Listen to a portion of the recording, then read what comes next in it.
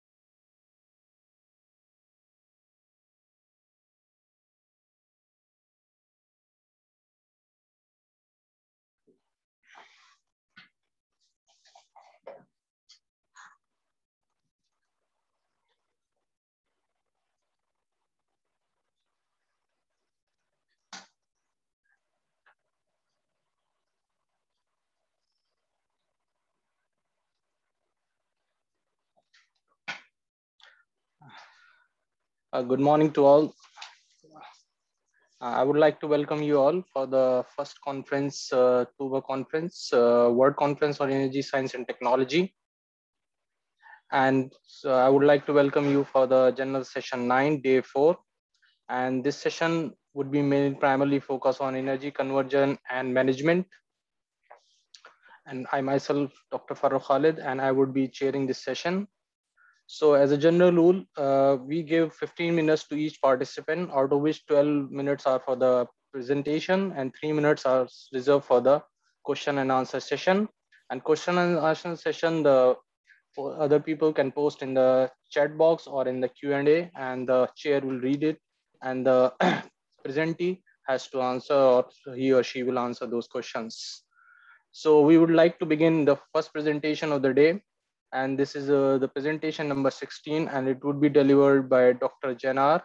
And the topic of the presentation would be investigation of buildings with optimum insulation thickness depending on different external wall types and insulation materials in terms of mold and moisture risk. Dr. Janar, the floor is yours. You have 15 minutes in total to present. Thank you, Mr. Khalid. Thank you for introducing me. Hello, everyone. I am Ismail Janar from Balıkesir University Mechanical Engineering Department. Today, I am going to make a presentation about the investigation of the buildings with optimum insulation thickness, depending on different external wall types and insulation materials in terms of mold and moisture risks. The aim of the study. In the study, we examine 4 different block beams and hollow brick and aerate concentrate and external walls with hemp and aerogel. As known, hemp and aerogel insulation materials which are newly used in the literature, and we use these as an insulation material. Also, the important part of the study, as known, the cost of these 2 insulation materials and also heat conduction coefficients are very different from each other. There are numerous studies in the literature on the risk of mold growth, especially for the external walls of the buildings. Although many studies have been carried out on the optimum insulation thickness. However, in these both subjects, we couldn't find enough studies. Also, there are no studies about both included mold and moisture risks, also thermal comfort, also optimum insulation thickness. As known, for mold and moisture risk, the relative humidity of the indoor environment should be above 80%, and the temperature difference between the indoor environment and the inner wall surface should be higher than 3 degrees centigrade. In this study, the calculations were made for the province of Balıkesir, which is located in the 2nd climate zone in Turkey, according to Turkish building insulation standard. And also, according to TS8 2164, the heating standard, it is recommended that the design of a heating system should be minimum -3 degrees centigrade for the heating period for Balıkesir province. In addition to this, from the long-term data from the General Director of Meteorology, the lowest average outdoor temperature of Balıkesir province is as -10.5%. In this table, we gave the exterior wall and insulation materials properties. And as I said before, we use 6 different wall materials, 4 of block beams and hollow brick and aerate concentrate. And as the insulation material, we use hemp and aerogel insulation materials. And also we use 3 different energy sources: natural gas, coal, and electricity. And also for cooling, we use only electricity, and for heating, we use 3 different energy sources. Also, we gave the parameters used in the calculations. COP of the cooling system, heating temperature, cooling base temperature, also heating and cooling degree day of Balıkesir province. In this slide, we gave the optimum insulation thickness equation. And as known, here is HDD is heating degree day, CDD is cooling degree day, and RTW is the thermal resistance of uninsulated wall, and the other equations as shown. And also in here, we gave the parameters used in the moisture calculations. And as we said before, we use the temperature as -3 and as -10. And in here we gave we took the temperature as a 20 degree. And also in the first, as I said, the relative humidity should be above 80%. And also in here, we gave the vapor diffusion equations and the other details as shown. For optimum insulation thickness calculations, as I said before, we use two different insulation materials, hemp and aerogel insulations. And also we use gas, coal, and electricity for heating, and also only electricity for cooling season. And we gave the optimum insulation thickness values. As you see from the tables, the hollow brick materials has the highest optimum insulation thickness values for hemp materials, and also for aerogel, hollow brick again has the highest insulation thickness. And also you can see from the table, the hemp insulation electricity for heating and electricity for cooling section has the highest insulation thickness according to our calculations. And also in here, the heat transfer coefficients depending on different external insulation materials and energy source calculated with optimum insulation thickness. And as shown, the aerogel has the highest value in here.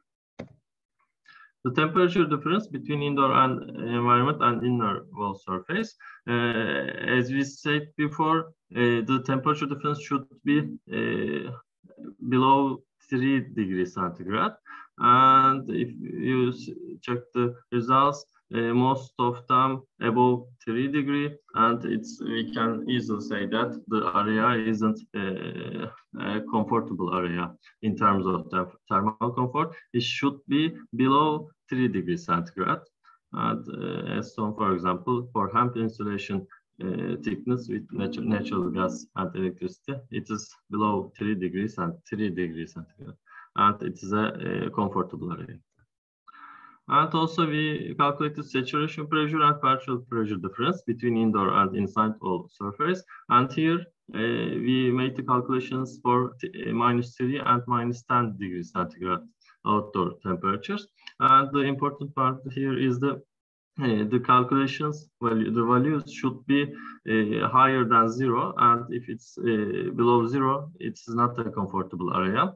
And especially for -3 degrees centigrade, we can say aerogel insulation isn't good enough to provide a comfortable area. And for -10 degrees centigrade, aerogel insulation, natural gas electricity, and coal electricity are not comfortable area in terms of thermal comfort. And the condensation moisture content, if you check the condensation moisture content for each material, you can see the values. And we made these calculations for January, which is the coldest month of the year for Balıkesir province. And also in here, we made these calculations for -10 degrees centigrade for both insulation materials again.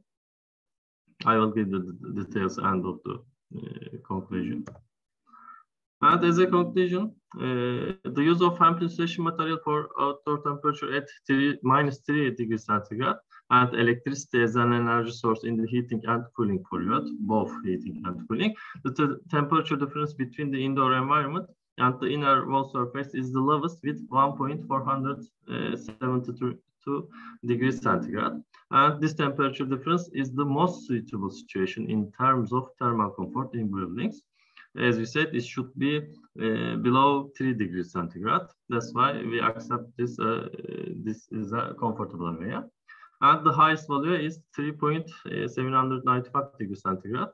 And this value belongs to the aerogel insulation material and electricity as an energy source in the heating and cooling period. This temperature difference is also unsuitable in terms of thermal comfort because it's above the 3 degrees centigrade, and it should be examined in terms of mold and moisture formation because a few days, years later, it will cause a mold and moisture. And as a result of use of hemp insulation material for the -10 degrees centigrade, 10.5 degrees centigrade, and electricity as an energy source in the both heating and cooling, the temperature difference between the indoor environment and in the inner wall surface is the lowest with 1.952 degrees centigrade. And this temperature difference is suitable for thermal comfort. And the highest value is 5.023 degrees centigrade, which is calculated as a result of using aerogel insulation material and natural gas as an energy source in the heating period and electricity in the cooling period. And we can say that this temperature difference unsuitable situation in terms of thermal comfort in buildings. It should be examined that in terms of mold and moisture formation. It has been determined that partial pressure is higher than saturation pressure, depending on the 80% indoor relative humidity for the temperature values calculated as a result of using aerogel insulation material for the outdoor temperature at -3 degrees centigrade, using natural gas as an energy source in the heating period and electricity in the cooling period. Thus, there is a risk of mold growth and moisture growth. For the outdoor temperature -10, for temperature values calculated as a result of first the use of aerogel insulation material and natural gas as an energy source in the heating period and electricity in the cooling period. And secondly, the use of aerogel insulation material and coal as an energy source in the heating period and electricity in the period. For two different outdoor temperatures, the amount of moisture condensed inside the wall is higher for generally, depending on the aerogel material. In hemp insulation material, the amount of moisture condensed in the wall structure is much less. This is because the optimum insulation thickness of the aerogel insulation material is sufficient in terms of moisture and mold risk among all energy sources. And the partial pressure has been found to be greater than the saturation pressure, and there is a risk of mold growth, mold and moisture formation. In particular, mold and moisture risk are observed as a result of the use of aerogel insulation material on the outer wall. The reason for this is that the price of the insulation material is very high. So a very low optimum insulation thickness has been calculated. This thickness isn't sufficient to prevent the risk of mold growth and moisture growth and also thermal comfort. And thank you for your attention for my presentation.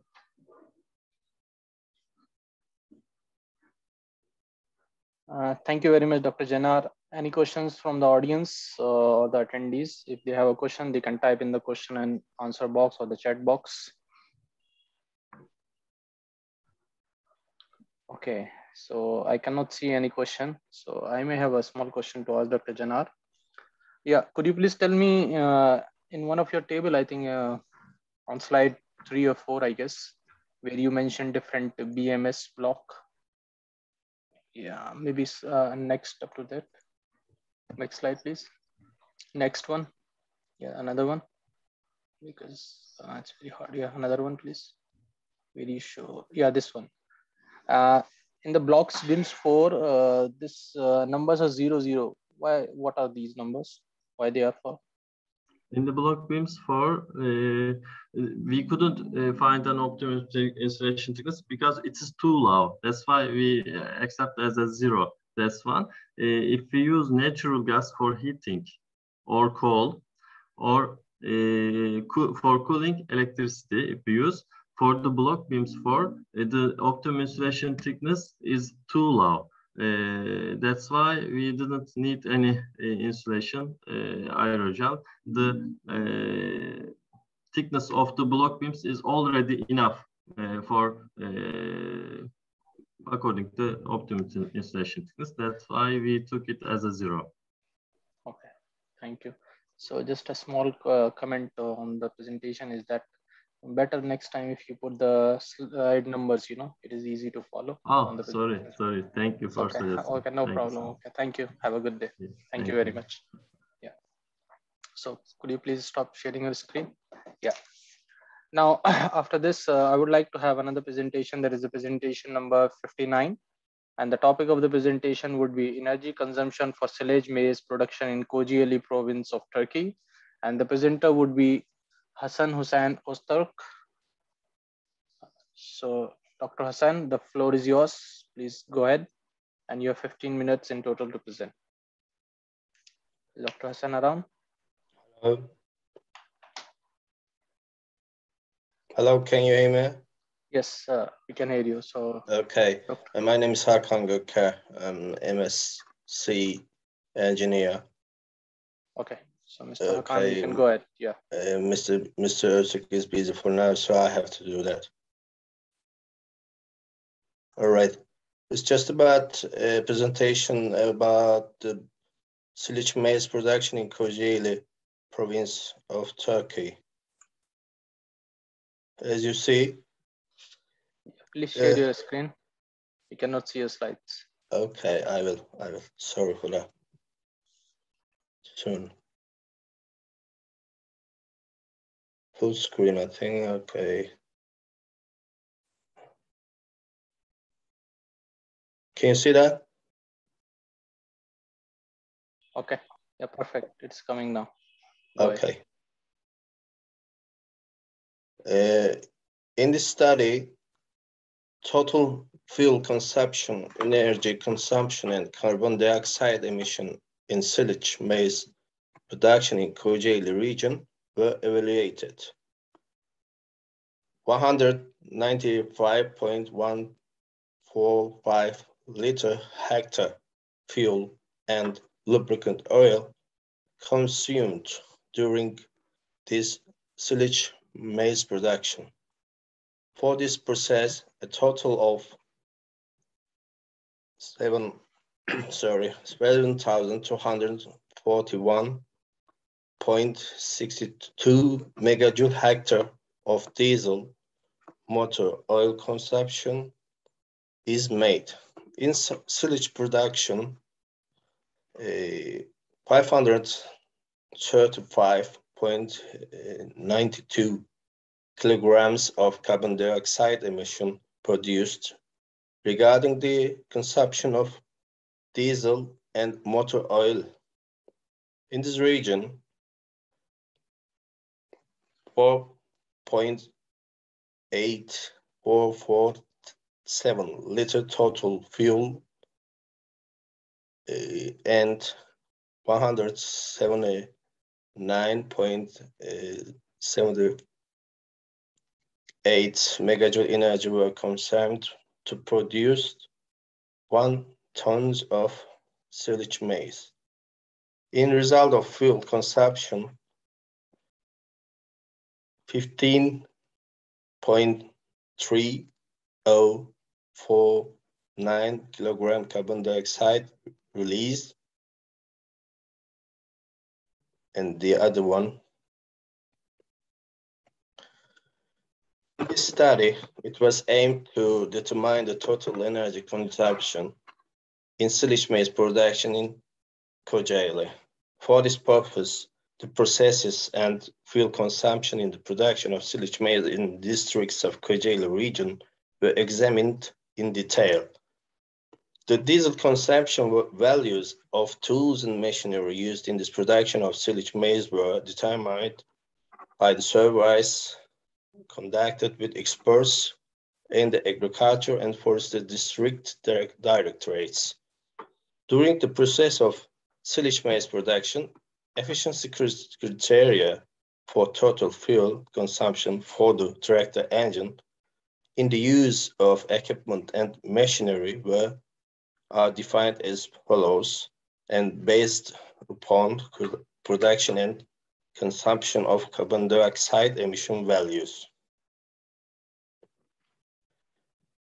In this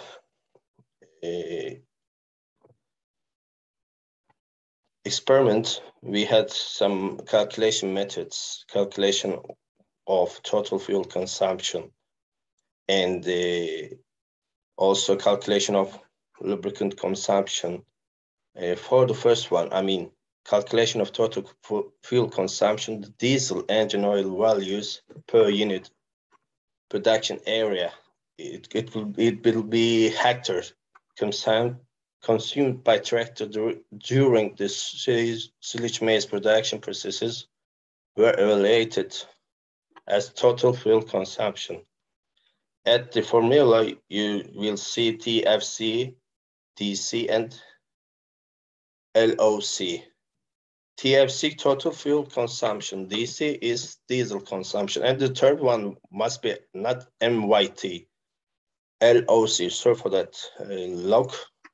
LOC means lubrication oil consumption, liter hectare.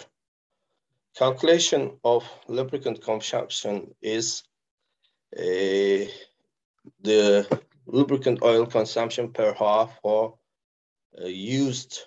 These production operations will be determined or calculated as follows. It depends upon the also tractors' highest PTO power. PTO power means power of the tractor's capacity. LOC is 0.3059 PTO max plus 0.02169, where LOC tractor application of consumption per hour PTO max, tractor's highest PTO power means that in kilowatts. Determination of total energy consumption. The total energy consumption, TEC, megajoule per hectare, pertaining to consumption of diesel and engine oil per unit production area. This means hectares. Was determined by the tractor used during the silage maize production processes. TEC is equal to DEC plus LEC. You know, TEC is the total consumption. DEC is the diesel energy consumption, megajoule hectare. LEC, lubrication oil energy consumption, megajoule hectare. Calculation of diesel energy consumption. The diesel energy consumption is related to diesel consumption consumed per unit production area in hectares by the tractor used during the silage maize production processes is determined as follows. DEC equals to DC LHVD, where DEC energy consumption megajoule hectares, DC diesel consumption liter hectares, LHVD lower heating value of diesel oil. Calculation of lubricant or lubrication oil energy consumption is the lubrication oil energy consumption LEC megajoule hectare per unit production area consumed by the tractor used during the silage maize production processes was determined as follows. LEC is equal LOC LHVL. LEC lubrication oil energy consumption, LOC lubrication oil consumption, and LHY lower heating value of lubrication oil. These are all calculation formulas to see the results for the process. The calculation for carbon dioxide emissions taken into consideration of the lubrication oil consumption for the tractor engine, carbon dioxide emissions related to oil consumption can also be calculated. The values given in table 1 are used for the thermal values of diesel fuel engine oil and carbon dioxide emission factors depending upon the type of fuel. Table 1. Thermal values of carbon dioxide emission factors. These are, you see, diesel and lubricant oil at the first column. The second column is lower heating value for diesel and lubrication oil.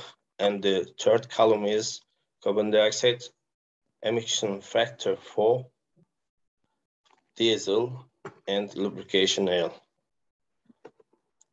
Calculation of total carbon dioxide emissions. In calculating carbon dioxide emissions released in result of silice mass production, the field-based carbon dioxide emission calculation method proposed in the governmental panel on climate change was taken into account. The total carbon dioxide emission pertaining the consumption of diesel engine oil per unit production area was determined by the tractor used during the processes as follows: TCO2e, COED plus CO2, where TCO2e total carbon dioxide emission, CO2ED carbon dioxide emission related to diesel consumption, and CO2EL, CO2 emission related to lubricant oil consumption.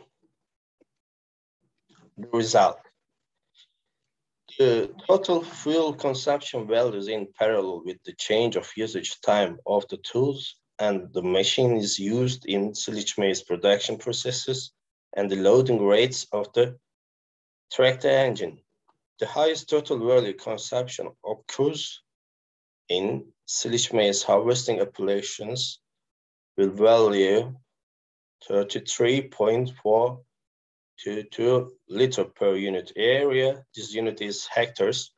The second place in total fuel consumption is plow tillage applications with value of 26.695 liter hectares.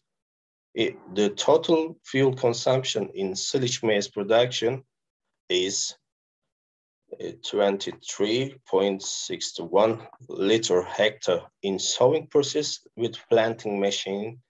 Mr. Gokar, you have the last 3 minutes to wind up your presentation, okay? Okay. And do I have to read all the values anyway? No need. No need.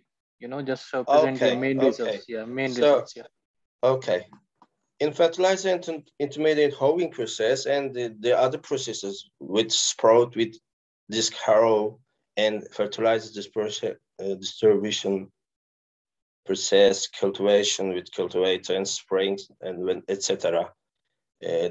Also during this process, the diesel, also the motor oil is consumed in the use of machinery and tools during this process. At the end, I will. These are also detailed values for the same processes. I needed to write down these ones. Also, maybe I can pass the other one. Maybe the highest total emission, carbon dioxide emission is related to consumption is during the harvesting process. The second one is the tillage applications. The total consumption is 64.85 kilogram carbon dioxide hectares in sowing process and the others, as you see at the slide. And the conclusion, the total energy consumption or total fuel consumption in silage maize production is 1,250.35 megajoule in hectares in harvesting, and also 990.8 megajoule hectare in tillage, plow, 876.12 in sowing with seed, drill, intermediate hoeing fertilizers, 815.27, and the other values, as you see, is also in detail.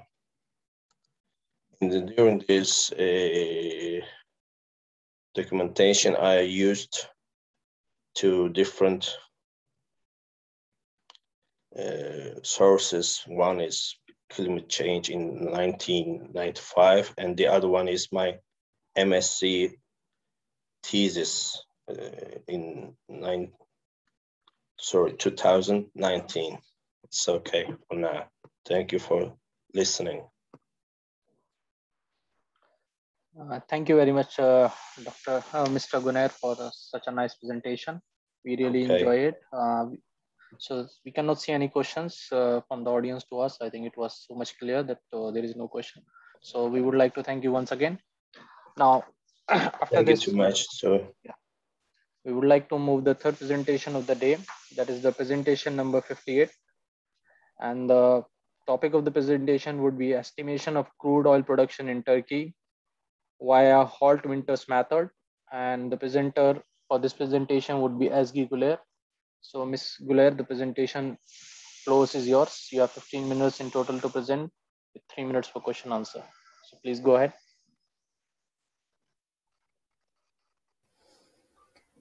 Dear participants, hello. My name is Ezgi Güler. I'm a research assistant at Bilecik University, Turkey. I'm at Industrial Engineering Department.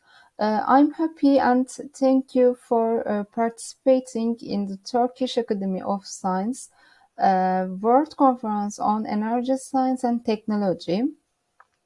The title of our study is Estimation of Crude Oil Production in Turkey via Hot Winters Method. Our presentation plan is here, introduction, material and methods, results and discussion. Energy is one of the production inputs that plays an important role in the progress of countries. Energy sources are divided into two as renewable energy source and non-renewable energy source. Crude oil, one of the non-renewable energy sources, has an essential share in the world economy for the energy sector. Disruptions in the supply chain of oil have significant effects on society and the economy. In this context, controlling the production and supply of crude oil has become an essential topic, and forecasting crude oil production data for future periods will help produce necessary information and necessary plans for the decision makers or experts of governments. And there are some studies on this topic in the literature. For example, Lee and Wang proposed forecasting models for crude oil production and consumption in their study, and they estimated the data for India from 2018 and 2030 by integrated the autoregressive integrated moving average ARIMA model. Öztürk and Öztürk estimated the energy consumption, coal, oil, natural gas, and total energy in Turkey using the ARIMA method in their study. Abdullahi proposed a production forecasting model using structural time series models that considers structural change in energy for the 5 main petroleum products consumed in Nigeria. And in the study, forecast data for the future periods are obtained using the crude oil production data of the past months, past periods in Turkey. When the literature has been searched, no estimation study with a time series approach, time series methods was found for crude oil production data for Turkey. In the study, monthly crude oil production data covering May 2006 and April 2021 in Turkey are used. The required dataset is obtained from the Jodi Oil World database. The database are in this website. In this table, we can see monthly crude oil data for 180 months in Turkey, and the units of crude oil production data is 1,000 barrels. And in this figure, we can see graphical view for the monthly values, monthly data. And second section is material and method. The hot winters method is used in the study, and it is used to forecast crude oil production data for future months. In the formulas of approach are given in this table, and the estimated initial values level, this value, trend, this value, and seasonality correction parameters for both methods, that are hot winters additive method and hot winters multiplicative method, are calculated using these formulas and these formulas. And if the variance of the data changes with time, the hot winters multiplicative method is used and if it doesn't, the hot winters additive method is used. In the study, both methods are used, and estimation was made in order to compare the suitability of the methods to the data set. After applying the hot winters additive and multiplicative methods, the fit values of the periods are obtained, of the months are obtained, and after are secured mean absolute percentage error and root mean square error metrics are used to evaluate the model performance success of the methods. These model performance metrics are given in these equations, and where this y value and this value are the actual and fit values respectively, and these values are the average values of the dataset, and n represents number of dataset.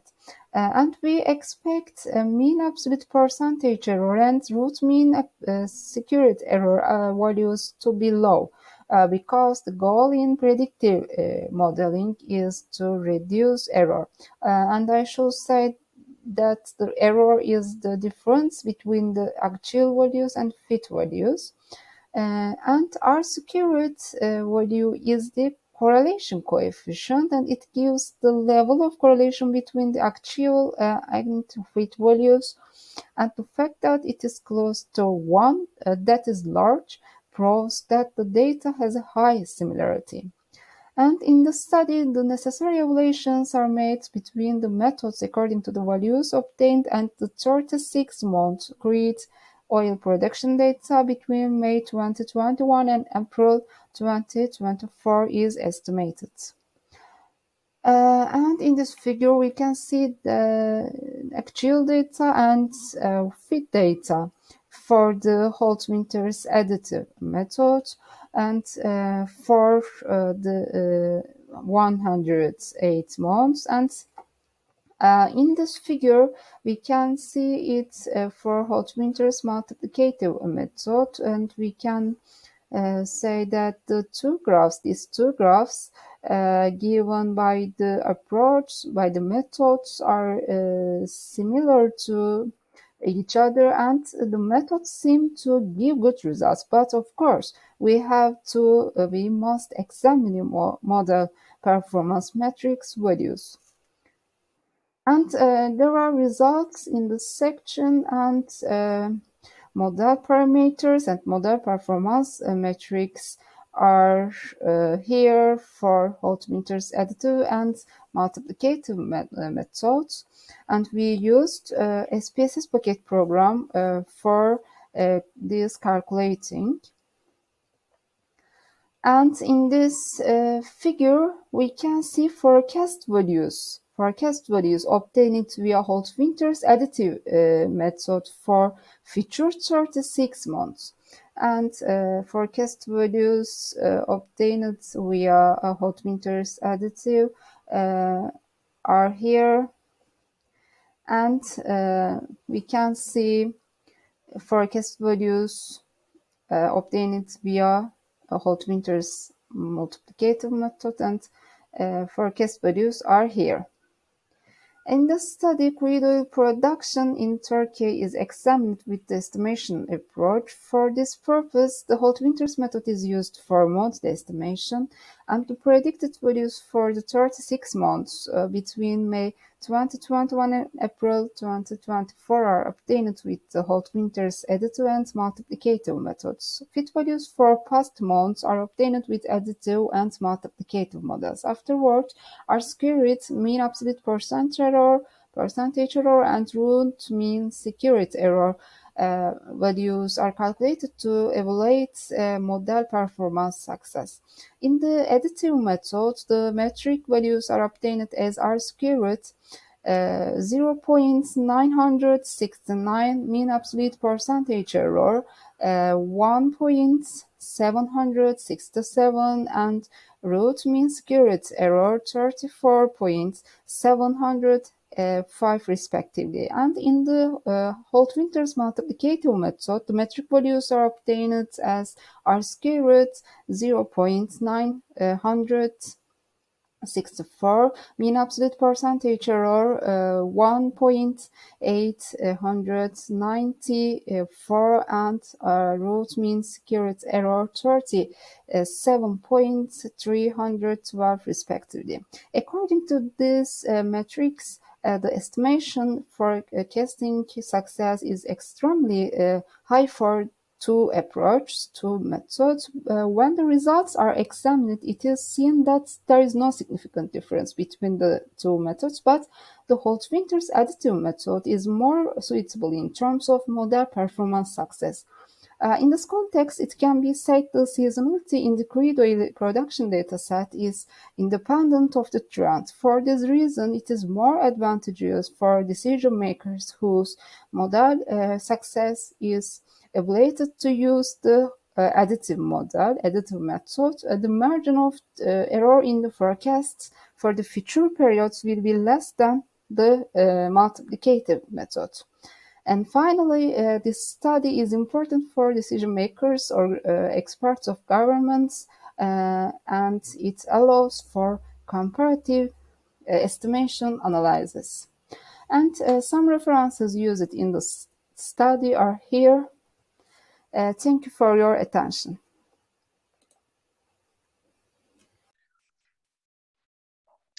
Thank you very much. It's a nice presentation, Ms. Guler. Yeah, so as I cannot see any question in the question answer or the chat box, so I have one question to ask since we have 1 more minute or 2 minutes. So could you go to your second last slide where you show the projected model, where you show the projected demand from the year 2021 to 2024.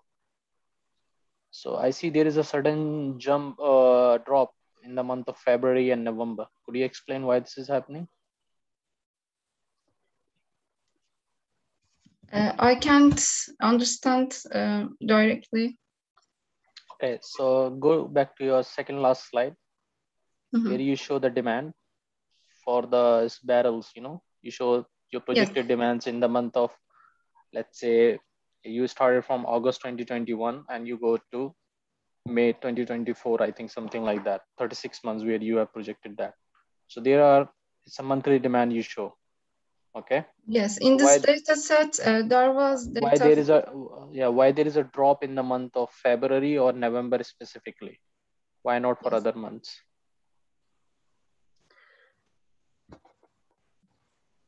In this data set, there was data for until May 2021, and we prepared our study at this time.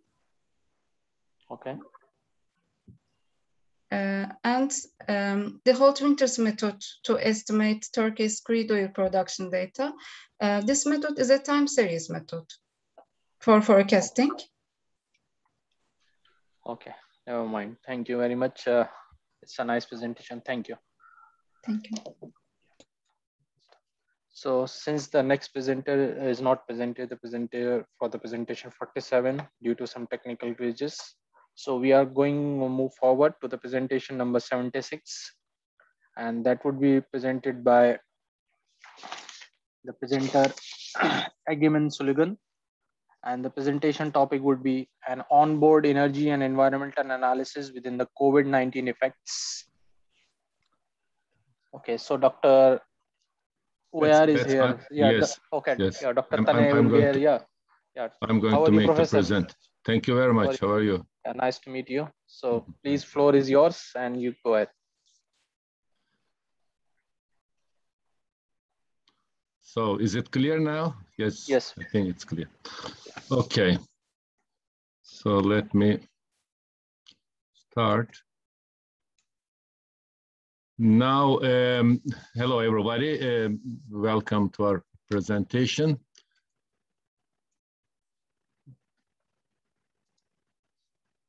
My name is Tanay Sıtkıyar. I'm from a professor at Beykent University. Today, I will mention about an onboard energy and environmental analysis within the COVID-19 effects.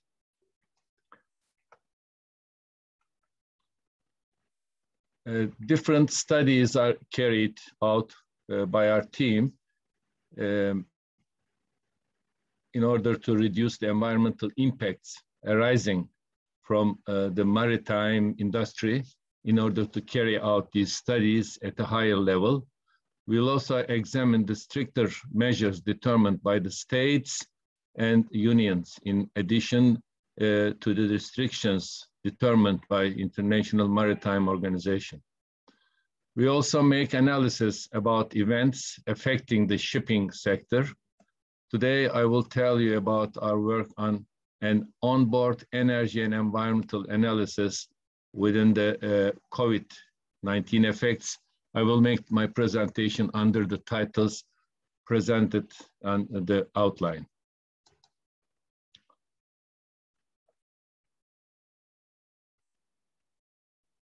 It will start with the aim of the research and then reference energy system concept, then the decision support tools and LEAP, energy system modeling of a chemical tanker ship via LEAP, and energy balance analysis, then scenarios and results, and then the conclusion.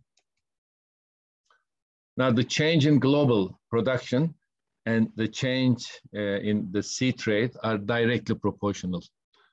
Maritime trade is highly affected by political and economic developments at the global level. Tensions such as the spread of national trade restrictions, geopolitical conditions and sanctions, environmental regulations, as well as trade wars between China and America can be counted as the main factors in the decline of this growth momentum. With the addition of the COVID-19 pandemic to the stagnant economy experienced in recent years, it seems that there was a great decline in the economy and maritime trade worldwide in 2019 and 2020. It's expected in the report published by UNCTAD, United Nations Conference on Trade and Development, that 2021 will achieve a breakthrough with a recovery. When the global greenhouse gas emissions are examined, the transportation sector constitutes approximately 1/4 of the total greenhouse gas emissions, as shown in the figure, while the greenhouse gas emission from the maritime sector accounts for 3% of this.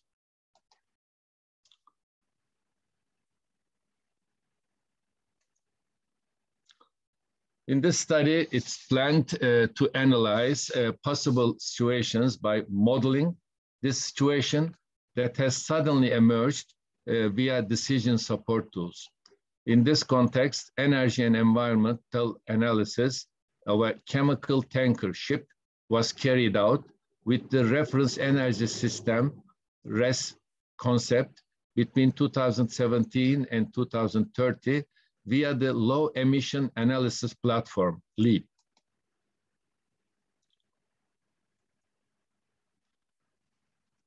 RES, reference energy system, is a flow chart showing the current status from each primary energy source to each end use request through various conversion and processing steps.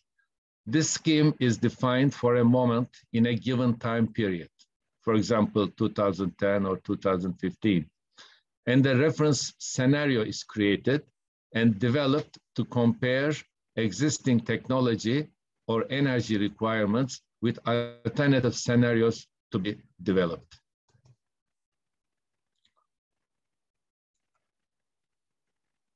In this study, the energy system of a chemical tanker ship has been analyzed. This ship was built in Turkey in June 2011, and this ship, owned by Transal Shipping Company, can carry a total of 26,000 DWT and 29,537 cubic meter cargo.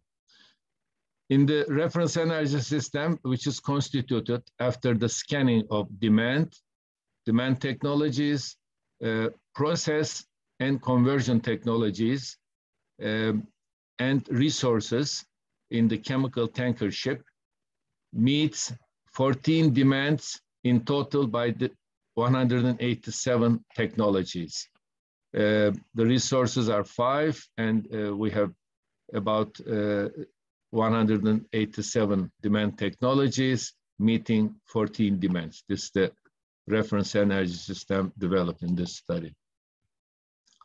When we look at the decision support tools, different approaches are utilized to plan and optimize an energy system as a whole in terms of energy, economy, and ecology aspects from the engineering point of view.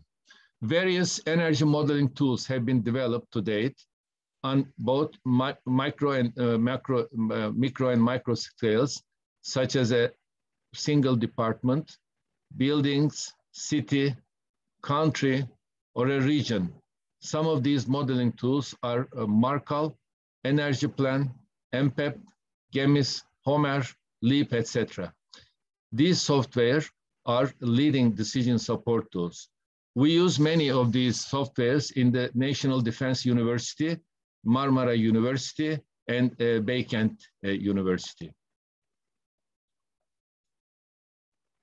LEAP, old name is the Long Range Energy Alternatives Planning System, and new name is Low Emission Analysis Platform, is a commonly used energy modeling software tool for energy policy determination and climate change mitigation assessment, which is developed by the Stockholm Environmental Institute. The LEAP model is one of the world's widely used model energy decision support tools for evaluating energy consumption and greenhouse gas emissions in the home, trade, transportation, and industry sectors around the world. And Sankey diagrams can be used to visualize the energy balance flows for any area being modeled in LEAP.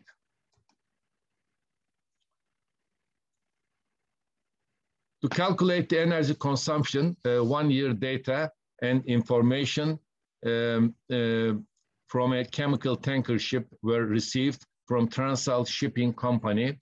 In line with the determined parameters, 2017 was chosen to create the basic scenario with the information provided from the Transal Shipping Company. All energy demand and process conversion technologies in the energy system of a chemical tanker ship are defined to LEAP. Then the information obtained was entered in LEAP, and the energy consumption for the reference year was determined. The total primary supply of a chemical tanker is 220.365 million gigajoules, and is shown in the table. The total demand of the chemical tanker ship is 171.503 million gigajoules. Table shows that 48.862 million gigajoules of energy is lost during the energy process, conversion, storage, and transportation phases. As we can see in figure and table, the main demand for a chemical tanker vessel is utilized in main propulsion. with the value of 104.396 million gigajoules electricity generation, HVAC and heating demands follow the main drive propulsion.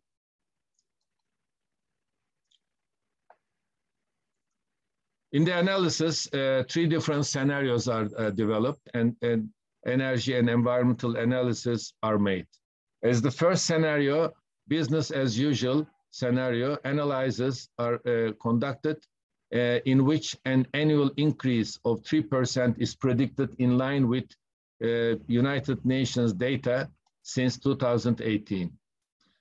According to this scenario, it is seen in figure and table that there will be an increase from 51.396 thousand metric tons of carbon dioxide equivalent emissions from a chemical tanker ship in 2017 to 73.420 thousand metric tons of carbon dioxide equivalent emissions in 2030.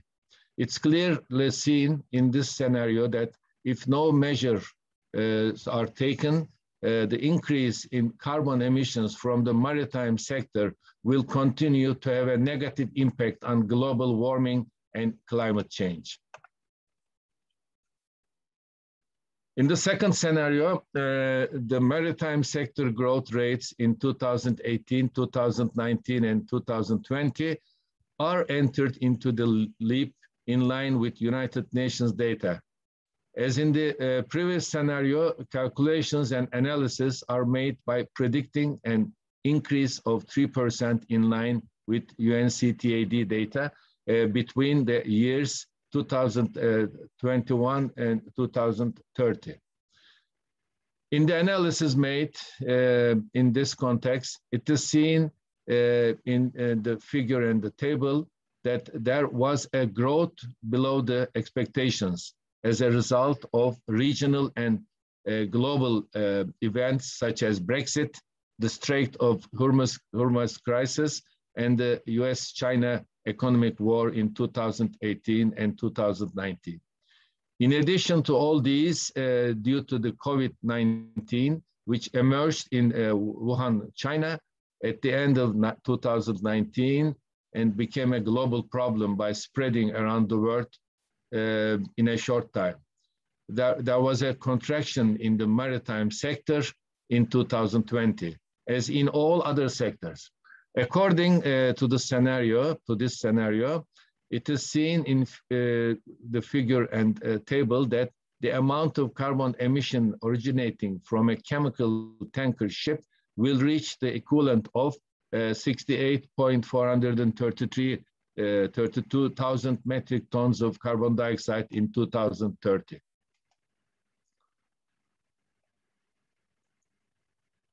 And in the last scenario, analyses are made in line with the targets set by International Maritime Organization and European Union accordingly. Analyses are made by calculating a 55% reduction in carbon emission rates by 2030. Figure and the table show that the amount of carbon emission emitted from a chemical tanker ship should be reduced from 51.396 thousand metric tons in 2017 to 23.182 thousand metric tons in 2030 in order to achieve this target. So when we come to the conclusions of our study, in the analysis made, it has been determined that the amount of greenhouse gas emissions originating from a chemical tanker ship in the business as usual scenario will be 874.795 thousand metric tons of carbon dioxide in total until 2030. According to the results of the business as usual scenario, it is seen that the total amount of greenhouse gas emissions to be emitted in 2030 will be 73.420 thousand metric tons of carbon dioxide. It has been observed that the total amount of greenhouse gas emissions to be emitted from a chemical tanker ship until 2030 due to the COVID-19 effect evaluated in the second scenario and the contraction experienced in economic and maritime transport is 809.508 thousand metric tons of carbon dioxide equivalent. In the analysis made in this context, after the small growth experienced in the maritime sector in 2018 and 2019, the amount of emission emitted from a chemical tanker ship decreased below the reference year as a result of the contraction in 2020. It has been determined that the shrinkage experienced in the maritime sector due to the economic recession and pandemic effect prevents the emission of greenhouse gas emissions for approximately 1 year. In the last scenario, greenhouse gas emissions from a chemical tanker ship until 2030 are analyzed in line with the targets of reducing greenhouse gas emissions from the maritime sector determined by International Maritime Organization and European Union. In order to achieve these goals by 2030, it's clearly seen that there is a need for a coordinated study in which all actors of the maritime industry will take part, such as the development of alternative fuel technologies, the introduction of a scrubber, etc., filtering systems, operational improvements, innovations, and improvements in the shipbuilding phase. That's the only way European Green Deal, which is now definitely some action. The resources are allocated and all European countries are obliged to do this. And thank you for your attention. Thank you for listening. I wish you a very successful conference for all attendants. And thank you for TÜBA, Turkish Academy of Sciences, organizing this conference and also for all people who contributed to it. Thank you very much. Thank you very much, Professor Uger, for such a nice presentation. We really enjoy it, Dr. Tane. It's a very comprehensive and it's an eye-opening for all of us that we need to more focus on this, the emissions from the transportation sector in the maritime and other things, and people have to look for alternative fuels and other things. So thank you once again for such a comprehensive study. Thank you, my pleasure. Now, after this, we would like to move to another presentation, as the previous presenter was not present at that time, but she's not available. So I would like to invite the presentation number 47, that is investigation of LSTM for energy demand response applications. And the presentation would be presented by Ms. Guler. The floor is yours. You have 15 minutes in total to present. Kindly go ahead, Marve. Thank you.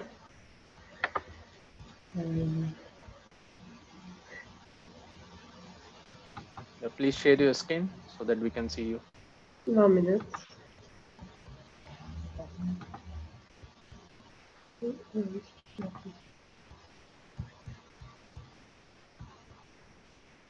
Okay. We can see it. Go ahead.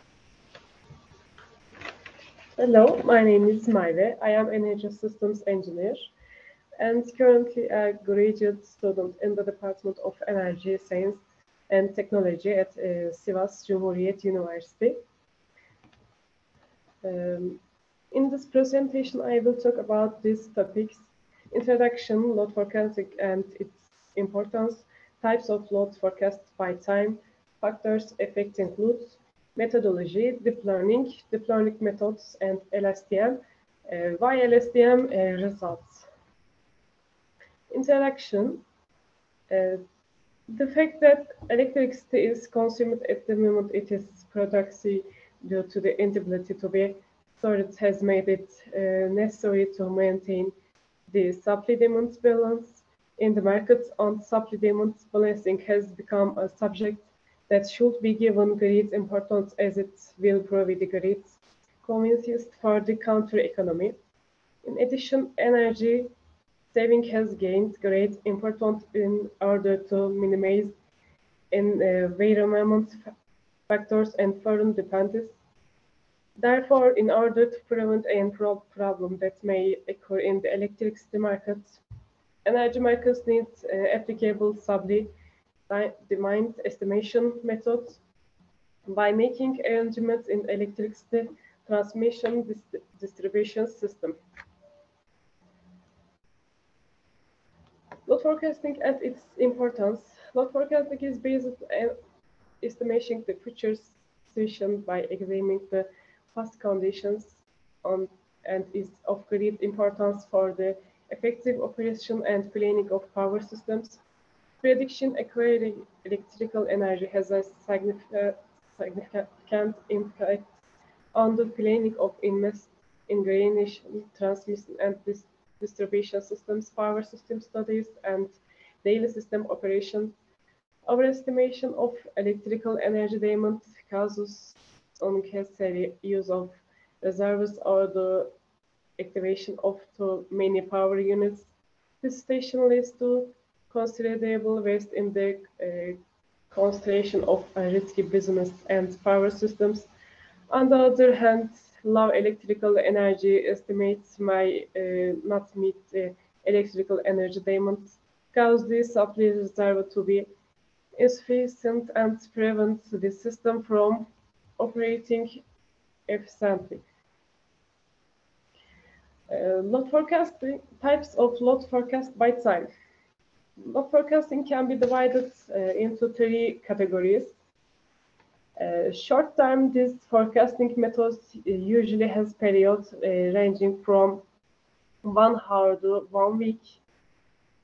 Short-term forecasting is used to provide obligatory information for the system management of daily operation and unit commits. Medium-term, this forecasting method has its period ranging from 1 week to 1 year. Long-term, this forecasting method has its period which is longer than a year. Factors affecting load. The prerequisite for accurate and effective load estimation is the consideration of various factors affecting the load. Time factor, historical with the data, class of consumers, the load demanded by the region in the past, growth of the area, load amount increase are some examples. These are key factors in calculating the payment load. Methodology. In this presentation, literature studies are reviewed and deep learning methods that can be used in electrical load estimation are compared. Deep learning. Deep learning is a class of machine learning. Deep learning uses many layers of nonlinear processing units for feature extraction and transmission. Is successive layer takes in as input the output from the previous layer. Algorithms can be supervised or unsupervised. Deep learning is basically based on learning from the representation of data. When a representation is mentioned for an image, a vector of per pixel intensity values or features such as edge clusters, custom shapes can be considered. Some of those features better represent the data. As an advantage at this stage, deep learning methods use efficient algorithms for hierarchical feature extraction that best represents the data instead of handcrafted features. Deep learning.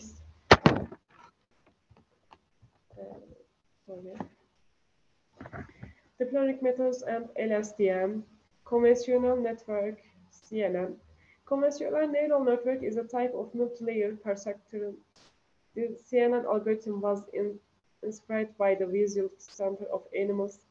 A CNN consists of one or more convolutional layers as subsampling layer, followed by one or more fully consecutive layers, such as a standard multi-layer neural network. Excellent results have been obtained in image images processing, semantic parsing, search, query generation, science, modeling, classification, and prediction problems of CNN models. First, CNN networks, this image. Recurrent neural networks, RNN. RNN are a kind of deep learning constructs that are generally used to predict next sleep. The biggest difference from other deep learning structures is that they remember. These deep learning algorithms are commonly used for ordinal or temporal problems, such as languages, translation, natural languages, translations, speech regions, and image captioning.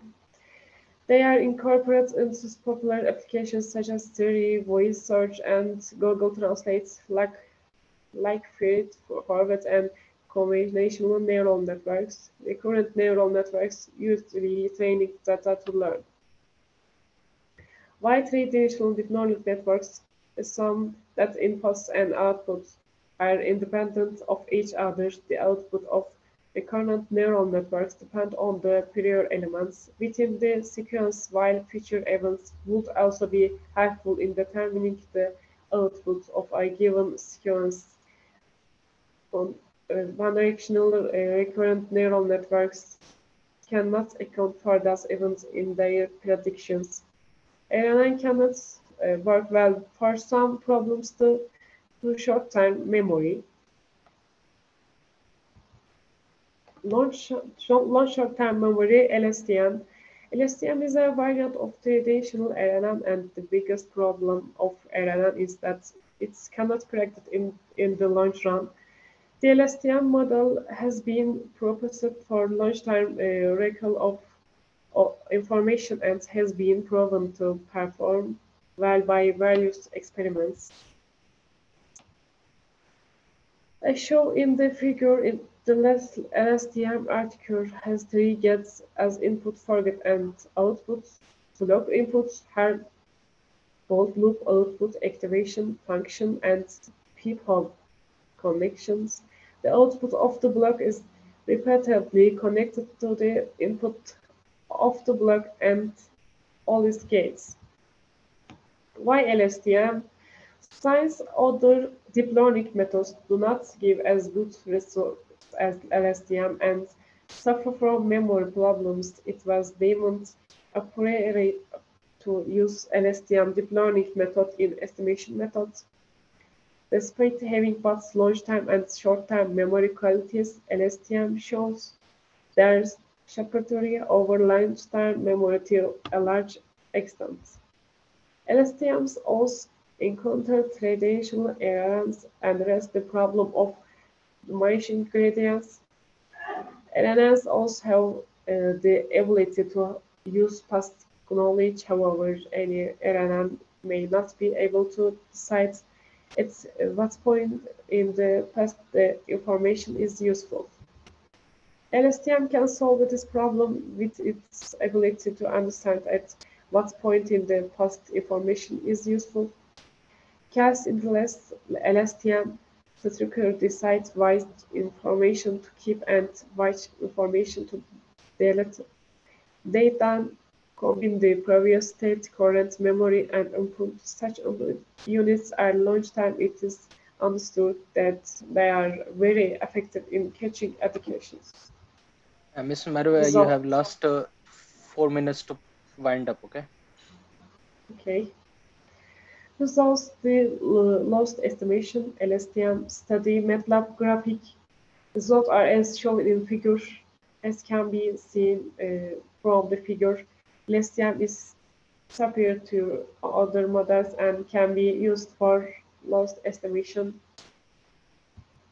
Thank you for listening.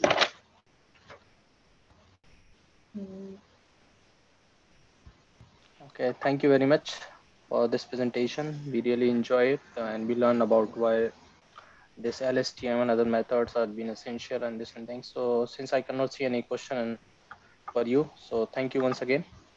Now, after this presentation, we would like, so after this, we would like to move to the last presentation of the day. That is presentation number 70. And that is precast timber concrete composite as a component of sustainable construction. and it would be presented by Mr. Pavel Maika. So Pavel, the floor is yours. You have 15 minutes, as you know, so go ahead. So in total, we have 15 minutes, 12 minutes for presentation and 3 minutes for question and answer. Go ahead. Thank you very much. Can you see the presentation? Yes, we can see it. Very perfect. Go ahead. Thank you very much. Good morning, everyone. My name is Pavel Mika. I'm a doctor of technical sciences. I work for Krakow University of Technology, together with Professor Sabina Kuc and Dr. Łukasz Wesołowski. We are working on an international Erasmus Plus project, sustainable high-performance building solutions in wood. The presentation title is Precasted Timber Concrete Composite as a component of sustainable construction.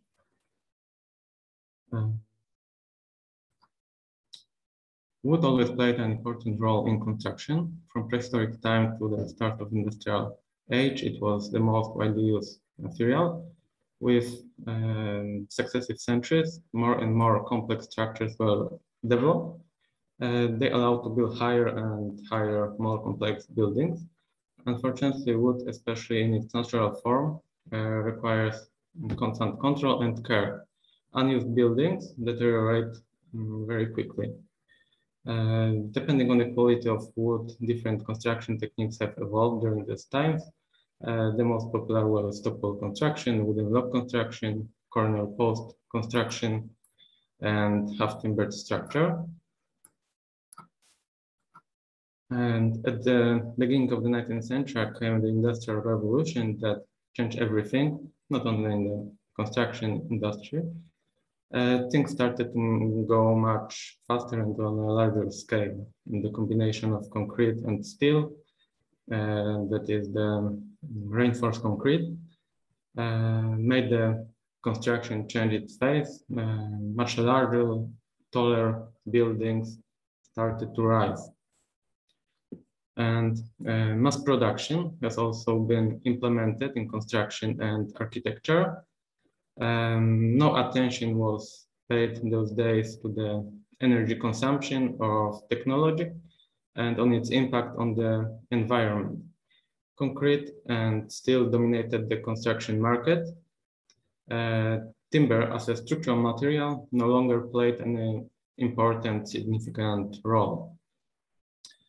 However, today, in opposition to those times, times of Industrial Revolution, a very large role is attached to the energy consumption in every area of our life. Each building material has different energy consumption and gas emissions. Timber has got very low carbon emissions and energy consumption. We can see the comparison to the concrete and to the steel, the timber has got very, very low emissions. What's more, the wood gives us a raw material. During when the trees grow, they produce a lot of oxygen, creates environment for animals, filtrates water, binds CO2, which is very important. This material doesn't produce carbon dioxide, but it binds it. It's a kind of magazine of this gas. It gives recreation opportunities for people, and we can plant another trees in place of those cut. At the end of the previous millennium, timber construction took a new direction due to the series of technical innovations. Especially in the context of environmental problems, especially the global warming, there is an increasing interest on timber using for multi-story constructions, tall buildings, especially in Central Europe and Northern Europe. Those examples we can see here, and those innovations are, for example, parallel strand lumber, nail laminated timber, glue laminated timber, cross laminated timber. There are some other innovations. Those two are especially interesting, nail laminated timber and double laminated timber. These two timber slabs doesn't need any kind of chemical binders, chemical glues. these elements are connected in case of nail-laminated timber with nails, in case of DLT with wooden dowels. So timber is kept together by another kind of timber element. Timber concrete composite is an innovative, however, almost 100 years old structural system. The first patents for combined timber and concrete structures were registered in the 20th of the previous century, but between the two world wars. They wanted to use minimum steel and concrete in constructions because they were extremely expensive in those days. This material combination has been rediscovered lately. The timber concrete composite floors and other elements combines the advantages of both materials, the strength of the concrete in compression and the tensile strength of the timber. To connect these two materials, we use different kinds of connectors. For example, there is a mesh shear connector. This mesh shear connector is a kind of perforated steel plate glued in timber. We have to cut to make a kind of groove in a timber slab, then put some glue in it and put this perforated steel inside, and it works perfectly. It provides almost perfect stiffness. It's a very rigid connection. However, it may be expensive solution because of cutting, gluing, and adding this steel. There is another much cheaper solution, screw shear connector. It's a simple solution. It's a line of screws vertically placed at a certain spacing, usually along the beam, or when there is no beam, but a timber slab in a certain spacing. Screws are easy to get and are very easy to install. That's why it's much cheaper solution. The third solution are notches or grooves. There are different names for the solution. Grooves are mild in the timber slab, which take over the shear connection between the timber and the concrete. Additional wood screws are used to intercept the deflection of the material. This method is one of the most cost-effective due to the low consumption of these connectors and due to the standard milling process. There are also researchers on use the TCC, the timber concrete composite, in other parts of the building. This photo shows a wall panel. There is a 20 millimeter thick carbon reinforced concrete slab, and it's combined with a timber frame or timber slab. There are already objects with this solution or very similar solution.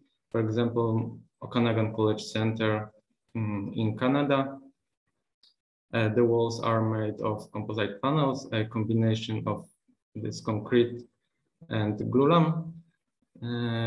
There is heating and cooling piping inside these panels, also electricity cables. Prefabrication in construction is a very energy efficient and sustainable solution. Traditional construction methods require extra materials and lead to increased amount of waste. The fully controlled environment of a factory allows more accurate construction, tighter joints, and better filtration, air filtration, which leads to better wall insulation and increase in energy efficiency. The prefabricated TCC panels are much lighter than the concrete ones, so they require less energy during the transport and installation. There is smaller, for example, truck traffic, there is less equipment and material suppliers needed around the construction site. What reduces the noise, pollutions, and waste and other common problems that appears on a construction site. There are some examples of the buildings, for example, apartment building in Hamburg, where this solution, the timber concrete composite, was used. In this case, there is a slab of CLT, cross-laminated timber connected with reinforced concrete, and there are the typical layers of the floor. However, on this photo, we can see that ceiling is made of wood, so there is no additional finishing on the ceiling. So we also reduce the amount of material use. There is no necessary another layer of, for example, plasterboard, another layer of finishing. And this slab also works as a formwork. So there's no need to use the material formwork when we are pouring the concrete. There's also proper fire resistance of this construction due to use of CLT and for example, fire retarder. Another example is a residential and office building, also in Germany, this time in Berlin. In this case, there was a double laminated timber used, combined with concrete, with those notches I mentioned earlier. The walls are made of CLT, however, the whole main structure of the building is made of steel, and the steel needs additional fireproofing. So the main advantages in the field of sustainability of the timber concrete composite are we use sustainable material such as wood, which is a magazine of carbon dioxide. It's got aesthetic values, so there is no need to use additional finishing materials. We reduce the weight of the construction, which results in smaller footings, lower cost, in smaller cross sections of each actually structural element. We reduce cost of transport and assemble.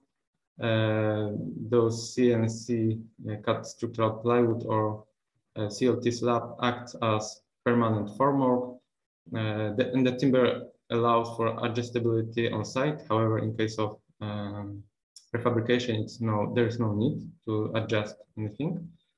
It should everything fit very tight and perfect. Because of concrete, we've got a good sound insulation. The thermal mass of concrete gives us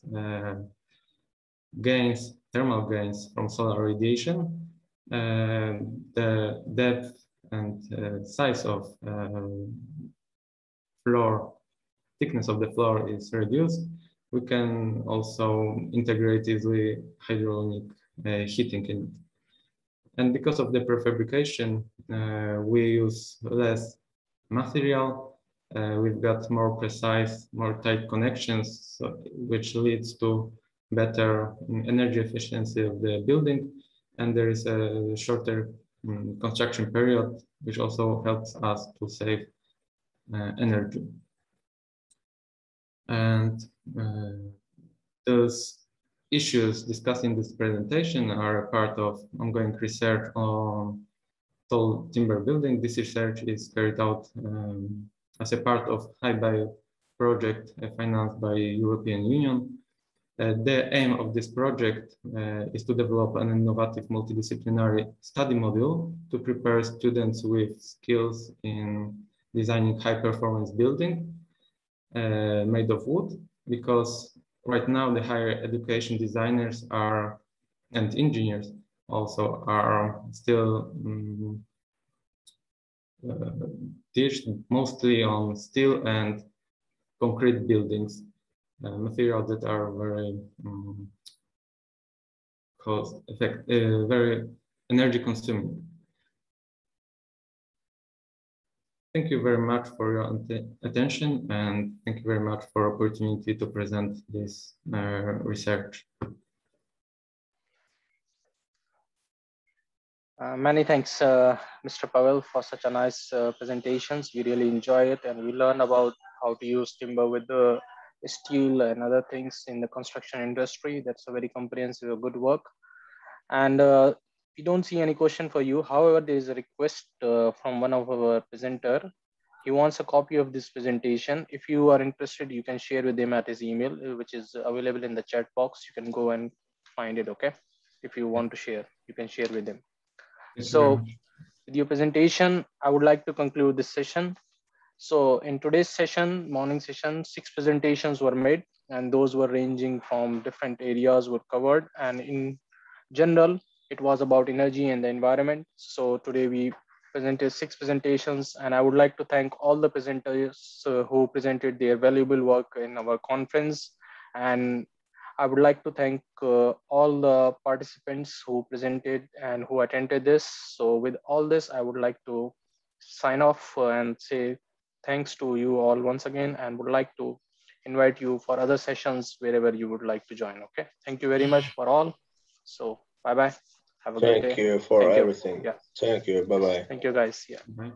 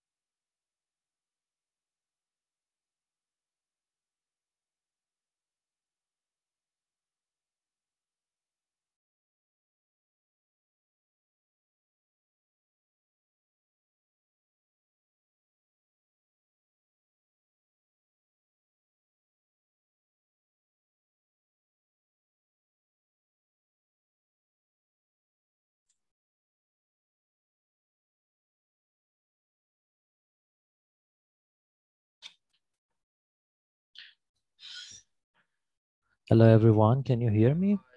Yes, but Okay, I don't very understand good. how is my camera is working. Just You can actually disconnect. You can stop your video from the icon that you have in the left corner down. Okay, perfect. I think we should start to keep the schedule on the track. Good morning, everyone. My name is Ehsan Baniasadi from University of Isfahan. I will be chairing this session, and I'm very pleased to be here with you. I would like to thank you all as the attendees and also the presenters. And I wish we have a very fruitful and useful session together.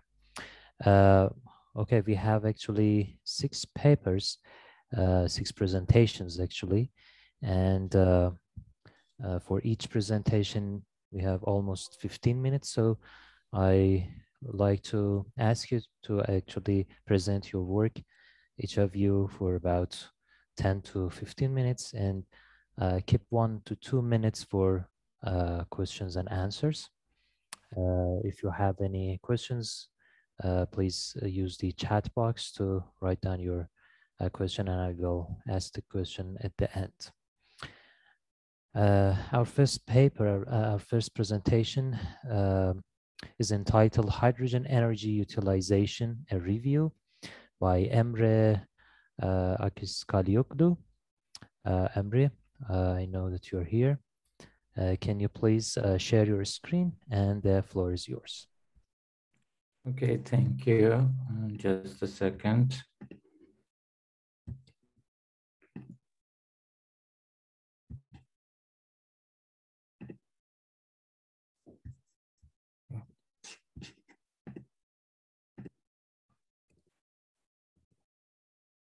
Can you see it? Yes, it is clear. You can actually full screen to make it more clear. Okay. Okay, go ahead. Thanks. Okay. Hello, everyone. My name is Emre Akıskaloğlu. I am from Beykent University Mechanical Engineering Department. I work as a research assistant here. Also, I am a PhD student in Marmara University, also in Mechanical Engineering Department. Today, I will be talking about hydrogen energy utilization, a review, and thank you for this opportunity for the Turkish Academy of Sciences and TÜBA World Conference on Energy Science and Technology. My presentation will be about, first, I will talk about the hydrogen and the role of hydrogen, and second, hydrogen production methods. I will briefly talk about them. And the third one is current advanced technologies in hydrogen energy utilization and my conclusions about this subjects.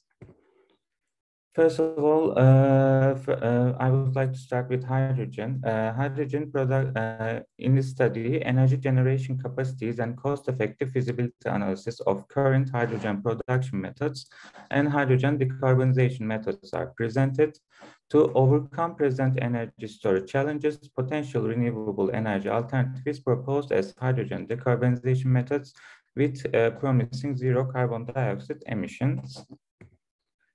The role of hydrogen is it's not a primary source of power, but it can be produced by fossil fuels or renewable sources. According to IRENA Global Renewables Outlook 2020, electrification of half of all final energy use is possible by 2050 in the transforming energy scenario. Actually, I have a figure right here. This figure means that the green hydrogen production cost is in 2020 from average PV, it almost costs like $7 per kilogram. In best case scenario, photovoltaic panels, it's cost like $4.2 in 2020. The blue one represents that hydrogen from fossil fuels. Now it costs like $2.5 for $2.5 per kilogram. But as the hydrogen production methods become more advanced and more applicable, it can be predicted that in 2050, the cost of green hydrogen production costs will be cost decrease about $2 and fall into a segment lower than the blue hydrogen. Actually, that's why our work is important in here. So let's talk about hydrogen production methods. This idea of hydrogen utilization for power generation goes back to early 1970s in the context of the energy crisis that was caused by the petroleum shortages. Hydrogen is available in its free form on Earth, and hence its use as a fuel implies a hydrogen production step in which hydrogen is extracted from other materials. In Ibrahim Dinçer's book, who is also a principal member of Turkish Academy of Sciences, hydrogen production methods examined in 3 different categories. These are small scale, medium scale, and large scale. Small scale means that 0.1 megawatts hour per day. It can be classified as photovoltaic-driven water electrolysis, waste heat-driven water electrolysis, etc. And medium-scale production methods can be 0.1 to 10 megawatts or 30,000 megawatt hour per day. It can be biomass gasification, tidal wave energy-driven water electrolysis, coal gasification, etc. And large scale means that greater than 10 megawatt or 30,000 megawatt hour per day. It can be it can be obtained from large wind farm water electrolysis, biomass gasification, hydrocarbons reformation, and also coal gasification. First of all, if we look into some examples, we'll start with the water electrolysis. The process of electrolysis was discovered in the early 1800s and formulated by 1834 according to Faraday's law, which states that the mass of matter that enters the reaction with the electrode of proportional electrical current. This can be several types of electrolysis technology. 2 of them is in the table 1. Liquid water electrolysis and high temperature steam electrolysis. This compatible with liquid water electrolysis, compatible with wind, solar photovoltaic, hydro, tidal, geothermal, etc. And high temperature steam electrolysis compatible with geothermal, nuclear, solar, thermal energy, or fossil fuel combustions. The second one is thermochemical cycles. Water can be split into hydrogen and oxygen with the help of thermochemical cycles.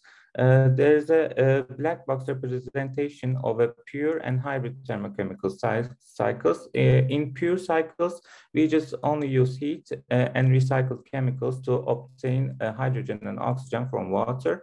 And hybrid thermochemical cycles, we use heat plus electricity to obtain hydrogen and oxygen.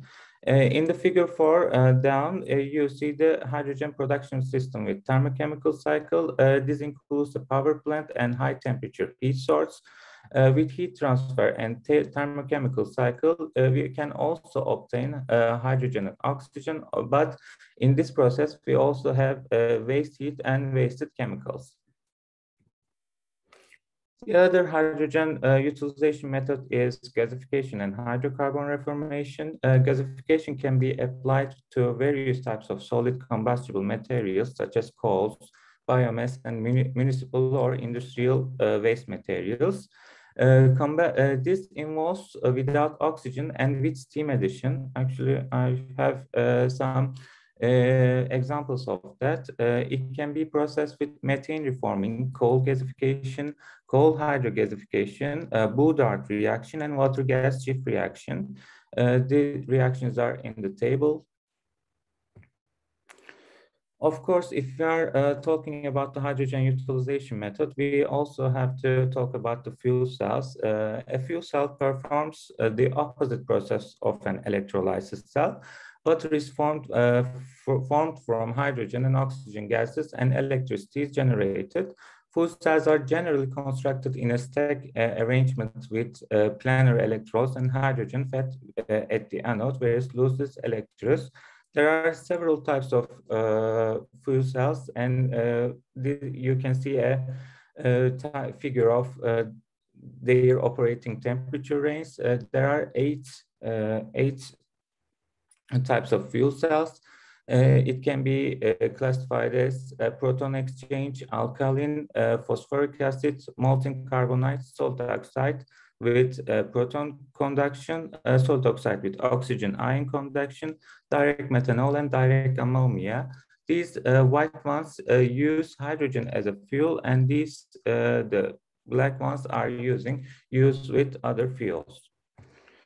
Also, you can use fuel cells in several applications. For example, power generation, propulsion for transportation, multi-generation, and special applications.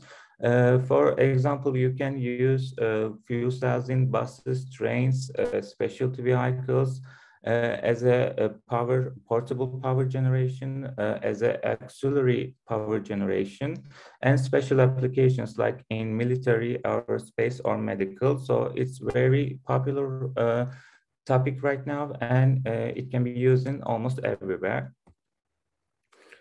So my third part is I want to talk about a little bit current advanced technologies of hydrogen energy utilization. There's a great article who Manebu Tanja and Tetsuya Mode et al. Research a system that uses metal hydrate. These metal hydrates can be balanced the energy demand between night and day. Their system designed to maximize the efficiency and aim to reduce cost of electricity. It can be useful for both power suppliers and end user. Their concept you can see in the figure 9. There's a power grid works at the night time, and they use a metal hydrate tank because the solar power isn't working on night time. They use the metal hydrate tank to absorb and desorb the energy they produce, and between the energy gap, night time.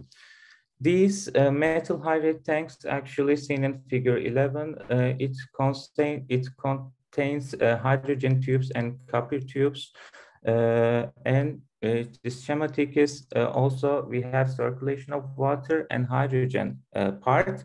The metal hydrate tank is above that with, as I say, to overcome nighttime power supply. Another great article is Baptiste Delhomme, Andrea Lanzini et al. Pointed out that hydrogen is fully renewable, reliable than the other renewable energy system, and practically the system can be stored anywhere in the world. In this research, a solid oxide fuel cell-based combined heat and power system, their system explained in figure 12. Actually, writers examine study metal. The system can be considered in the CHP generators or as an auxiliary power unit for residential or territory applications.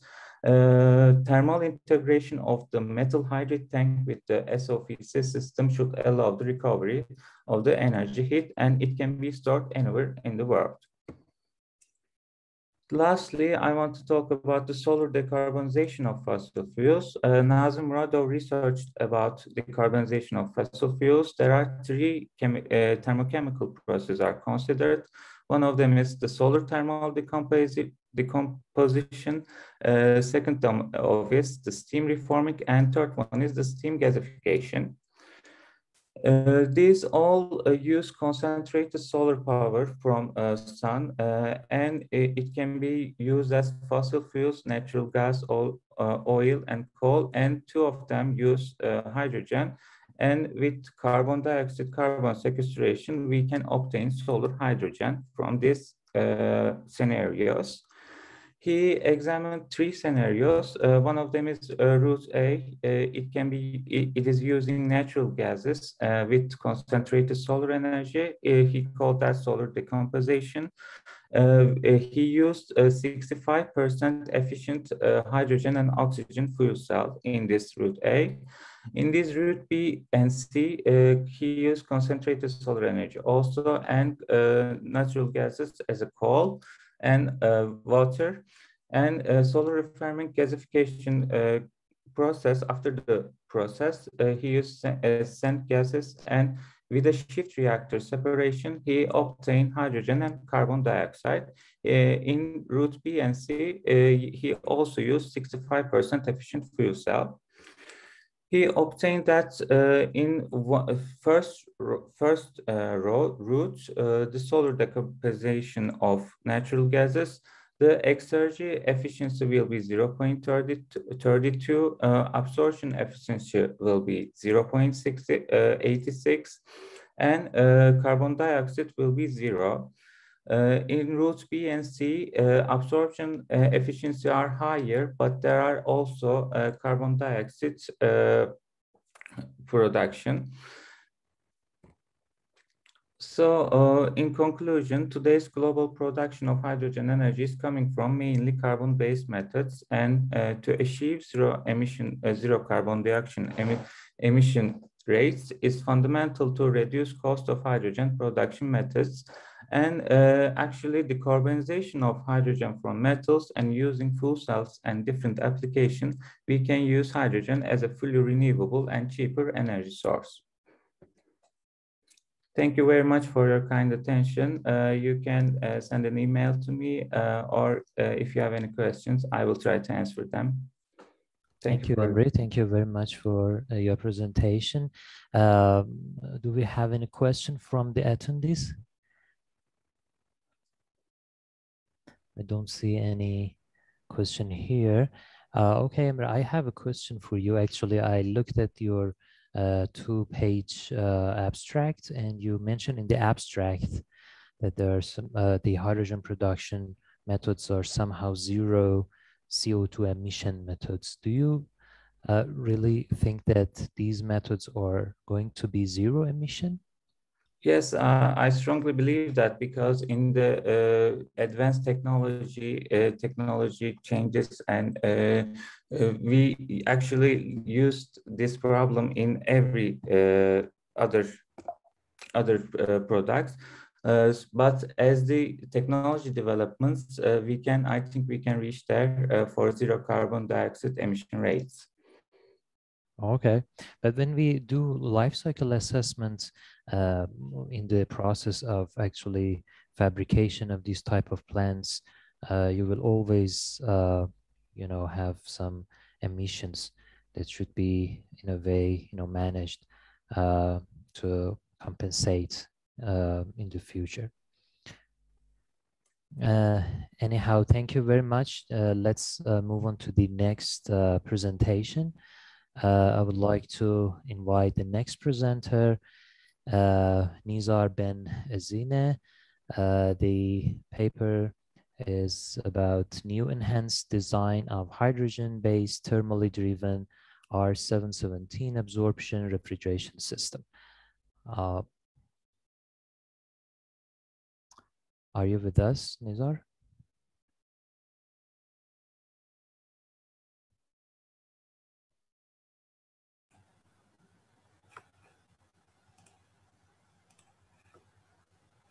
You can share your screen and start your presentation. Yes.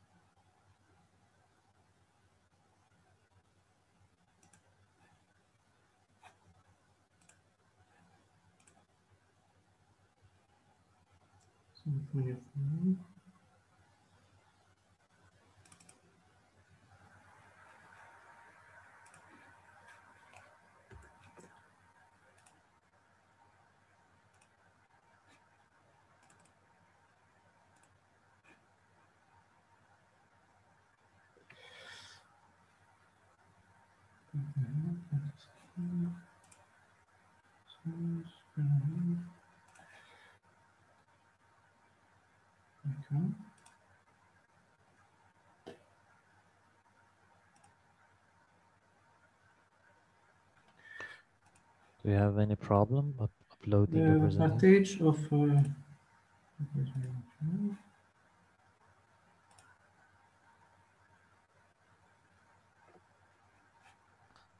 Okay, we can see your screen.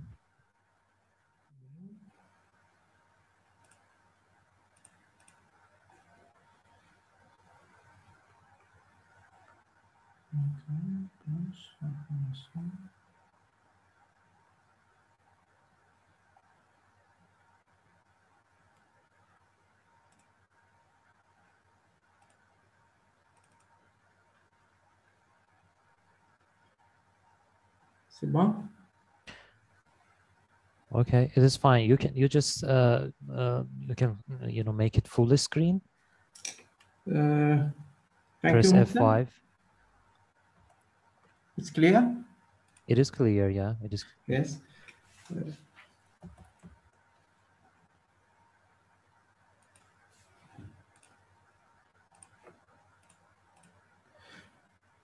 Good morning, everybody. I'm Nizar Benazir,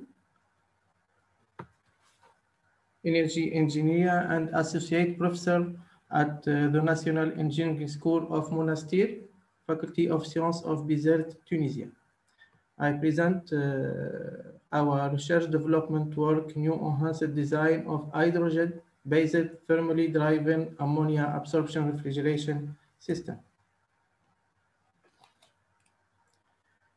I begin by absorption refrigeration principle, description of the hydrogen diffusion absorption refrigeration, modeling and simulation.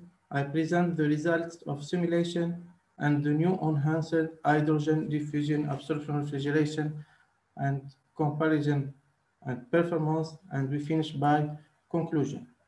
The absorption refrigeration system produces cold at the evaporator in the basis of heat driven the generator. It's composed by an evaporator, an absorber, a generator, and a condenser. Excuse me, Nizar, can you go to the go to presentation mode? Make it full screen, press F5 or okay, so we can have a bigger picture. What? Can you present in the presentation mode? I mean, full screen? Can you make it full screen? Ah, yes.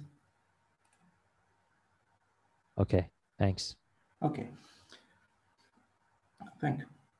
Donc, the absorption refrigeration system is composed by an evaporator, an absorber, a generator, and a condenser. It produces cold in the evaporator on the basis of heat driven the generator. The circulation between absorber and generator is done by a mechanical pump. Our investigation in this work is the substitution of mechanical pump that consume electricity by a heat-driven bubble pump. The obtained basic hydrogen diffusion absorption refrigerator is composed by a generator bubble pump, a rectifier, and a condenser. The produced vapor is rectified and condensed in the condenser. The liquid refrigerant is assimilated to the evaporator when it mixed with hydrogen. This refrigerant is evaporated at the partial pressure of hydrogen. The triple fluid gas, ammonia, water, and hydrogen is circulated between absorber and evaporator to produce cold.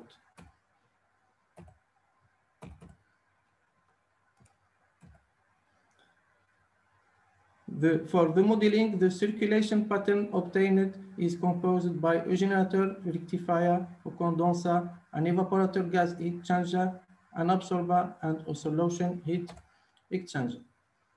A thermodynamic simulation model is developed to analyze the performance of the diffusion absorption refrigeration cycle. The modeling proceeds by the following steps. Formulation of the mass and energy balances governing the various refrigerator components, specification of the fundamental operating condition, the driving heat source temperature, the temperature of the produced cold, and the temperature of the environment. Characterization of the heat and mass transfer process in the various heat and mass exchanging device. Specification of the state of the working fluid and operating condition at the several location of the installation. For each component of the machine, mass energy balance equation as developed. To analyze the effect of the absorber performance of those of the refrigerator, we define the absorber, liquid, and gas efficiency between the maximum refrigerant mass flow rate in the liquid solution leaving the absorber reached in the case of thermodynamic equilibrium at the absorber bottom, and the minimum mass flow rate of refrigerant on the gas mixer leaving the absorber when it's in equilibrium with the weak solution. In the evaporator, the refrigerant evaporates at partial pressure of hydrogen. The partial pressure is defined in the basis of quantity of ammonia and hydrogen in the evaporator. The simulation model is constituted of a large set of nonlinear equation, mass and energy balance, and thermodynamic properties equation, which is numerically solved. The cycle is simulated for two cooling medium temperature, 27 for water cooling and 35 for air cooling. In each case, the simulation is performed for 4 driving heat temperature. We conclude that the medium cooling temperature and the heat driving temperature has a significant influence in the coefficient of performance of this machine.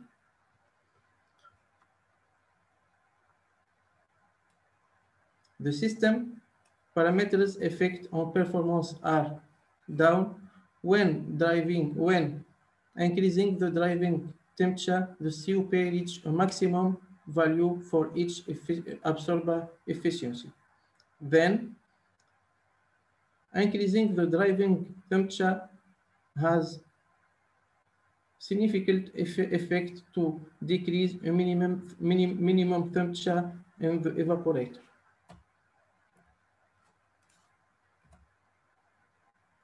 Our first enhancement of the basic hydrogen diffusion absorption refrigerator is to recuperate the heat, the rectification heat ejected to the environment. This the rectifier is installed between the absorber and solution heat exchanger. This first modification increase the coefficient of performance, but the second enhancement is the combination of rectifier and solution heat exchanger between absorber and generator. It's clearly that this second modification increase significantly the coefficient of performance when increasing the driving temperature in the generator of this machine. Conclusion. The thermodynamic model for a diffusion absorption refrigeration cycle is developed and the system performance are analyzed parametrically by computer simulation.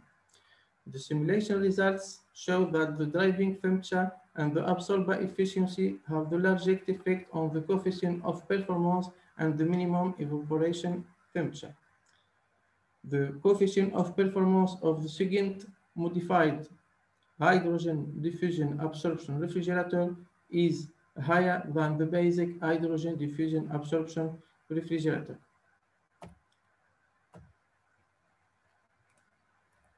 Thank you for your attention.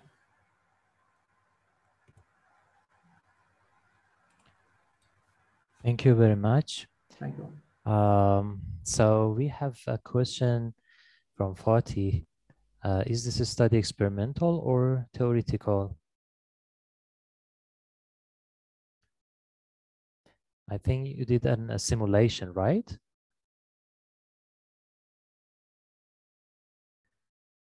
Nizar, your voice is not connected. He is muted. Yes. This work is a simulation and modelization.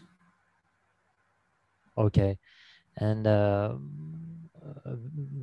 which program did you use for your modeling? What was the software or program that you used? Fortran resolution. Oh, Fortran. Fortran. Okay. Any other question from the attendees? Nizar, I have a question for you. How do you compare the COP of the cycle, the BHDR, DAR, to other absorption cycles? Yes, in this work, I work with ammonia, water, and hydrogen mixture, and now experimentally I experiment another mixture, hydrocarbon mixture, propane,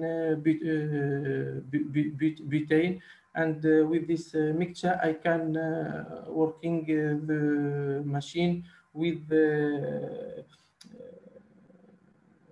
hot temperature that coupled with the solar panels, and to have a minimum evaporation temperature. C'est-à-dire que hydrocarbon is better than ammonia water and can protect environment. Alrighty, thank you for your presentation. Let's move on to the next presentation by Dogan Erdemir. Yes, he's going to talk about development of a solar-driven and hydrogen-integrated charging station for electric vehicles. Here is your time for, you have 15 minutes. Thank you. Thank you, Professor. Hello, dear participant. Today, I would like to give a presentation, our works titled Development of Solar Energy and Hydrogen Integrated Charging Station for Electric Vehicles. And my presentation plan, first I will give to motivation and objective of my study. Then I will describe our system, and then we will focusing on the thermodynamics analysis and our assumptions to be applied for the study. And I will give them our results in a brief mode. And as a motivation, as we know, everyone, the transportation sector is responsible for almost a quarter of total global carbon emission. So in the near future, electrical and hybrid vehicles, especially plug-in and unplugged hybrid vehicles, seems only solution for reducing the emissions in transportation sector, but the electric should be provided by the renewables. And influence of the electrical vehicles on the grid loss is ever increasing because of the increasing number of electrical and plug-in hybrid vehicles. So in many countries, there is no enough infrastructure for solving these electricity grid infrastructures. So we need to build a really sustainable charging stations for those cars for personal use and also as well as public transportation. And today, if we achieve our emission targets, we need to find a way, in a sustainable way, to solve that kind of problems in the electricity. So the objective of our study is first to develop a solar-driven and hydrogen-integrated charging station. Hydrogen is used as a energy storage option in that study, and to produce hydrogen cleanly by using the solar system, PV panels, and perform a thermodynamic analysis to assess the system. And we applied a case study from Kayseri, Turkey. And here is our system diagram. And we have PV panels, and we convert the solar energy to the electricity. In a conventional system, we can use the green path to produce energy to the charging station. But the nature of the solar energy, there is a fluctuating of behavior of solar energy. So we need to add energy storage options or grid auxiliary grid connection to handle the power demand coming from the charging station. So if we have excess solar energy, we can produce hydrogen during the daytime, and we can store it in a proper hydrogen storage options. And whenever we need to energy from the charging station during the nighttime or early morning, late daytime times, and we can use the fuel cell for the power generation. This is the main layout of our study. And we applied a thermodynamic analysis based on the energy and exergy efficiencies. So the main part of the thermodynamic analysis to make a conceptually correct assumptions. So here is our assumptions. We basically assume the PV panel efficiency of PV panel is 20%, and efficiency of the converters 95%. Energy losses in the electricity cables is neglected, and pressure losses in the hydrogen pipes is neglected as well. And isentropic efficiency of the hydrogen compressor is 75%. And we applied the mass, energy, entropy, and exergy balance equation to the all system components given in the previous slides. And here is our case study. We use the Kayseri's data, which is my hometown, also my home university. And we designed a charging station in 100 kilowatts capacity. And here is the yearly average solar radiation distribution during the day from Kayseri. And what we do in that study, here is for example, if you have a 1,000 square meter PV panel, you have that kind of power generation trend. When we consider our demand profile, the flat one, it's working between 6 a.m. to midnight. And we have an excess power coming from the solar energy. So we can produce hydrogen to meet the energy demand from the nighttime and early morning and late daytime. So we can balance the power supply and demand profiles. Also, we can achieve the fully renewable energy supply for the charging station. And the key results is from our study is we assume that in order to produce 1 kilogram hydrogen, around 55 kilowatt hour energy is needed. And hydrogen, the produced hydrogen is compressed up to 300 bars in a pressurized tank, and we need to keep it below 80 Celsius degree because of the safety concerns. And In order to produce energy from the hydrogen, you need to use 0.072 kilogram hydrogen for 1 kilowatt hour energy. So we can see our result from that graphs. And the main objective of our study is to determine the minimum PV panel surface area. This is critical part and most affecting the cost of the system. So we parametrically studies the total area of the PV panels. The hydrogen, the required hydrogen is getting lower with the increasing PV panels area. That's why if we have larger area, we don't need or we need less hydrogen or grid power to meet our demand coming from the charging station.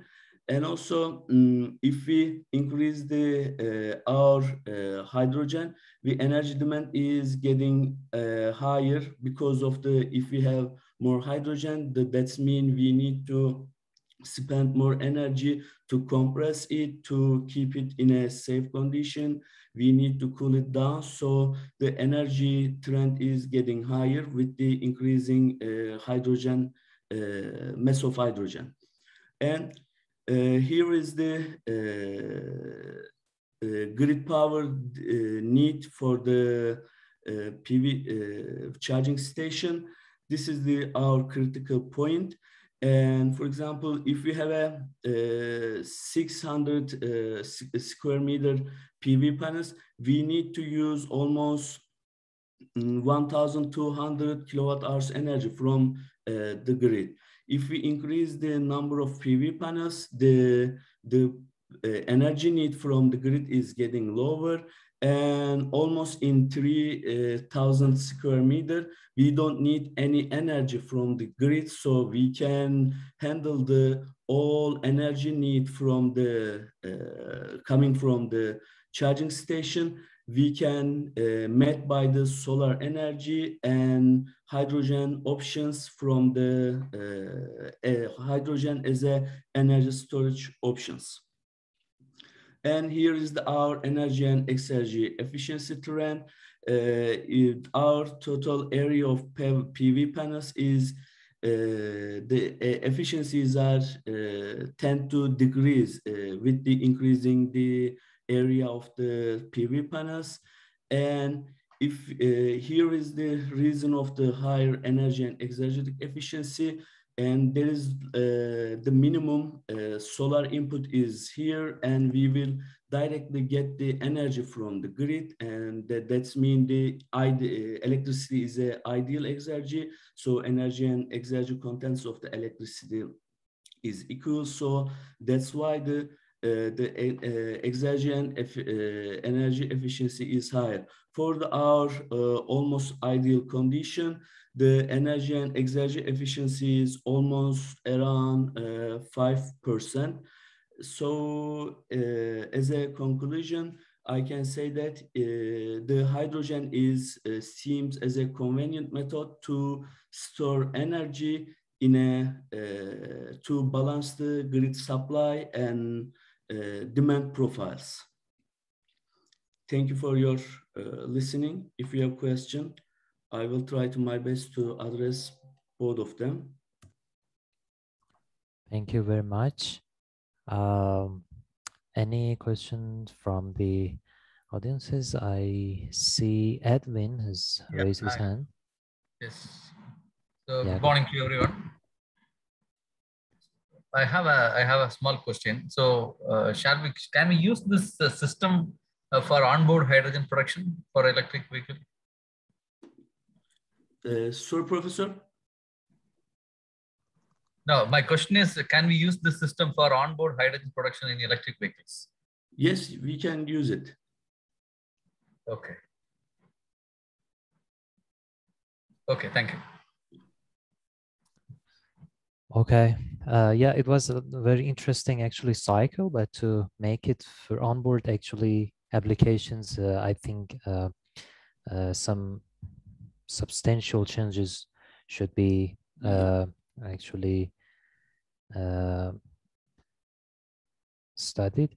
I also have a question. Oh, let's see if there's another question here. No. How much is the required power for pressurizing hydrogen in the compressor? The capacity, do you know how much is that? Let me check from our presentation.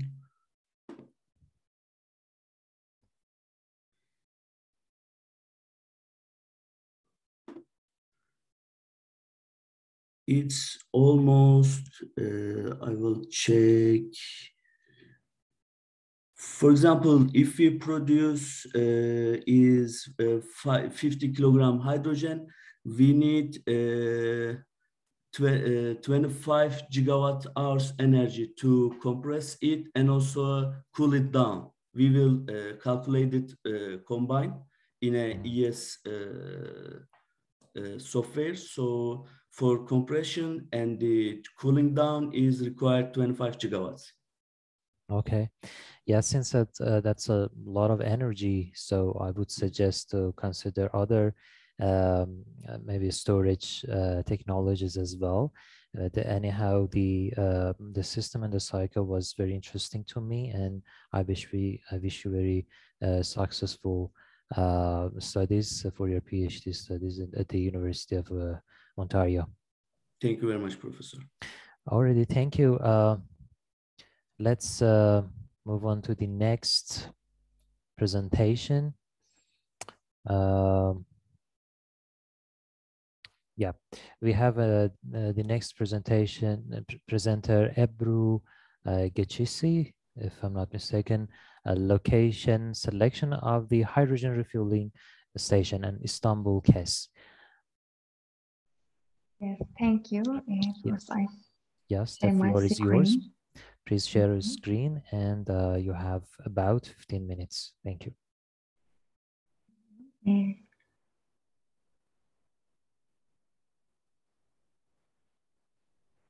I think my presentation is seen. Before I start the presentation, I introduce myself. First of all, hello everyone. I am Ebru and I am a master's student at Boğaziçi University in Industrial Engineering Department, and also a researcher. I work as a research assistant at Yıldız Technical University in the same department, Industrial Engineering. And today we present location selection of hydrogen refueling station, and we present a Istanbul case.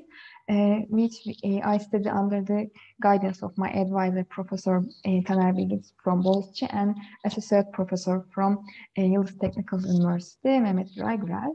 And before give information about this study, I introduce agenda. First, we mention the speed of hydrogen technology, and at the second, we introduce the mathematical model, which we use this selection problem, and then we give the base scenario results and other examinations in this scenario analysis, and I finished conclusion and feature works. And due to the increasing of energy usage of growing population, the energy source today will not be enough. For this reason, we assume that the hydrogen vehicles, like electrical vehicles used today, will be spread all over the world. For this, the research is for alternative energy sources and continue this studies. And also hydrogen energy is one of these alternatives, and with the electric because of its advantages. And to provide this spread of the hydrogen energy, governments such as USA, Great Britain, South Korea, France, and Germany, the government supports hydrogen energy studies, and moreover, automated firms such as Bilimler, Ford works on hydrogen fuel cell vehicles and produce hydrogen vehicles.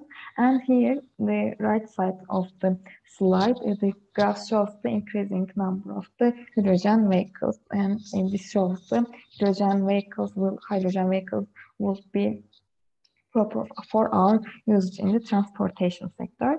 And here we examine hydrogen technology in transportation sector because the advantages of over the electrical vehicles and its advantages over electric energy makes it essential importance in transportation sector. And we can summarize some of these advantages in this table.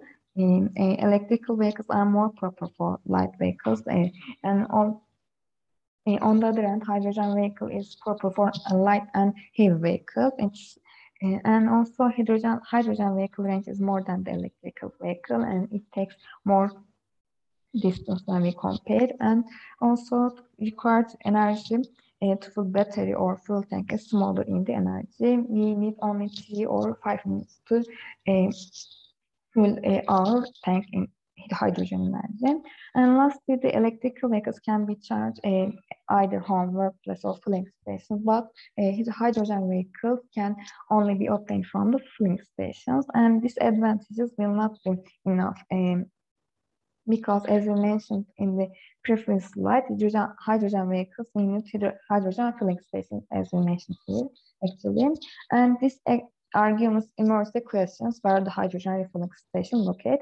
In the previous presentations from the other participants, they said the hydrogen vehicles will be used in the future, and they said they examined the technical aspects of hydrogen vehicles. In this study, we examined the managerial side of this selection of these locations, and for this purpose, we use the some mathematical model to select location selections.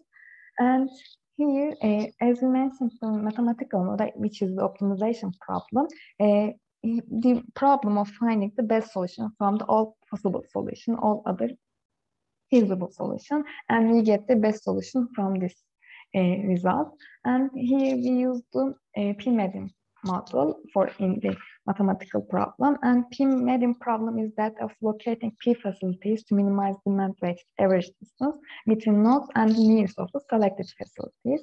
In this model, actually, we use basically 3 parameters, which are a number of open stations and demand of this demand points defined by us, and the distance between demand points and supply points. And I mentioned this demand and supply points in the next slide for our example. And the location selection problem has a strategic importance. For this, we propose the multi-period problem. When we examine the literature review about the P-medium problem, they use almost a single period, which means that they assume that our demand reached the steady state level in saturation level, and after that they examine the solution, but we take into account the time effect in the model, and we examine the multi-period problem.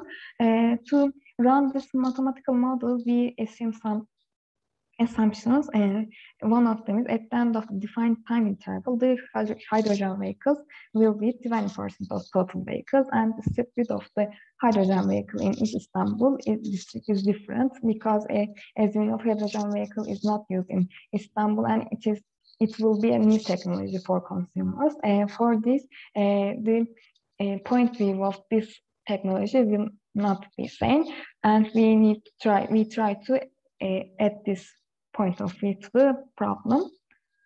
And here we try to present some basic structure of our optimization problem. In the optimization problem, we need some input, as we mentioned in the previous slide. We need the parameters that are neighborhood. We define demand points as a neighborhood, and we need a candidate locations for supply points, and we need the distance between these 2 points. By using these parameters, we get our mathematical model result. Mathematical model result in optimization term can be set a black box, and this black box and run, and then we get the result. According to this result, we obtain the location of the future opponent's hydrogen refilling station in each period.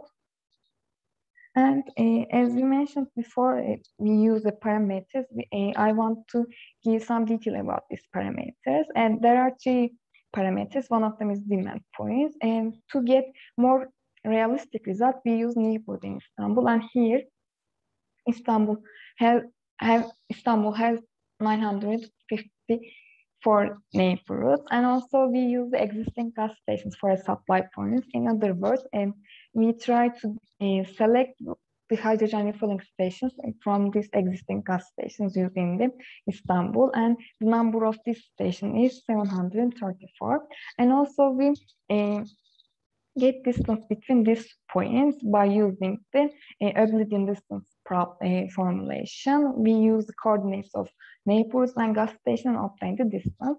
And then we define the number of open stations by using today's source vehicles by one gas station. And then we calculate the demand of neighbors for 5 periods. These 5 periods consist of 30 years, and we define our parameters by using these values.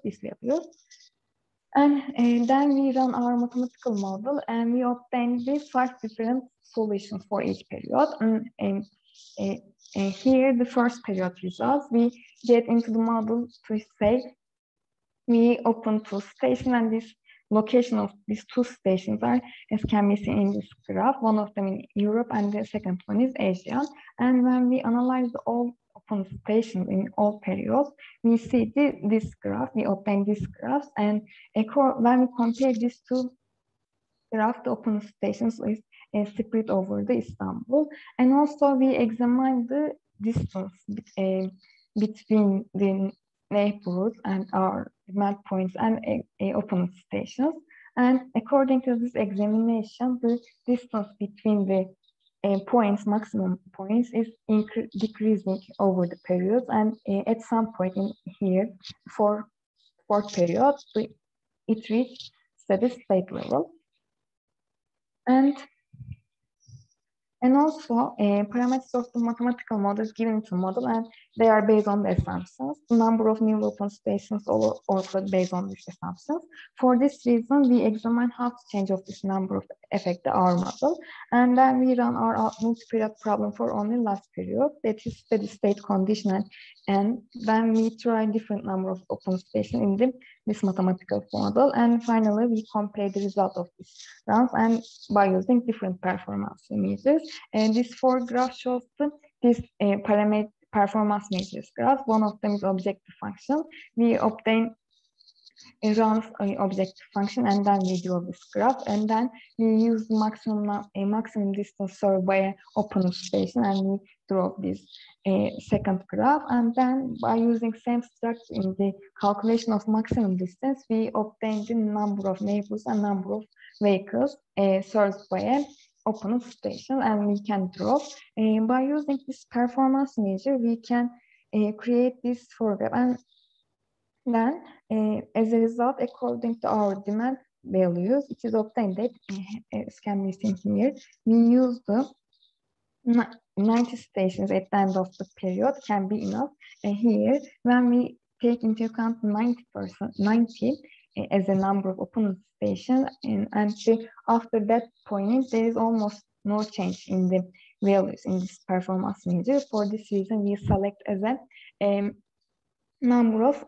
total number of open stations as a 90, and then we run our model in the previous model, multi-period model, and then we compare in the base scenario. Base scenario means we use in the this scenario p-values as a p-values number of stations is a 126, and we compare and we get the result. If it is desired to reach user faster, the first scenario with a larger number of stations should be preferred. And when we consider the installation cost, the second scenario in which fewer facilities are open is preferred. And here, I finish with the conclusion of the study and provides possible future works of these studies. And we start the plan for, we try to start this decision point for decision makers, and also we try to select the future hydrogen location stations here. We examine this in the strategic level, and we also reflect on the model to purchase of hydrogen vehicles will be different, and we also take into account the technology vision, and here we can also examine the future works. We do not use any explicit data. In other words, we only use them now. One station serves vehicles number is used to calculate number of stations, but To enlarge this structure, we can use the capacity of the stations, and also one of the assumptions in the P-medium problem, there is no cost. In other words, all stations have a fixed cost, but in the future study, it can be enlarged and facility opening cost can be added into the objective function, and opening cost can be minimized. And we use Euclidean distance here, but this measurement can be changed by using different functions. And also we use technology diffusion. We introduce technology diffusion into the model by using development index, which we use development index by using education level, income level, and life expectancy level. This technology diffusion effect can be added by using different aspects. And thank you for your attention. I can your question. Thank you, Ebru. Nice topic, interesting points of view. Okay, do we have any question from the participants?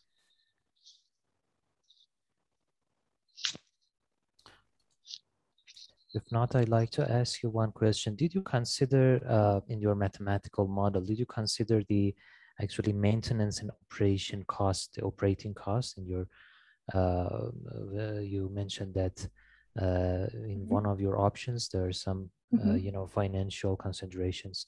It was only the capital cost, investment cost, or maintenance cost as well? Thank you for your question. Actually, when we use a P-medium problem, and the assumption is we have a same fixed cost. In other words, all costs in these stations are the same. But for this reason, we do not any cost introduced model, but it can be added in the future studies, and maybe it can be more realistic. Yes, of course. Yeah, thank you very much.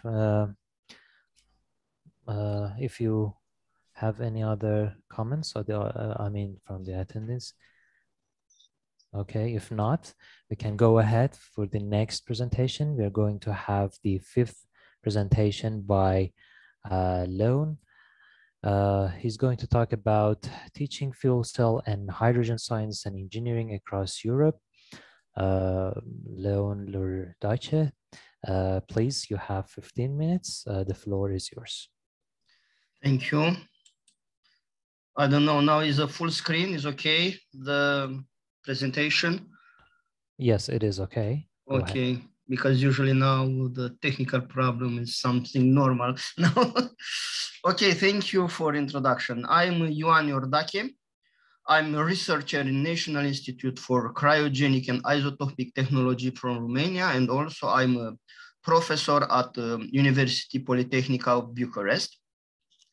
I'll make a short introduction about Teach High, which is a European project. So this project is a project with money from European Union, from Horizon 2020, and the authority or agency that supplies this money is Fuel Cell and Hydrogen Joint Undertaking. In fact, we partner from this project want to create material, a didactical instrument for students and professors that study hydrogen and fuel cell technology. In this project are 12 partners from 11 European countries, and we want to create 20 didactical modules. You can find here the partners. University of Birmingham is the leader of this consortium, but also you can find the École Polytechnique, one École Polytechnique from France, Aslan University from UK, Grenoble University, also a lot of other technical universities, like a Technical University of Delft. From Prague, we have one partner from Denmark, Technical University of Denmark, Karlsruhe Institute for Technology. We also have one Technical University from Ukraine, Polytechnic of Bucharest. Here I'm work as a professor. Also Polytechnic di Torino from Italy. In fact, what wants to create this project? The project, first of all, is addressing to universities that have or want to have a master course that cover hydrogen technology, hydrogen economy, and so on. And we have created in this project deliverables that can be used as useful tools for teachers. And of course, we must take in consideration that in our days, in our times, the number of students, PhD students and specialists in the area of hydrogen, hydrogen technology, hydrogen and fuel cell, hydrogen for energy and so on, will increase and will be bigger and bigger. So for that, it's good to have this tool, this ready used material, and university or partners, other people than the people from project want to use, of course, taking care for this right authors, we can deliver, they can use our instruments. In fact, what we made in this project until now, we prepared 7 mandatory modules, other 11 optional modules, and of course, 2 additional modules. In total, 20 modules, sorry. Let to explain and to make the one list with these compulsory modules. First is thermodynamics, electrochemistry, and chemistry, and you can find in brackets the partners for first module is KIT from Germany, also characterization methods, introduction to fuel cell modeling tools, for example, hydrogen production, storage, handling, fuel cell, power to gas, power to X. Me and my colleagues from University of Polytechnic of Bucharest, we prepared these modules, the number 5 modules. Also colleagues from Italy prepare some laboratory tools. Also Oslo University prepare modules about hydrogen safety. Here you have other optional modules, of course, and are some examples: low or high temperature fuel cell, low or high temperature system, fuel cell electrical vehicles. Also other modules can take in consideration environmental aspects like analysis, life cycles, and so on. Politics, markets, regulation, because you know today one barrier for hydrogen and fuel cell is administrative and legislative barrier. There are not rules, there are not instruments, there are not agencies that provide, let us say, authorization or validation of this technology. If you want to use a car with hydrogen, you need to have a reservoir with 700 bars. In many countries of Europe, the authorities permitted only 200, maybe 300 bars, but not 700. So this, in fact, is a legislative gap, and the students, master students, must learn also about these administrative problems, not only about technical ones, also other kind of optional modules, other type can be energy system and storage. And you know that the storage of energy, storage of hydrogen, in fact, because of some presentation in advance, is not so easy to do, and we must learn. And one student, one engineer, which know about and have knowledge about hydrogen must have also knowledge about energy system, what means in fact for what is good storage, because the storage of energy is not only for the cars, and the potential of hydrogen is not only for the automotive, for the vehicles, also is for energy system and so on. Also modeling can be other optional modules. In fact, we want to create some didactical content, but we must understand, understand and know exactly the evolution of these tools. Because when we start this project, we discuss about hydrogen, about PhD students, but not about COVID. In the middle of the project, we found this serious sanitary problems. And we must adapt our materials, didactical tools for COVID. And it's not so easy to prepare a material and to use it only online, because we other teachers usually discuss face-to-face. And in technical schools, first of all, is need to put the hand effectively to work with the hand, with the brain, and to be implied. It's not possible to do only online, but of course, we must adapt our modules for this situation. Of course, this is a joke from tablet to tablet, because with many years ago, our grandmother used a tablet. We today use a tablet. We say for both of them tablet, but in fact, it's quite different. And in order to create an online content, this can be and seem to be very simple. You document yourself, doesn't matter if it's classical in library or internet, put all data in the laptop and you made the course is ready. But it's not so easy. First of all, you need to know exactly who is the partners, who is the students, because one is, if you have students from chemistry, one is from energy, but hydrogen, in fact, is for all this of specialization, are people from mechanical area, and because we discuss about mobility, are people from energy sector, because we discuss about energy, but also you need to imply more people from chemistry, because first of all, hydrogen is a chemical element. And this combination of knowledge, this very, let's say, diverse area of students will be a problem, because in the future, all of them will use hydrogen. Of course, here you have some examples of didactical contents. For example, hydrogen production via steam reforming, or using nuclear power, or geological hydrogen. We prepared, in fact, in this project, we prepared PowerPoints. After this, we record them and made like tutorials, and also other colleagues start to make from some webinars using laboratories, but in fact, online laboratories. Wasn't so easier.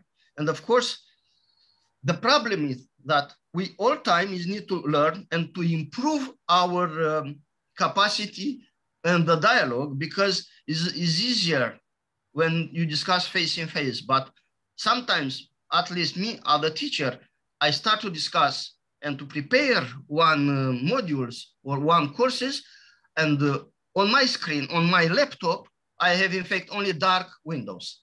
Sometimes initial, EE, GB, and so on. And it's very frustrating sometimes, because you speak alone, in fact, with a computer. You don't know if in the behind of this dark screen with some initial, people take care for you, pay attention, or if the student is in the car, or just open a telephone or a laptop, let on the desk, and he do anything else.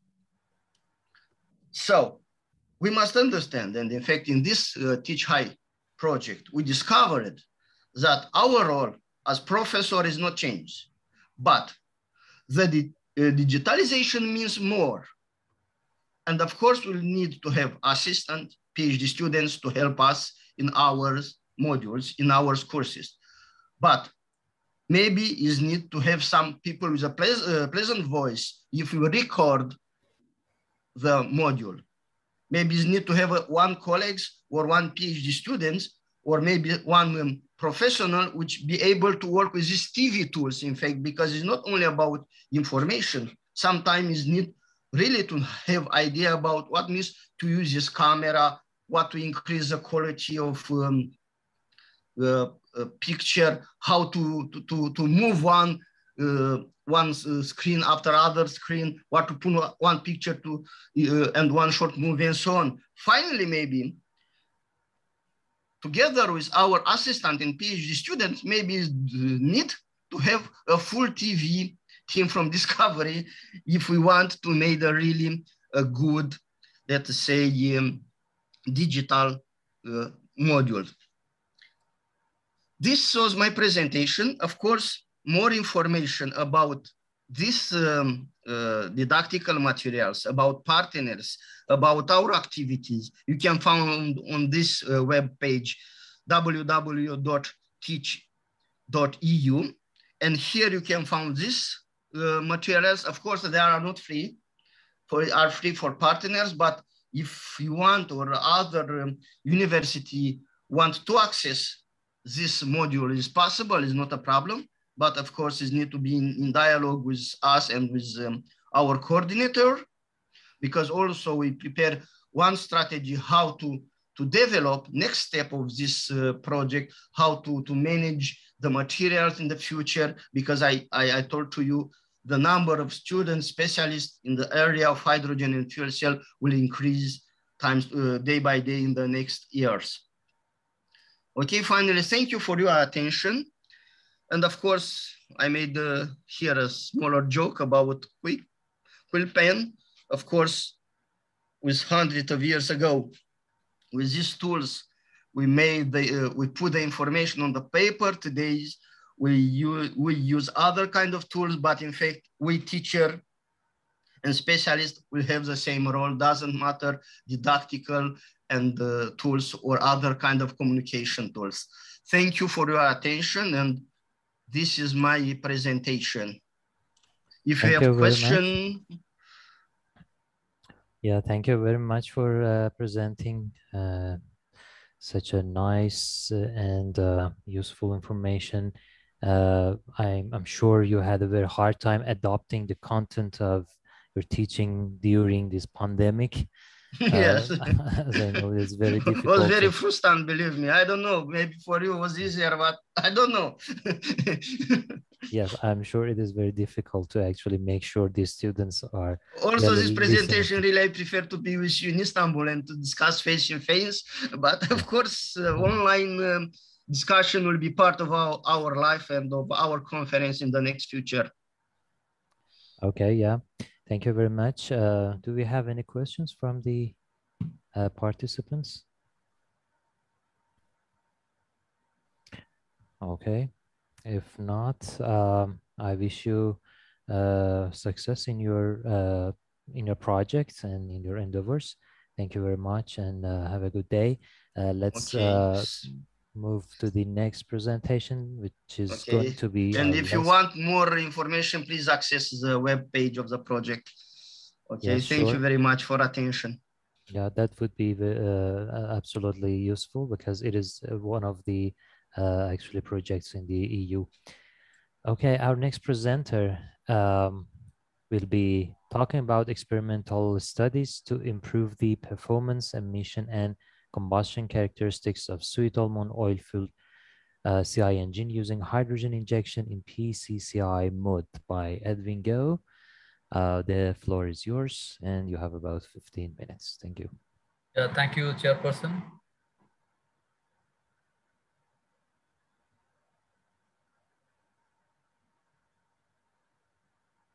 So good afternoon to everyone. So myself, Dr. Edwin Gio, working as a professor in SRM Institute of Technology. So we're like, the Green Eagle Technology Research Center. So my topic of study is like, the experimental studies to improve the performance, emission, and combustion characteristics of sweet almond oil fueled CI engine using hydrogen injection in PCCI mode. So initially, what are the advantages and disadvantages when we are going for a vegetable oil or a biofuel in CI engines? So some of the advantages, it is renewable and non-toxic. It doesn't have a sulfur content and aromatic hydrocarbons, metal and crude oil residues. It has a large productivity, reduced dependability on import of petroleum products. And coming to the disadvantages, so it has a higher viscosity and lower volatility, lower thermal efficiency than diesel fuel, gum and carbon formation on engine components, high flash point, resulting in cold starting. So these are the disadvantages of vegetable oil or biofuel in CI engines. To overcome this problem, so we have different methods to be adopted in CI engines. So these are some of the methods to improve the vegetable oil fueled engine's performance. So first we can say go for a transesterification. When you transesterify the vegetable oil into biodiesel, so some of the problem can be addressed. And the second method is the dual fuel engine, where you can go for a secondary fuel and a primary fuel combination. A secondary fuel either may be a methanol, hydrogen, or any gaseous fuel. And we can go for a microemulsification, so we can add emulsifiers along with diesel fuel, or we can say biodiesel. With that we can able to reduce the emissions and improve the performance. The next method, we can go for a surface ignition, so where we can use 100% alcohol fuel in CA engines by means of the surface ignition. And preheating also one of the method, like as I said before, the viscosity of the biofuel is a little bit higher. So you preheat before injecting into the engine cylinder so that it will give better performance. And next is the blending. So when you blend this diesel, or we can say high viscous fuel with a low viscous fuel, so that we can able to reduce the viscosity so that the engine performance may improve. And the last method, maybe we can go for a use of oxygenators so that we can reduce the emissions. So from which these methods, this I am incorporating this dual fuel in a PCCA mode, that is a premixed charge compression ignition engine. And so in the premixed charge compression ignition engine, so initially this fuel, the secondary fuel, will be injected along with the air during the intake process. And the main fuel, or we can say the primary fuel, will be injected into the combustion chamber at the end of the compressor stroke.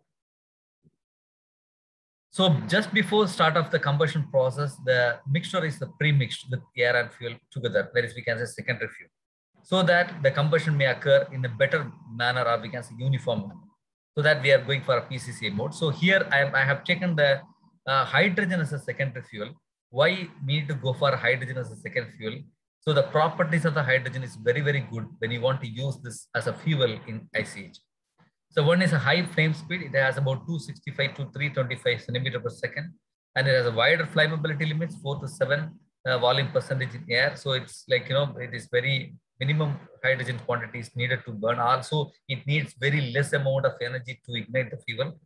And then the next is most important thing is the calorific value. So normal diesel fuel is having a calorific value of 40,000 or 40 to 45,000 kilojoules per kilogram, but the hydrogen is concerned, it is about 120,000 kilojoules. It's about 3 times more than that of the normal conventional fuels.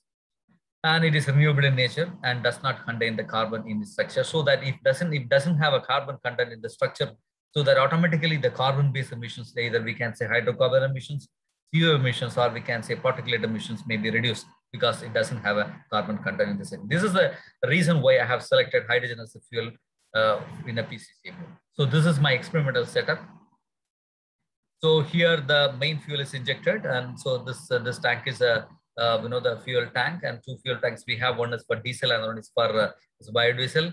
And this is the intake manifold, where we have the hydrogen fuel injection system, and the hydrogen is injected along with the air. So when come to the hydrogen feeding system, so we need, as I said before, the property of the hydrogen, it has a higher the flame speed and the wider flammability limits. So we have to go for safety devices. So we have a hydrogen cylinder, and we have a gas flow meter to measure the amount of hydrogen which is flowing inside the engine cylinder. And so we have a wet flame trap, where the hydrogen is placed here, immersed in the water, so that it can come. If there is any flash is coming from the engine, so it will not penetrate to the engine cylinder. So then we have a flame arrestor, where we have a fine mesh of wires which is placed. If the flame is coming back to the cylinder, so it will be arrested here. The flame arrestor is here, and the fuel is injected along with the intake air, and so that the air and the hydrogen fuel will be injected into the combustion chamber during the suction process. And end of the compression process, the fuel and the hydrogen is compressed. And the end of this compression process, the almond oil, or we can say sweet almond oil, is injected, where the ignition is initiated. And once the ignition initiated, where we have a premixed charge of this air and hydrogen, the flame will propagate from the one end to other end, so that the combustion will be completed, so that the uniform combustion may be occur. And coming to the results and discussion part, so here I have used the 3 different the flow rate of hydrogen: 10 LPM, 20 LPM, 30 LPM. This 3 quantity of hydrogen I have used for the different load conditions. For example, so here you see that first graph. So here, this is a 10 LPM graph. And so when you are using this 10 LPM at 25% load, so you see that the hydrogen energy percent is about 35% and remaining is for biodiesel. And coming to this about 50% load, and it's the hydrogen percentage is about 15% and the remaining 85% is biodiesel. And like that, so we have a different curves, and this is for the 20 LPM and this is for the 30 LPM. So next is coming for this, the variable break thermal efficiency of the sweet almond oil with respect to hydrogen. So x-axis we have a brake power, so that we have a different load conditions of engine, and the y-axis we have brake thermal efficiency. So coming to this, the graph, you see that 0 means that it doesn't have any hydrogen, so it is operated by means of the biodiesel, and the remaining 3 graphs having a different hydrogen flow rate. So you see that this graph for 10 LPM, and this is for the 20 LPM, and this is for the 30 LPM. So whenever you see that hydrogen is injected or added along with the air, the performance increases. This thermal efficiency keep on increasing when the load increases. So it is attained about from this point to that point, it's about 8% increase in thermal efficiency noticed when you are going for a 30 LPM hydrogen along with air, and the remaining portion is the biodiesel. And this is mainly because of the higher brake thermal efficiency is mainly because of the higher calorific value of the hydrogen. Because as I said before, the hydrogen having a calorific value of 120,000 kilojoules per kilogram.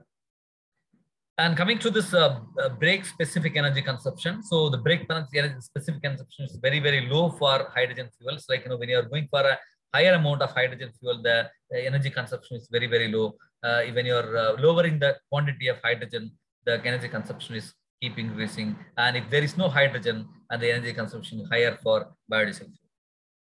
Coming to the smoke emission, the hydrogen doesn't have a carbon particle.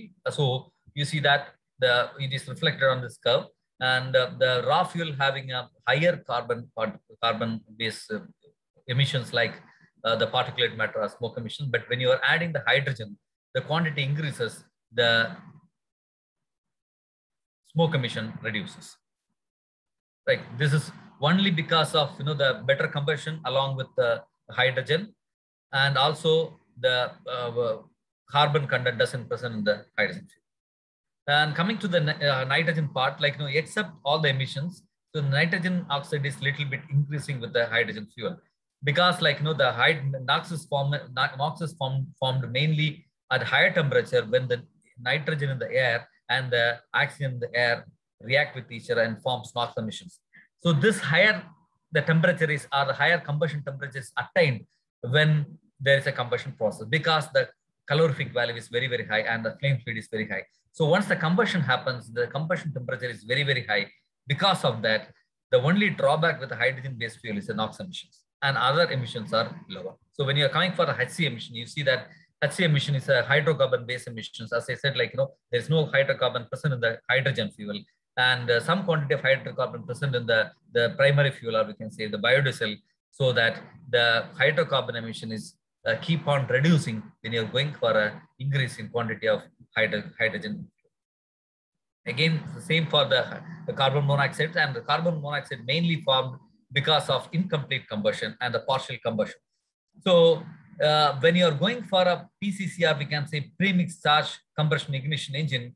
So we don't have air, and we have air and hydrogen together, and that too in a uniformly mixed. So once the combustion started, the combustion is uniform, and we can able to attain the complete combustion. So when you're going for a complete combustion, the CO emission keep reducing, so that it can be reflected in the graph. You see that CO emission is very, very high, and the CO emission keep reducing when you're going for a higher quantity of hydrogen addition. And this is a heat release rate, and where that it is derived from the P theta diagram, the pressure crank angle diagram. The cylinder pressure is measured by means of the piezoelectric sensor, and from the piezoelectric pressure measurement system, we have derived the heat release rate from the first law of thermodynamics. And so this is you see that this it's a direct reflection of thermal efficiency.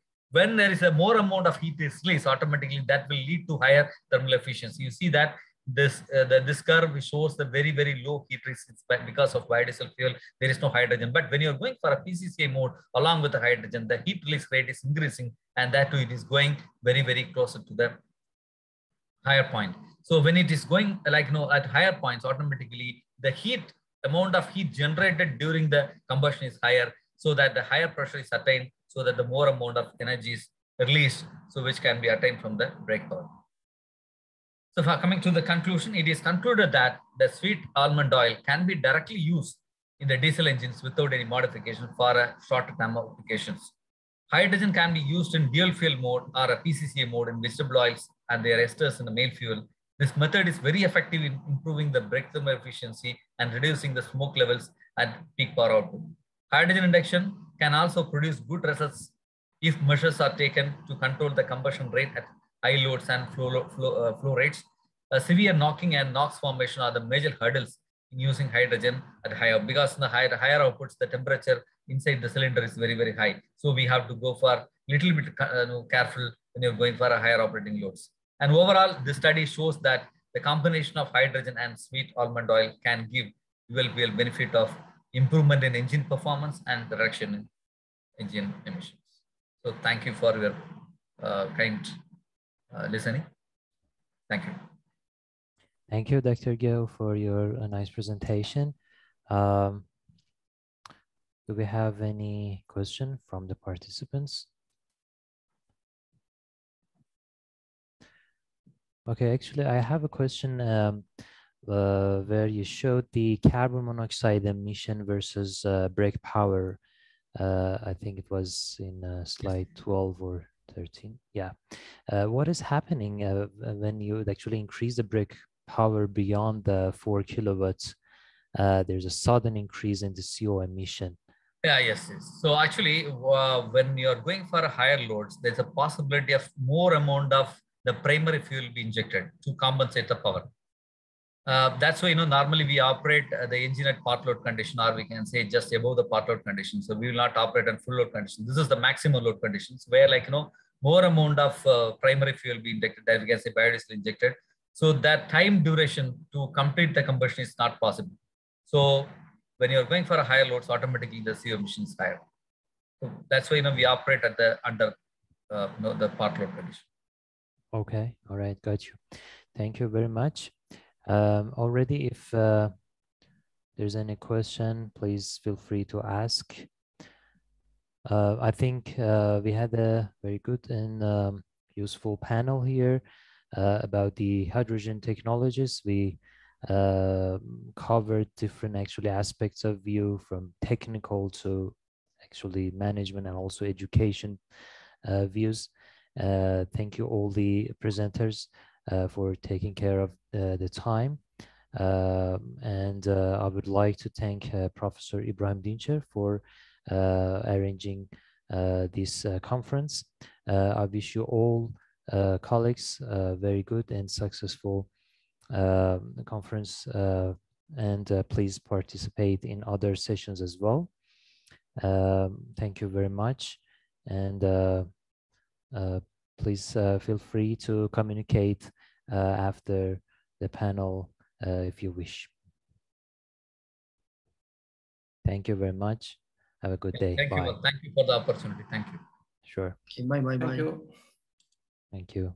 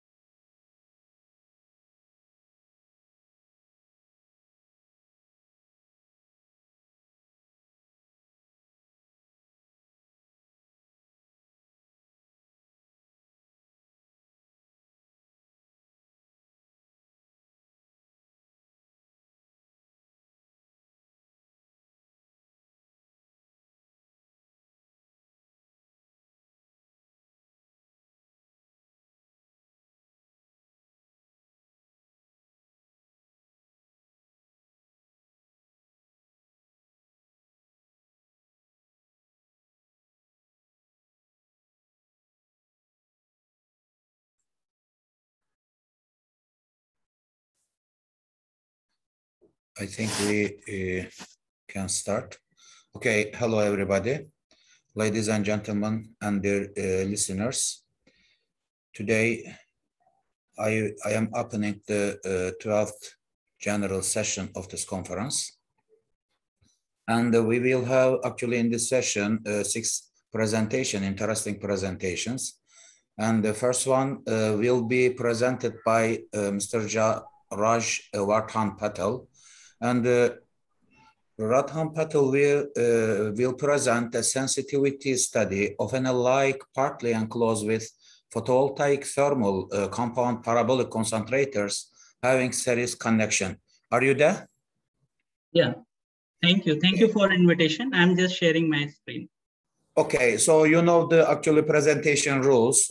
In 12 minutes yes. You have to finish, and then in last 3 minutes we will have some questions. Okay, it's the floor is yours, please. Thank you so much.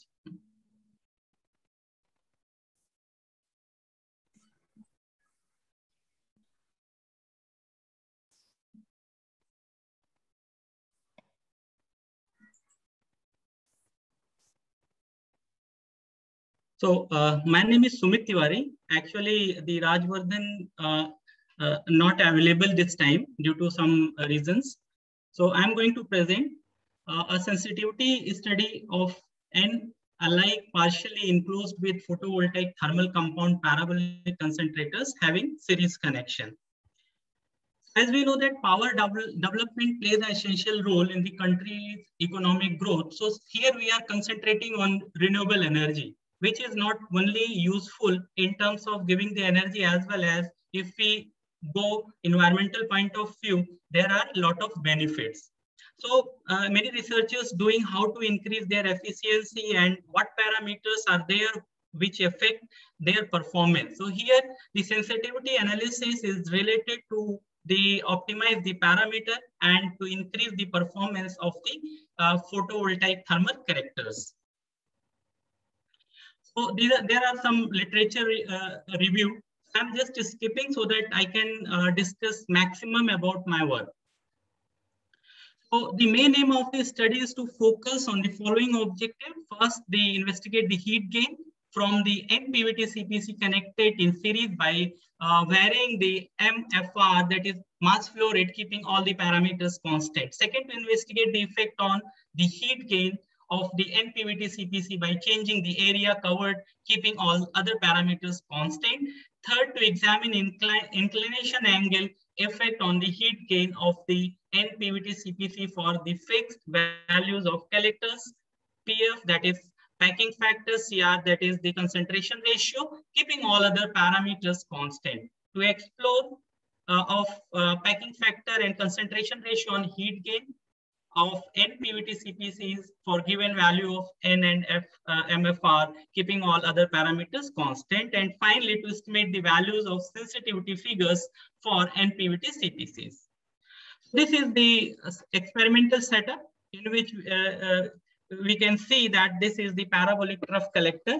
Here, this is the parabola from where we take the solar radiation and it will concentrate on the glass of collector, and further it will be taken to some fluid. So now they are connected in series so that we can get the maximum, we can maximize the temperature.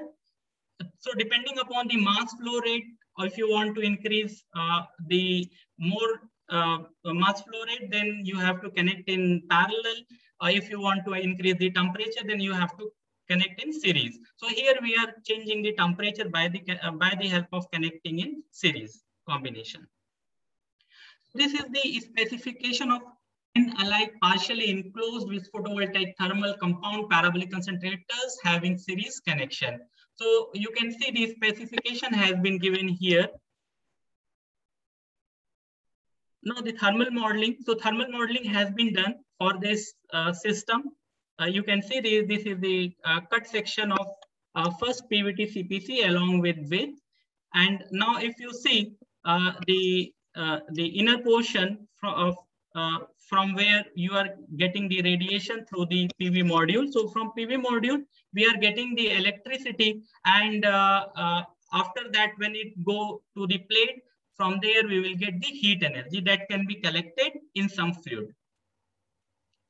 Now, this is the thermal energy balance equation for the absorber plate. So here, simply what we have done, we have taken the energy what is coming on the system. So from here, you can see this is the input energy. Whatever it is coming at the system, that is the input energy. And finally, where it is going, maybe some upward loss, maybe some downward loss. So all factors has been taken care in the thermal modeling, and by the help of this equation has been generated. Now, if you see the from this equation, you can solve and you can get the temperature of the plate. Then for fluid flowing through tubes of copper, there will be some energy balance equation. Now, from equation 3 and 4, one can obtain this equation 5. Finally, we can get the equation for TF, that is temperature of fluid. Now, this TF is converted into the output from output temperature from one PVT collector. So in PVT collector, you can see here maybe two parts, that is glass part and that is the photovoltaic part, and maybe whole glass can be made by photovoltaic. So in all situations, what we have to do, first we have to take some portion, maybe solar cell is there. So we have to make the modeling for this portion only. And whatever outlet from this portion, that will be inlet for other portion where only glass is there. So we have again a type of series connection. So whatever output we are getting, we can take the input for the second part in the same PVT collector.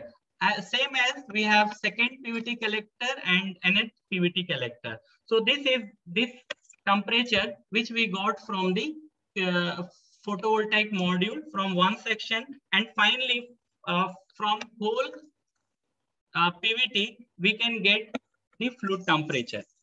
Now this can be converted for n collectors. And finally, we can calculate the TFON.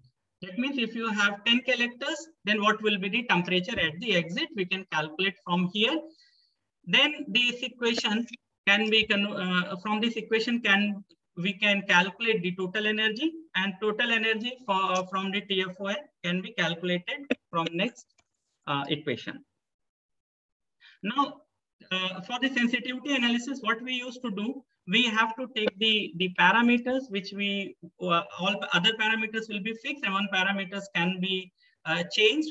Then the MATLAB, from the MATLAB model based on energy balance for an identical CPC having in part coverage with PVT connected in series. Then thermal energy again, that is the outer output parameter which can be calculated. Now, these are the input values, that's solar radiation, ambient temperature. So from the graph, you can see the ambient temperature, global radiation and beam radiation has been given. Beam radiation is very important because if you are taking any concentrator where the major part has been covered by the beam radiation. Now, this is the daily heat gain variation with MFR, that is mass flow rate for NPVT CPC. So from here you can see if you are changing mass flow rate, so we are getting increasing the daily heat gain. Now, what is the percentage change in MFR corresponding to percentage change in daily heat gain to get the sensitivity? So here, if you are moving from 0.01 to 0.02, so from here you can see if you take the change from here to here, then we can see if you are coming at this point for 100%, there will be change of 35%. Now, if you are moving from this place to another place, from here to second, that means if you are going 50%, then you will get this point. Again, if you are considering another one, then you get this point corresponding to percentage change and corresponding to that percentage change in MFR, the percentage change in daily heat gain. So likewise, we can make the graph. Same thing we can do by varying the number of collectors. So if we change the number of collector, as we know that heat energy will increase, same trend we are getting here. Here we have taken the 10 collectors. So if you are changing from 1 to 2, there will be change in the heat gain. 2 to 3, then there will be another change in heat gain. Again, we can make it in the same scale. We can go for percentage change in N and percentage change in daily heat gain. So again, we have the graph. If we are changing 100%, then this will be the change in heat gain. If we are going at 50%, then this will be the change in the daily heat gain. Now, we have varied the packing factor. Here we can see the different pattern. As we are increasing the packing factor, the thermal energy is going to decrease. Because here we are getting two products. One heat, second is electricity. So depending upon the requirement, if we require more electricity, then we can take the packing factor high. If we are taking we want to increase the thermal energy, then packing factor should be low. So from here again, if you see the percentage change, this is the percentage change in the daily heat gain. From the graph itself, you can see the change is very small in this case. That means this parameter is not affecting very much if you are considering packing factor from 0.1 to 0.8. Now the inclination with horizontal angle, because as we know that radiation used to change if you are changing, suppose this is the collector, if you are changing this angle, so the radiation used to change. So this angle we are varying from 5 degree to 40 degree. So you can see the heat, how much change in heat gain. And from the second graph, you can see the percentage change. Again, if you compare with the first two graphs, there is percentage change in heat gain is less compared to both of them. Now the daily heat gain variation with CR, that is the concentration ratio. Again, if you see for the concentration ratio, that is changed from 1.25 to 3. So correspondingly, you can get the change in percentage change in daily heat gain. Again, if you see, this is started from 20%, that means you cannot neglect, but still if you compare with first graph, it is less. Now this is comparative sensitivity of NPVT CPC with respect to input variable. So here you can see red color, that is the highest impact on the daily heat gain. That means concentration ratio is one parameter which is affecting highest on the daily heat gain. Now, second, that is the number of collector, how many collectors you are taking, that is going to affect. Third effect will be the mass flow rate, then inclination angle, and PF, that packing factor has least effect. So according to this, we can optimize the system what we required. Suppose if you required the high temperature, we cannot compromise with N. And again, if you are increasing or decreasing the CR concentration ratio, that means economically you are adding something. So correspondingly, we have to decide what we required and we can optimize easily by the help of these parameters. In conclusion, we can say that the daily heat gain from the series connection of NPVT CPC collectors increases with CR number of collectors and MFR, and increment rate in daily heat gain is highest with an increase in CR number of collectors and MFR. The increase in MFR beyond 0.04 kg per second is not significant to the heat gain, as the heat gain not increases as it increases from MFR changes from 0.01 to 0.04 kg per second. With the increase of PF and inclination angle of collector from horizontal, the heat gain of the proposed system decreases. The rate of decrement has been higher with the inclination than packing factor. The sensitivity analysis of the system found that the CR is the most sensitive parameter, followed by number of collectors, then mass flow rate, inclination angle, and packing factor respectively. And average value of the sensitivity figure is 1, 0.91, 0.31, 0.17, and 0.08 for the input parameter, input variables the concentration ratio, number of collectors, MFR inclination, and packing factor respectively. Now, these are the references which has been used for the analysis. And thank you. Thank you, Mr. Tiwari. Actually, you performed very good job. Actually, we have really interesting knowledge from your presentation. I think we don't have, I have to check the question box. We don't have any, but I have a couple of questions. First of all, have you performed any experimental study by using this system?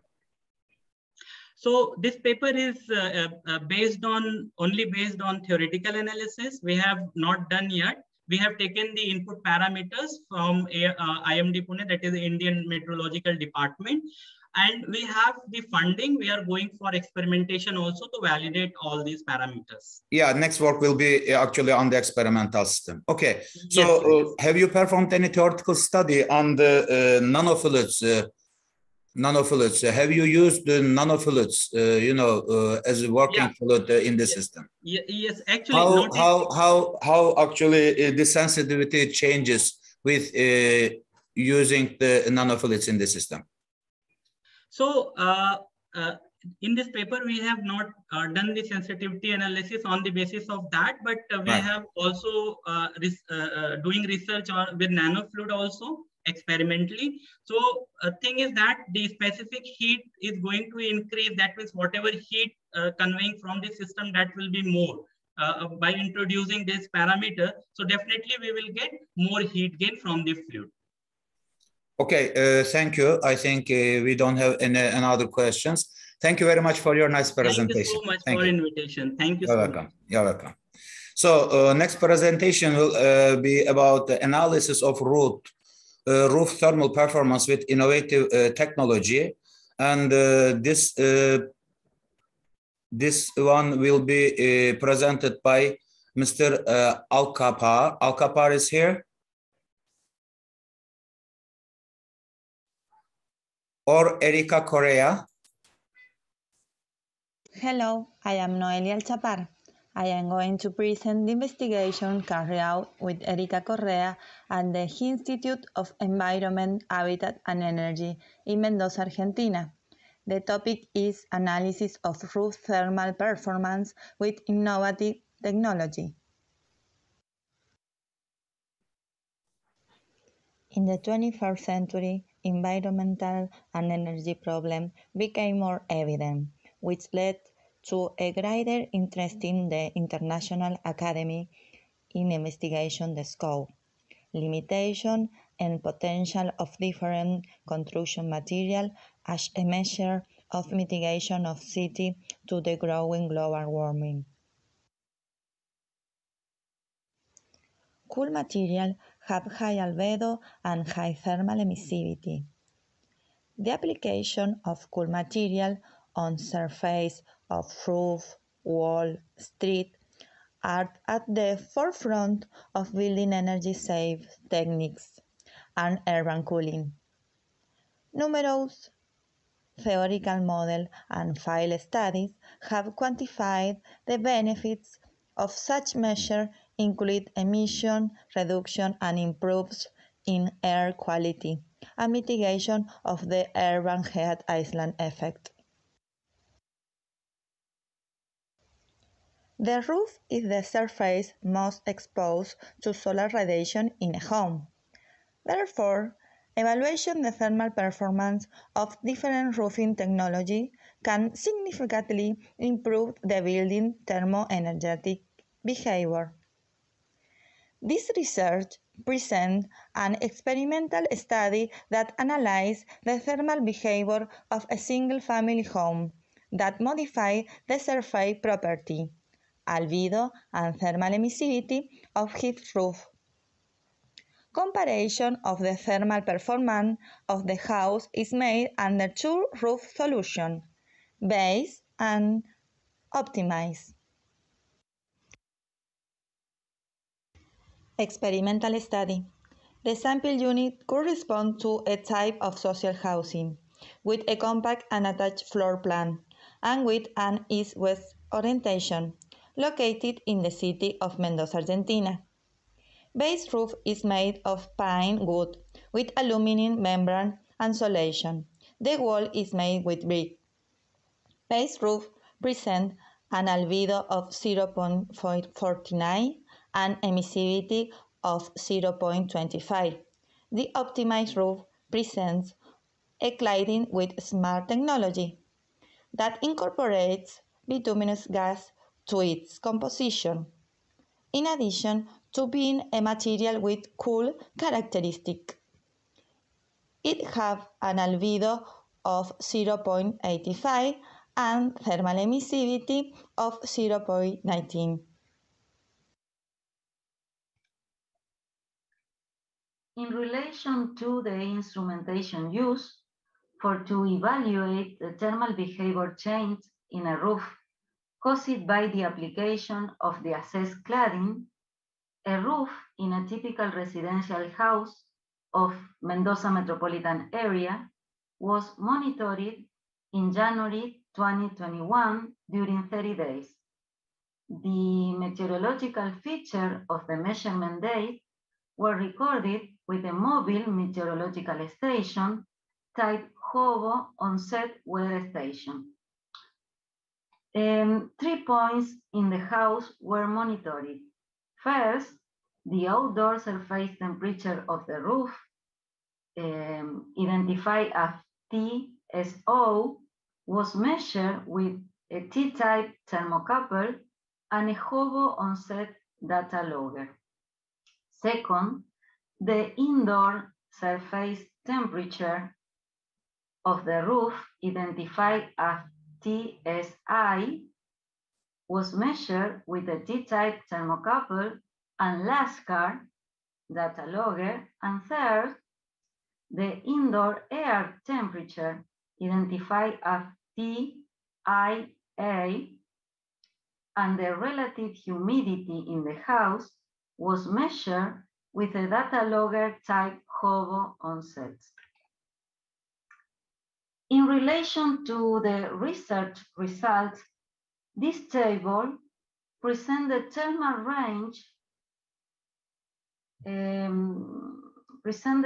range monitored during the test for both base and optimized roof. As can be seen, the results show that all evaluated temperature decreased for the test with the optimized roof, with higher impact over surface temperature. For instance, the maximum roof surface temperature registered in the optimized roof is near to 39 degrees Celsius. Meanwhile, maximum roof surface temperature registered in the base roof is near 57 degrees Celsius. In other words, the application of the studied cladding diminished 18 degrees Celsius the surface temperature of the roof.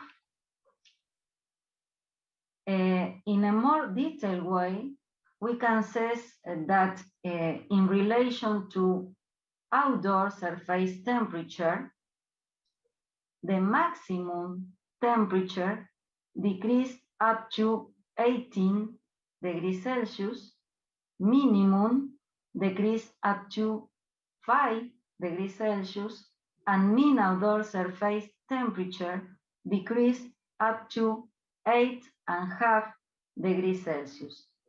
In relation to indoor surface temperature, the maximum decreased up to 5 degrees Celsius, minimum decreased up to 2.5 degrees Celsius, and mean indoor surface temperature decreased approximately 3.5 degrees Celsius. Finally, in relation to indoor air temperature, the maximum decreased up to 3 degrees Celsius, minimum decreased about half degrees Celsius, and mean indoor air temperature decreased up to 2 degrees Celsius. It is highlighted that air indoor temperature are strongly related with energy demand for the air conditioning in summer. According to previous studies, Al-Chapar et al. 2021, it has been estimated that the change in the albedo roof decreases approximately 2.5% the energy consumption for cooling per every 10% increase in roof albedo. These findings are for a typical residential house located in Mendoza metropolitan area of Argentina, which has an efficient roofing solution, for instance, insulation thickness about 10 centimeters.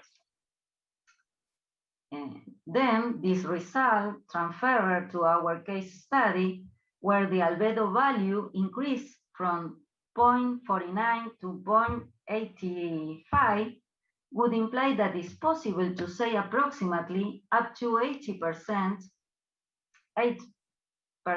of the energy consumed for summer thermal conditioning, only from the application of the analyzed coating on the roof. This energy saving could be greater if we take into account that typical residential home in the city has frequently less insulation thickness. As a conclusion, we can say during the monitored summer period, the optimized roof solution shows better thermal performance than the base roof. The innovative cladding achieved drop of after 18 into the outdoor surface temperature and up to 5 degrees Celsius in the indoor surface temperature of the roof. The indoor air temperature dropped up to 3 degrees Celsius.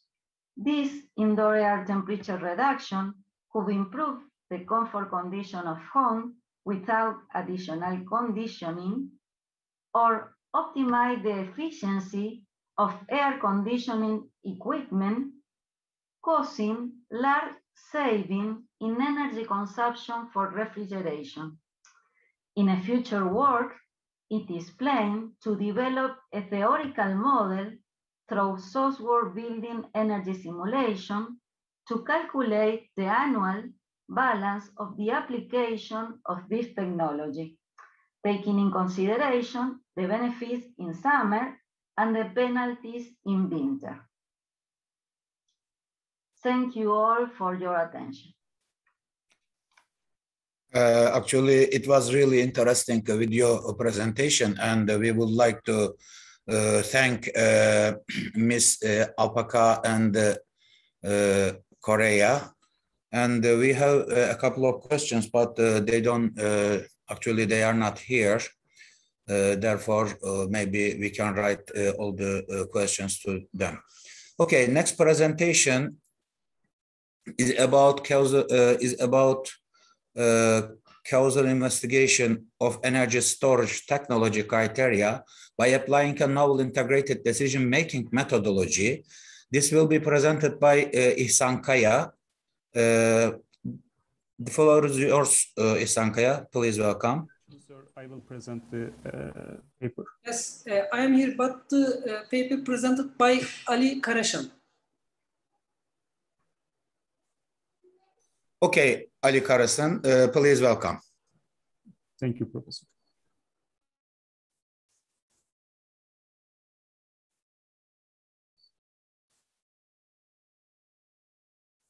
I think you all see my screen.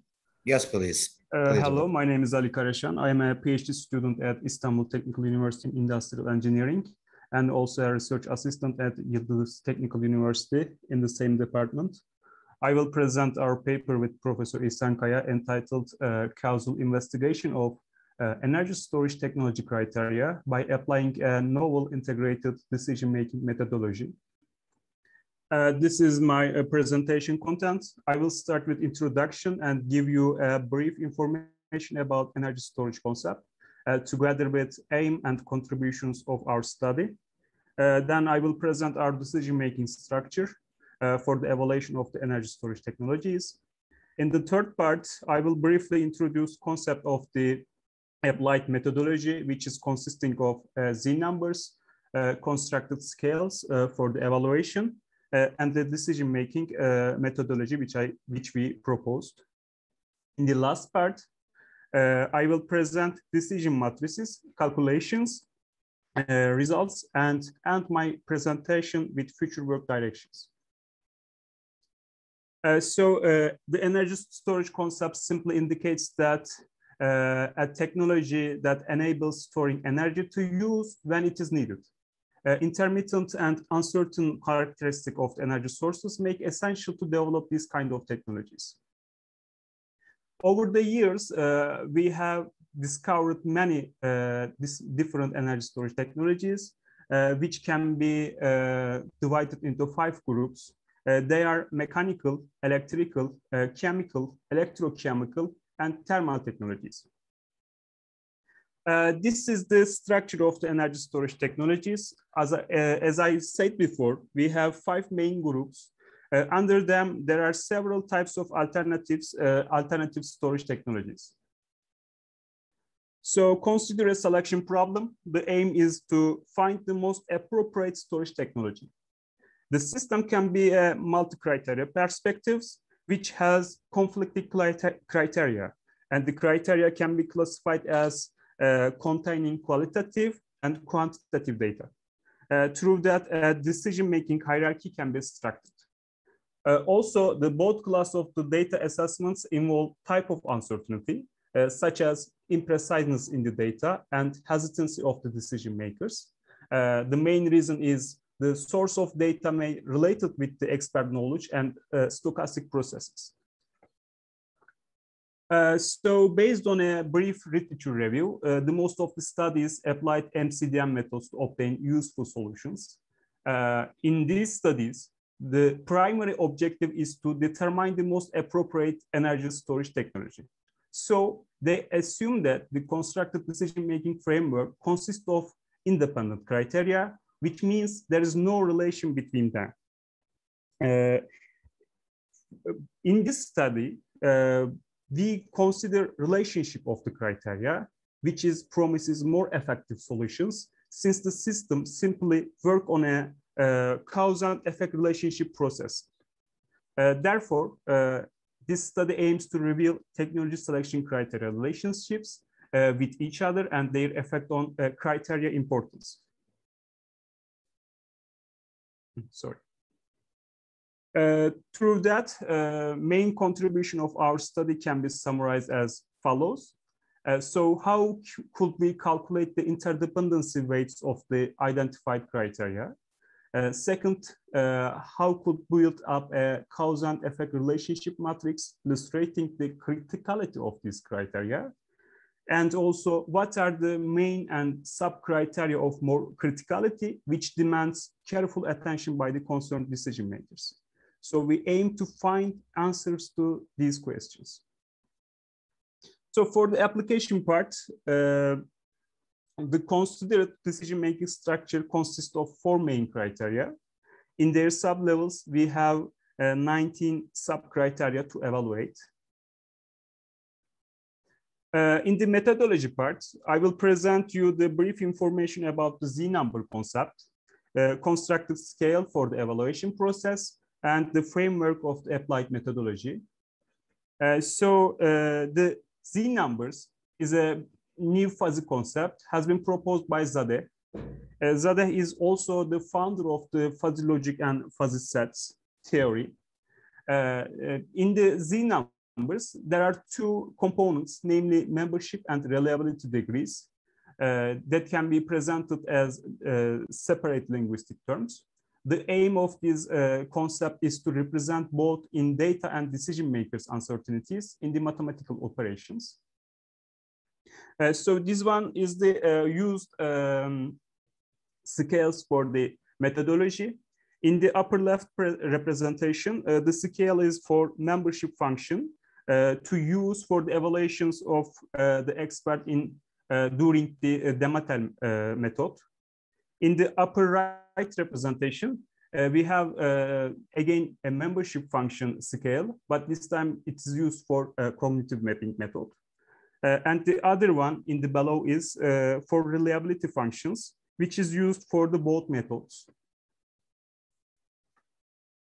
You now see the applied methodologies framework. At first, we applied Demetel to obtain relationship matrix. Input of the method is the expert evaluation of the relations. The input is artificially created, since this is the preliminary work.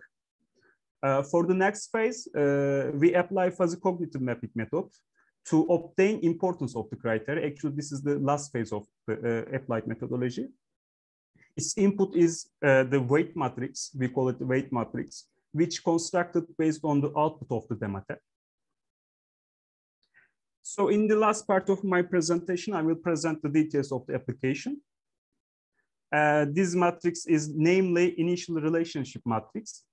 It seems a little bit complex, so I will give you an illustration to clarify the assigning process of the values. As you see in the table, for the evaluation of effect of C11 to C11 is determined as no influence, which is for membership function. It is used to represent preciseness of the data. Its reliability function is equal to very high determinacy, which is representation of the hesitancy of the decision makers.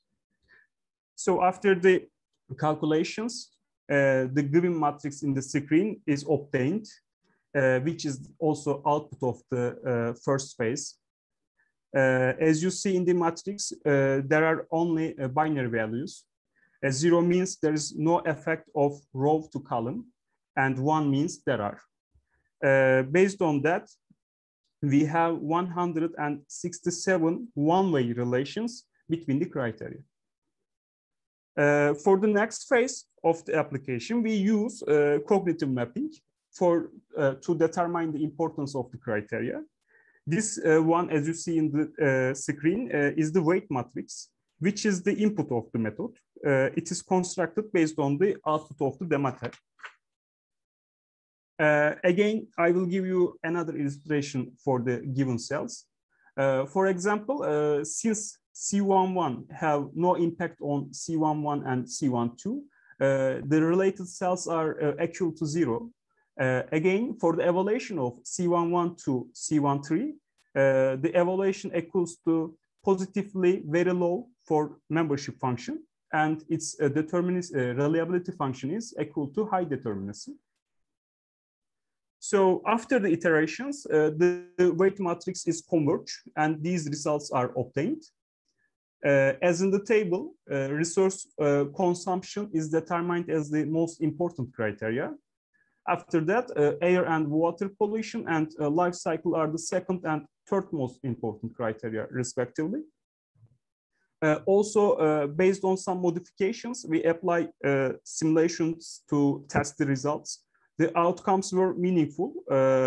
What we say about that is the applied methodology can promises effective results while determining the importance of the criteria for the selection of the energy storage technology problem.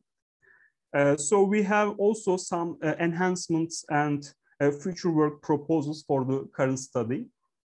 First of all, the use decision-making structure is also only considered a literature review structure, but we may extend it by also investigating international quality standards and expert knowledge. So we may have a more comprehensive decision-making structure. While if we try to do that, we obtain a more comprehensive decision-making structure. Secondly, we may use a multi-expert procedure, which means we will have a data set with a wide range of evaluations. In this procedure, experts can be grouped as from the industry, from the academic, and from the policymakers Through that, each of the group evaluation can be fused to obtain an aggregated input data.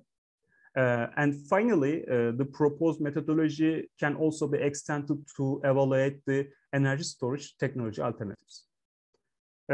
Thank you for your attention. If you have any question, I would love to answer. Thank you, Mr. Karazan. Actually, we have a couple of questions. First of all, you mentioned about the energy storage. What kind of parameters actually we have to take into consideration in order to use the decision-making methodology for hydrogen storage? Professor, actually, we take this concept by considering all types of energy sources, so not only hydrogen.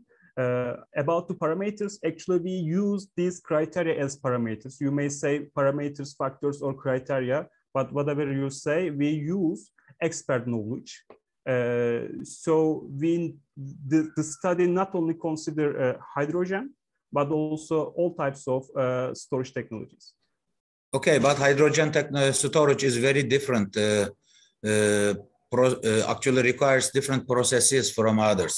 Therefore, maybe we have to pay more attention to understand how can we use this decision-making methodology for this process. Another important thing, for example, if we have compressed hydrogen storage system and we want to use this decision-making methodology, and you know, the uncertainty is very important. Yes. Uncertainty is very important. How did you calculate, for example, how did you calculate the uncertainties for this methodology? What kind of governing equation do you have to take into consideration?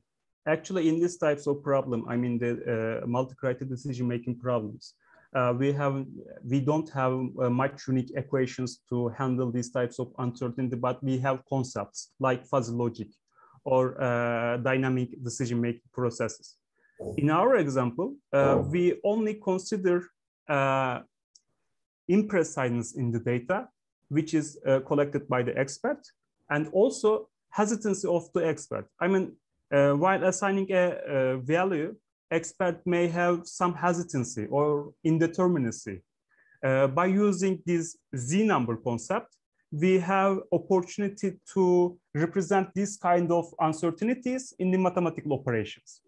And also about your first question about the hydrogen storage technologies, as you can see in the decision-making structure, most of the criteria are, how to say, a common evaluation criteria, such as social acceptance.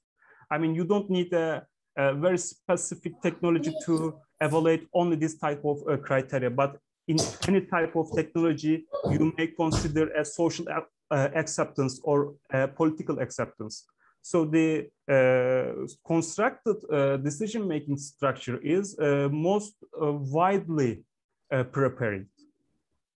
So actually, as far as I understand from your presentation, actually we are using all these parameters for performing the assessment of sustainability. You know, when we perform the sustainability analysis, we are using the technical characteristics, economical aspects, environmental aspects, social and cultural and everything. Yes. So what is the difference? What is the difference between the decision-making methodology and the actually assessment, actually the calculation of the sustainability? Is there any difference between them? Because your parameters are very similar. Yes, you are right about that. I mean, if you try to focus on sustainability manner, you may focus on, how to say, more technical characteristics. But if you focused on environmental aspects, you will have more important about the, how to say, carbon dioxide intensity or air pollution. So what we are trying to do here is about actually doing a more comprehensive evaluation structure that consists all of these. It is not. Yeah, actually, you need to extend all the parameters for better understanding this methodology. Thank you for your nice presentation. Thank you, Professor. Thank you. And the next presentation is about the hot air drying of spherical moist objects in a 3D rectangular channel. Who will present this one? I am Seda Özcanor.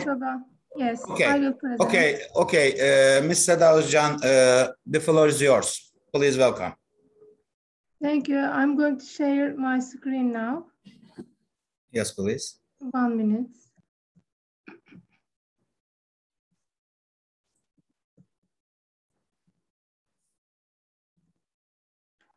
Do you see my screen?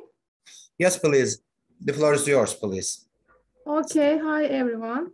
I'm Seda Özcan Çoban. I am a doctorate student in Manisa Celal Bayar University. And my presentation today is about a hot air drying of spherical moist object in a 3D rectangular channel.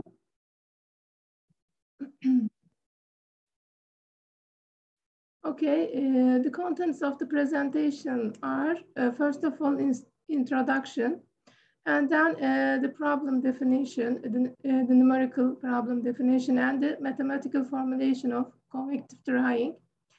And after that, solution methodology, results, and conclusions. First of all, if you ask that what drying applications are, they are industrial or domestic drying applications of moist products is dehydration, dehumidification process for several purposes, which depend on type and utilization of the products with ensuring end product quality, and energy transport from ambient area to humid solid and moisture transfer from humid solid to surrounding area take place during drying process. Various types of dryers are commercially in use, while R&D studies for novel dryer systems are also being performed. The main reason of this diversity is connected to the variety of products being dried. They are foods, and they are industrial products, drugs, and wooden products. And there are various kinds of products are being dried. And in order to achieve the best performance of drying with lowering the energy consumption, dryers can be classified in different ways by considering various drying methods. You can see in the chart the classification of dryers. They are classified by heat transfer input, solid handling, and operation mode. The heat transfer input can be in convection, conduction, radiation, electric fields, or the combination of those methods. And solid handling, static bed, moving bed, fluidized and dispersed dryers. And the operation mode can be classified as the continuous dryers or batch dryers. The subject of our study is convective drying. If we ask what convective drying is, it's a conventional thermal method for dehydration of moist products. In this method, in this process, hot air flows over the surface of the moist object, and the material temperature increases due to the convective heat transfer. At the same time, the water in the material evaporates due to the increasing temperature. The vapor moves to the material surface under the effect of convection and diffusion, and then it is carried away by surrounding air, which leads to the gradual decrease of moisture content. The evaporation happens from the inner sides of the object until the moisture content reaches a threshold value. And you can see our problem definition, our problem geometry. It's a three-dimensional geometry. In this problem, 6 identical spherical moist objects are located vertically at the center of the rectangular channel, as every 2 objects grouped side by side, and every group is located one behind another. The height of the channel is 0.05 meters, and the length of the channel is 20 times the height. Hot air blows with 5 different temperatures between 303 kelvins and 343 kelvins. Velocity of drying air varies with 5 different values between 0.1 meter per second and 0.5 meter per second, and effect of those parameters on drying performance is investigated. You can see the governing equations for external flow domain of the streaming hot air. You can see the mass conservation, momentum, and energy equations for the hot air. And you can see the equations for porous domain. The water inside the porous domain exists in liquid phase and gaseous phase, and the representative elementary volume is presented to express those different phases. Those are the solid part, the liquid part, which is the vapor in this problem, water in this problem, and the gaseous part is the water vapor and air. And those volumes are used for defining porosity. And saturation of liquid water and water vapor is defined as the fraction of pore volume of water or gas to the total pore volume. In this problem, liquid water saturation is used for defining the moisture content inside the porous domains. You can see the governing equations of porous domains, the mass balance equations. Here evap is the evaporation rate and vector is the total flux, which is described by Darcy's law due to the pressure gradients and Fick's law of diffusion.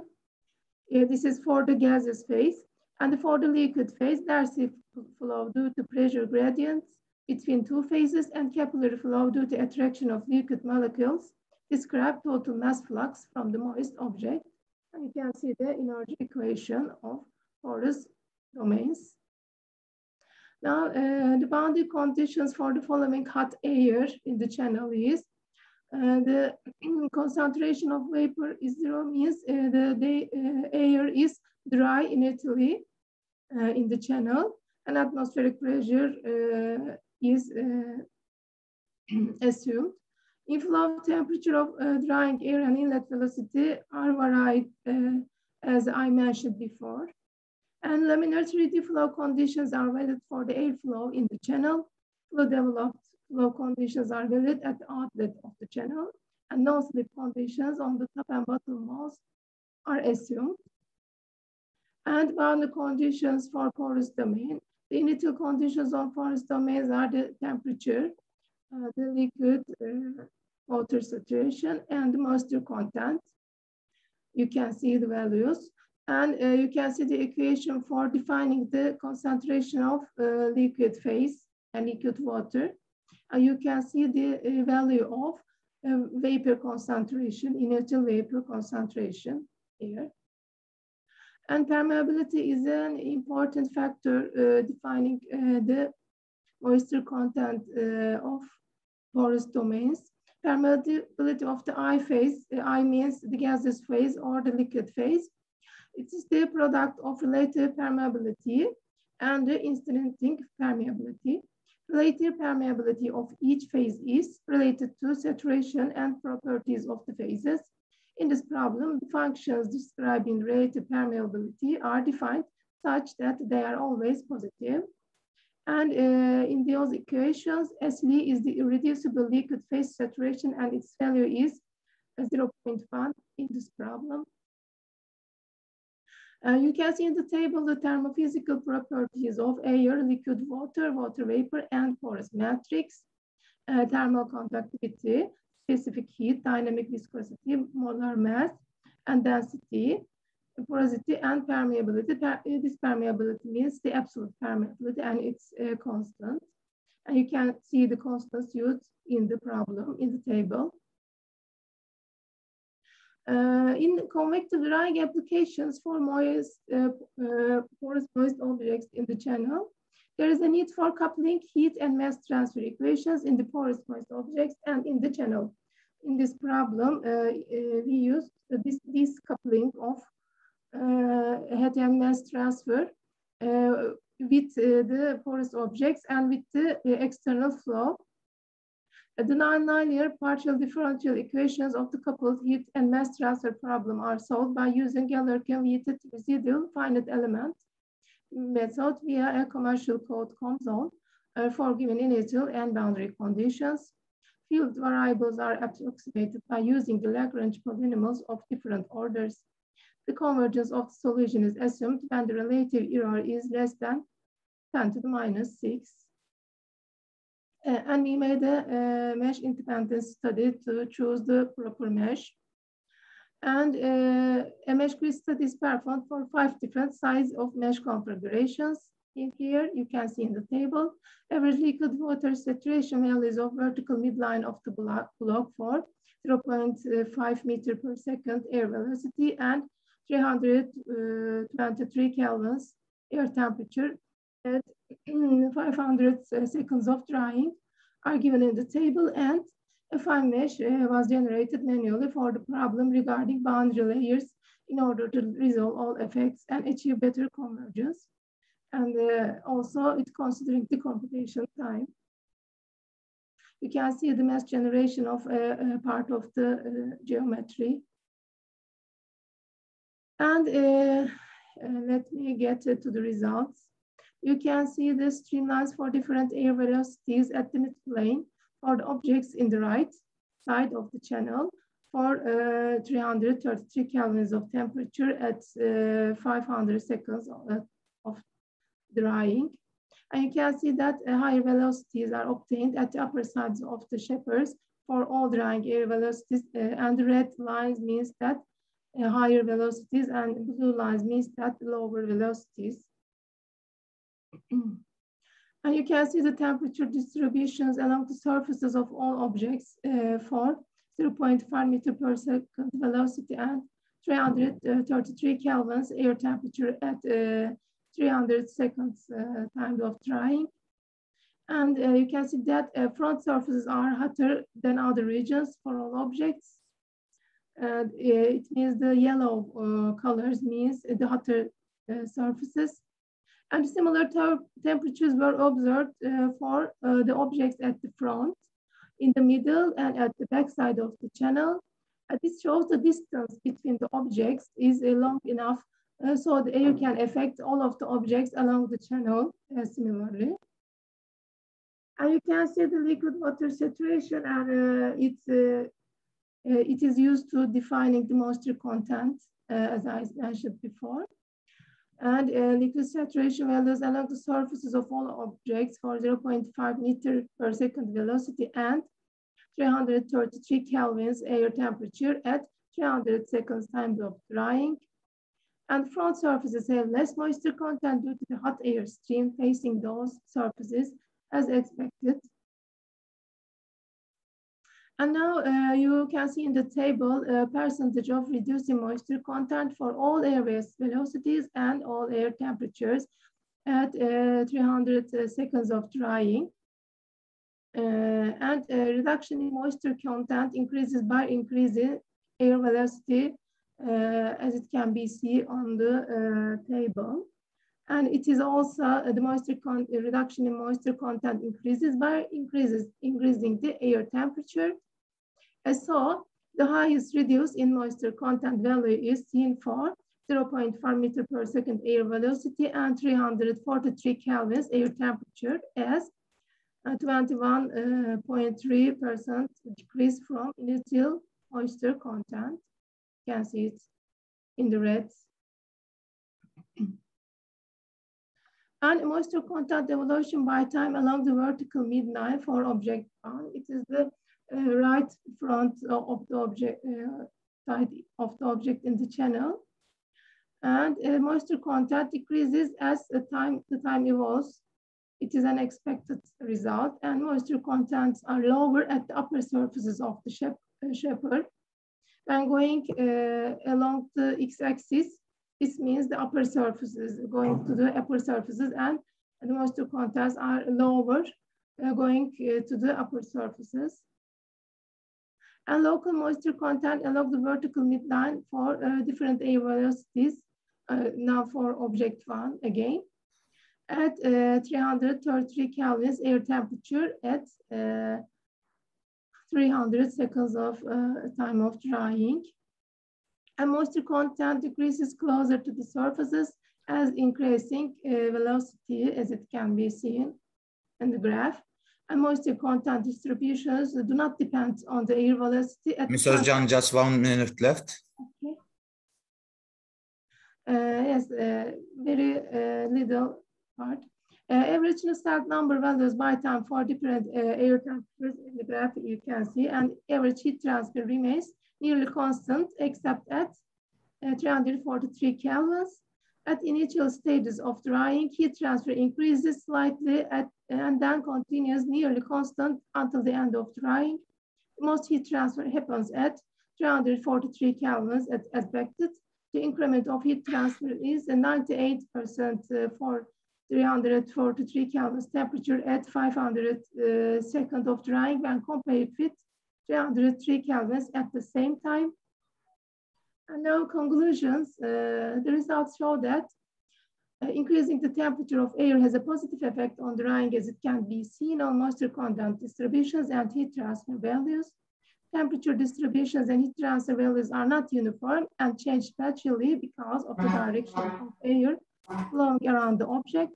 The front and top sides of the shapers dry faster than the other sides. The distance between the objects is proper because the hot air stream affects equally to the objects in the middle and at the back of the channel with the front object. Further investigation can be done with different shapes of moist objects and different configurations of the objects in the channel. This is the achievements, and these are my references. Thank you. Thank you, Ms. Özcan, for your nice presentation. Actually, we don't have any time to get some questions, and maybe I can ask one. What kind of actually technology, drying technology, you propose for spherical objects? We try to make the you know that there is a conveyor belt dryers, and we try to investigate the conveyor belt dryers. It means it's a convective drying method, and this problem is similar with a conveyor belt dryer, but not a moving conveyor belt. Also, we made the moving bed dryer configurations, and we made the numerical studies for the moving objects. But this is the static convective dryer. It can be the ovens. There are ovens that drying ovens with the plates, long plates. It can be similar with the oven dryers. Okay. But Thank you. Not a very high temperature, not so very high temperature. Okay. Thank you for your presentation. Thanks. Thank you. Thank you. Next, move to another presentation. Next one will be about the design and modeling of a multi-generation system driven by waste heat of a marine diesel engine. This one will be presented by Mr. Demir. Mr. Demir is here. Yeah, I am here. Can you hear me? Okay, I hear you very well, and the floor is yours. Please welcome. We'll listen to you. Thank you.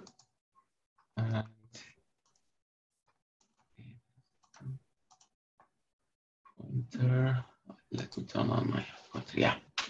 Good afternoon, everyone. I'm Maritime Demir, assistant professor at Istanbul Technical University. Today, I will present our study on modeling of a marine engine waste-driven multi-generation systems for marine vessels. This study is conducted with me and one of my students, Mr. Furkan Çitakoğlu. Here is the outline of the speech. First, I will make a brief introduction, then mention about the motivation and the objective of the topic, and propose the system, explain the analysis procedure. Then I will end my speech with the presentation of the results and the concluding remarks. The maritime sector today emits approximately 2.5% of the global carbon emission, and this one equivalent to 940 megaton per year. And also the maritime transportation holds 90% of the global commercial volume. So, and it's not expected that these numbers will decrease soon. So that the International Maritime Organization, IMO, which is also a specialized agency for of the United Nations responsible for regulating shipping, has committed to reducing emissions by 50% or more by 2050. And there are several pathways to the decarbonization. Say, for example, you can replace your current bunker fuels with LNGs, or you can use liquid ammonia or hydrogen-based fuels instead of burning marine fuel on larger ships, or you can use hydrogen fuel cells in smaller ones. Even you can get benefit from the hybrid systems driven by the waste heat of the marine engines. Even though some of these methods not preferable in the long term since they don't offer zero carbon emission, but still they can serve us as a transition mechanism until technologies emerge that make hydrogen-based fuels more economically attractive. And if you check out the figure above, a main engine fuel energy efficiency is around 50%, which is relatively high, by the way, but still there is a 50% is wasted. And if you check the figure again, the primary source of the waste is the exhaust gas dissipation, which accounts almost for the half of the waste and 25% of the fuel energy. So there are many options on the table. You can get benefit from the marine engines waste heat. If you go with the conventional methods, you can use turbochargers, economizers, steam turbine generators, which is also simply a steam-driven turbine connected to a generator via a gearbox. And this steam is produced in a large exhaust gas-driven boiler installed on the main engine exhaust gas piping system. But if you may look for a more compact design if you don't have enough room in your main engine compartment, and if you don't want any more moving parts, you can go for the thermoelectric generators or other passive systems. If you are willing to have fresh water, you can utilize that heat for desalination directly, or you can store the thermal energy into chemical form as hydrogen, or one step ahead, you can later on convert that hydrogen into some other synthetic fuels such as methanol, ammonia, and etc. And cooling, heating, and ballast water treatments are other possible options for the marine engine waste heat recovery. Personally, I consider 2017 as a milestone for marine vessel systems, and here are the reasons. First, Ballast Water Management Convention became effective that year, and this convention aims to prevent the spread of harmful aquatic organisms from one region to another region and halt the damage of marine environment from ballast water discharge. And from 2024, all ships are required to have an approved ballast water management treatment system, which may cost up to $5 million to install the existing ships.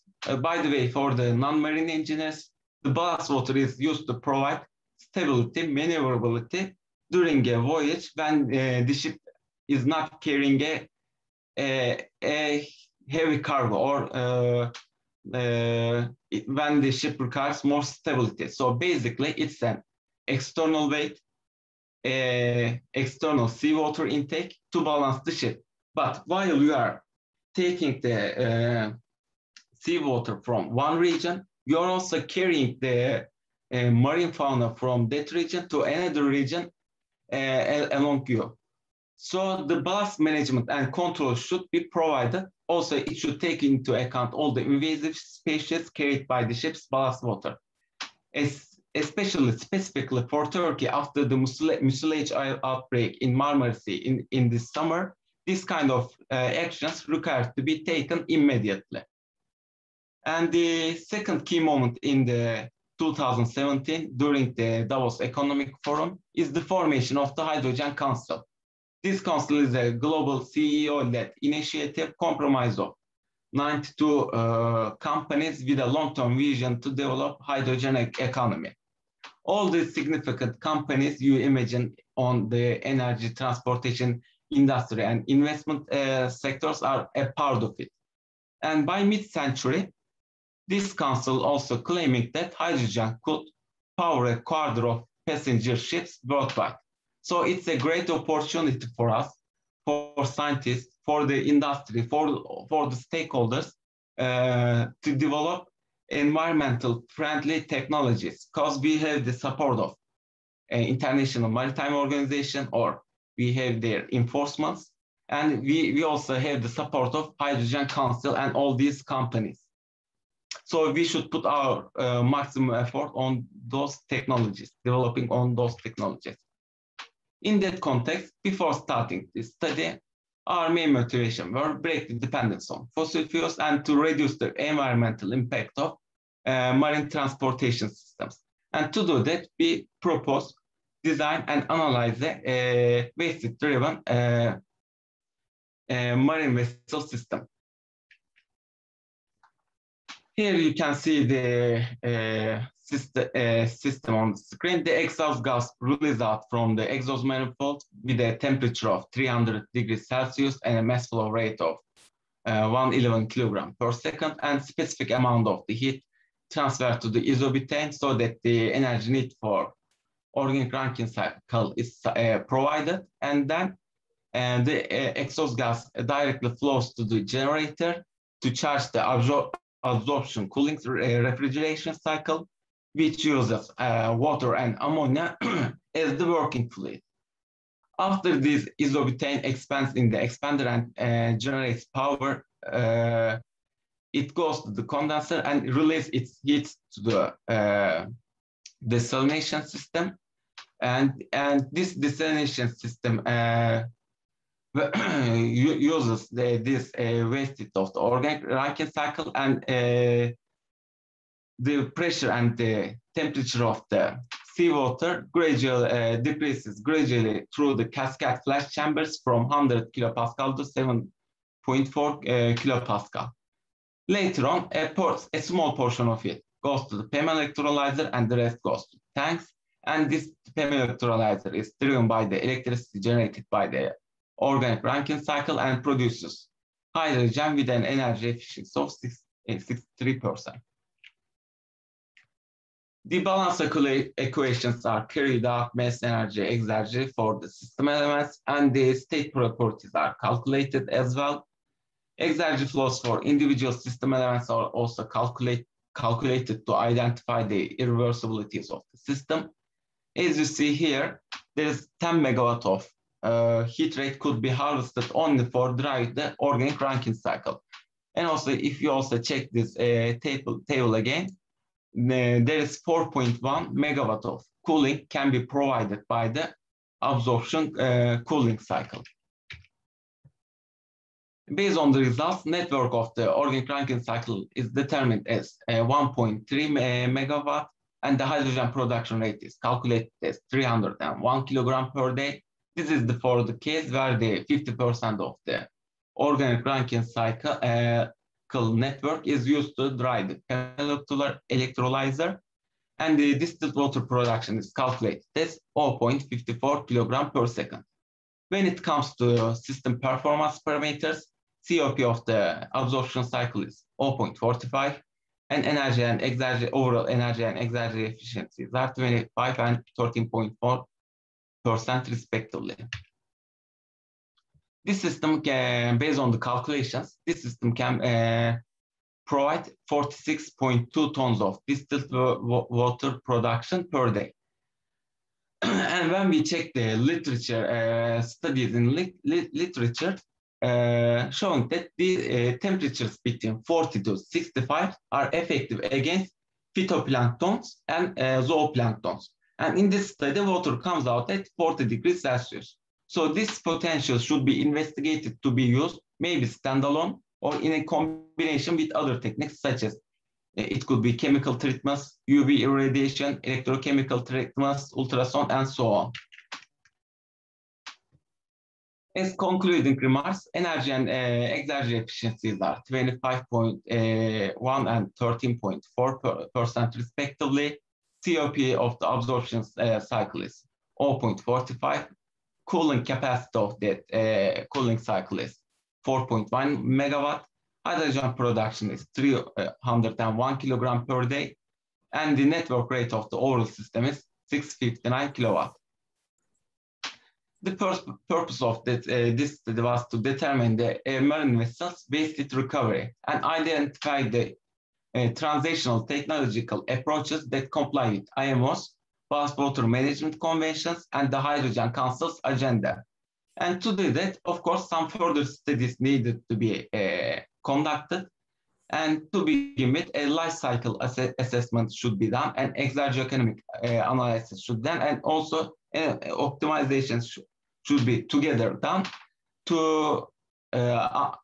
assess the system practicability of the system in a broader extent. And thank you for your attention. Thank you, Mr. Demir. I think we don't have any question in the question box, but I have a question. Actually, you have a layout of the system, and my question is about actually you can apply this system in practice for the marine applications. Yeah. Actually, Professor, I checked some of the systems individually, and there are some absorption cooling systems for the marine vessels, and it takes 6 meters, 2 meters, and 3 meters. 6 meters length, 2 meters width, and 3 meters with a width. They are using such systems in marine vessels, and all the other also applications such as steam turbine generators and the fresh water productions are also used in the marine vessels. But of course, such an integration should be investigated in further studies. But all those system components are used separately in the marine vessels, and they are all in the range of the practical applications. Yeah, in the practical application, the capacity of the COP of such system I checked in the some catalog, they were claiming that again it was around 4 megawatt of cooling provided by the absorption cooling system, and it is used in the marine vessels. So actually, you can use the subsystems and sub-technologies separately in the marine technology. Yeah. However, you are performing an integration.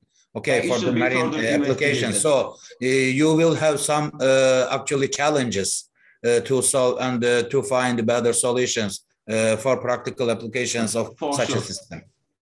For sure. Okay, thank you, Mr. Demir. Thank you. Let's move to another presentation. Next presentation is about the exergetic analysis of a new hybrid vehicle operating with carbon-free fuels. Mr. Mohammed Azat is here. Yes, I'm here. Yeah. Okay, Mr. Mohammed Azat, the floor is yours. You have 12 minutes. Please welcome. Okay.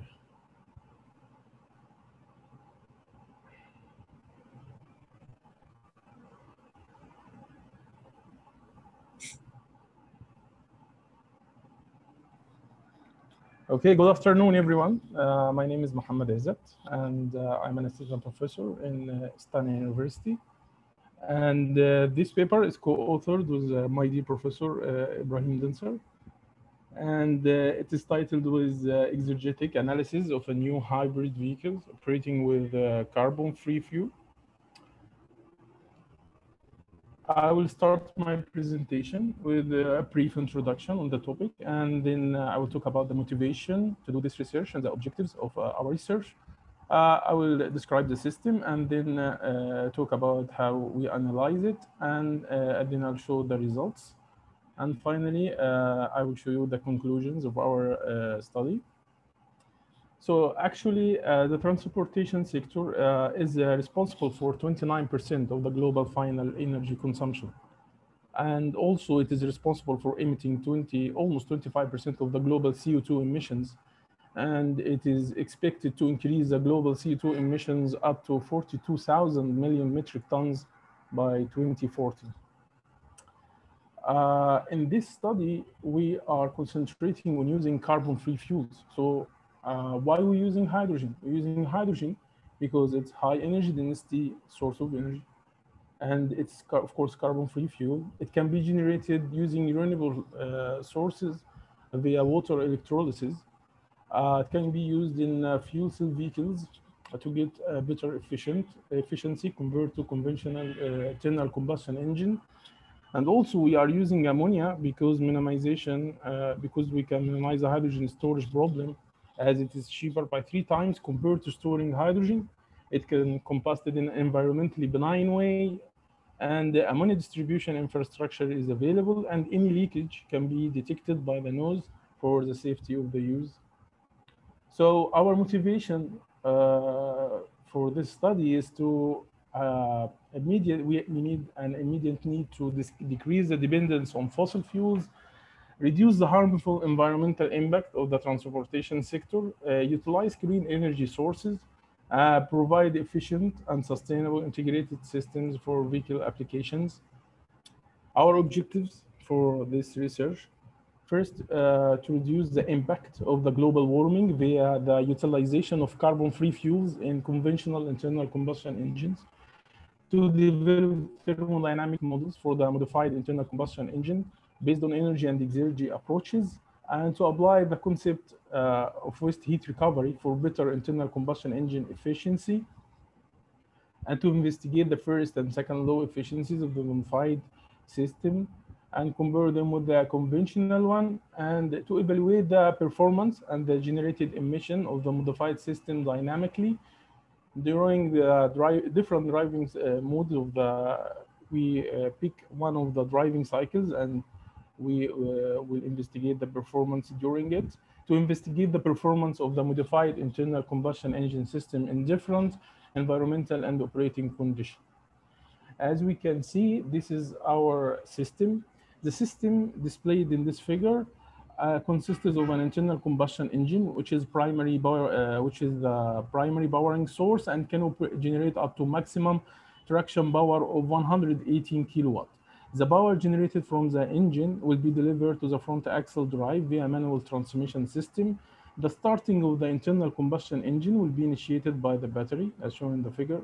The internal combustion engine will be fueled with the ammonia and the hydrogen fuels with mass ratio of 1% hydrogen to ammonia. Ammonia is supplied to the internal combustion engine from the liquid NH3 tank placed at the rear of the vehicle. The liquefied ammonia will leave the tank and enter the pressure regulator at state 1. Ammonia leaves the pressure regulator at state point 2, and the main stream then will be divided into 2 streams. The first one enters the internal combustion engine at state point 4, providing the internal combustion engine with the required ammonia fuel, while the second one will be used in the ammonia thermal cracking process via the dissociation and separation unit. The heat required for the ammonia decomposition process will be provided by the high temperature exhaust gases which leave the internal combustion engine. The exhaust gases enter the dissociation separation unit at state point E8 and leave the unit at state point 9, and the ammonia inside the unit will be decomposed and separated into hydrogen and nitrogen.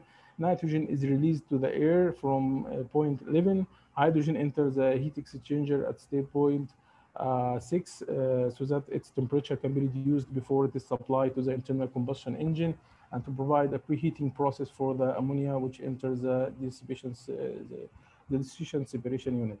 Hydrogen exits from the heat exchanger at state point 7 and enter the internal combustion engine to enhance the combustion process of the ammonia.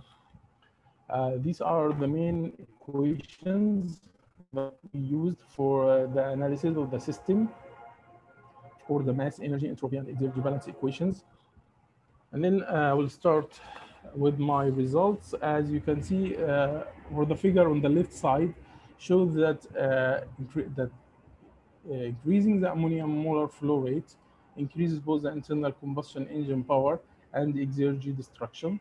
And also we have the torque here. You can see the torque with the red line, torque of the engine. On the right side, we can see that increasing ammonia flow rate will increase the amount of hydrogen produced from the ammonia, from the dissipation separation unit, and the maximum amount of hydrogen that can be produced from the system is also shown in this figure, and it is named under potential hydrogen production.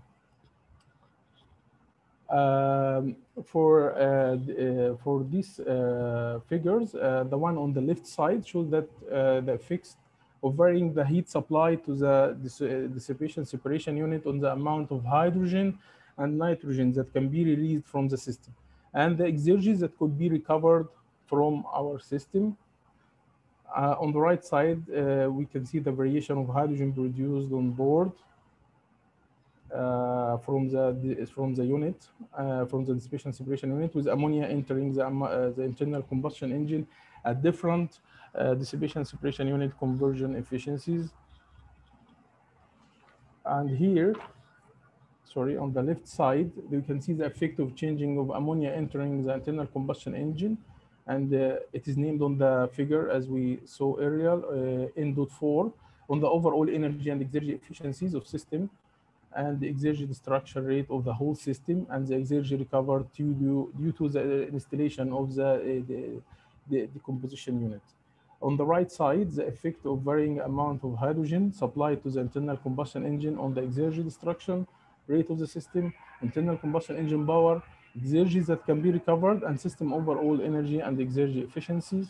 The first figure on the left side, here we have a constant amount of hydrogen supplied to the system, and on the left side, it's N.7, and on the right side, there is a constant amount of ammonia. So we can see the effect of increasing the amount of hydrogen entering the system. Now, we did a dynamic analysis because vehicle is a dynamic system. So to investigate it right, we had to do the dynamic analysis. We used the WLTP driving cycle, which consisted of four phases with a total duration of 1,800 seconds. The vehicle in these phases experiences transition modes such as acceleration, deceleration, idling. This is mainly to evaluate the vehicle performance in every possible driving condition. The first phase is called the low phase, and its duration is 589 seconds. The vehicle in this phase attains a maximum speed of 56.5 km/h. The second phase is called the medium phase, and its duration is 433 seconds. And the vehicle can attain maximum speed of 76.6 km/h. The third phase, called the high phase, its duration is 455 seconds, and the vehicle can reach a speed of 97.4 km/h. The final phase is called the extra high phase, and the duration is 323 seconds, and the vehicle can reach a maximum speed of 131 km/h.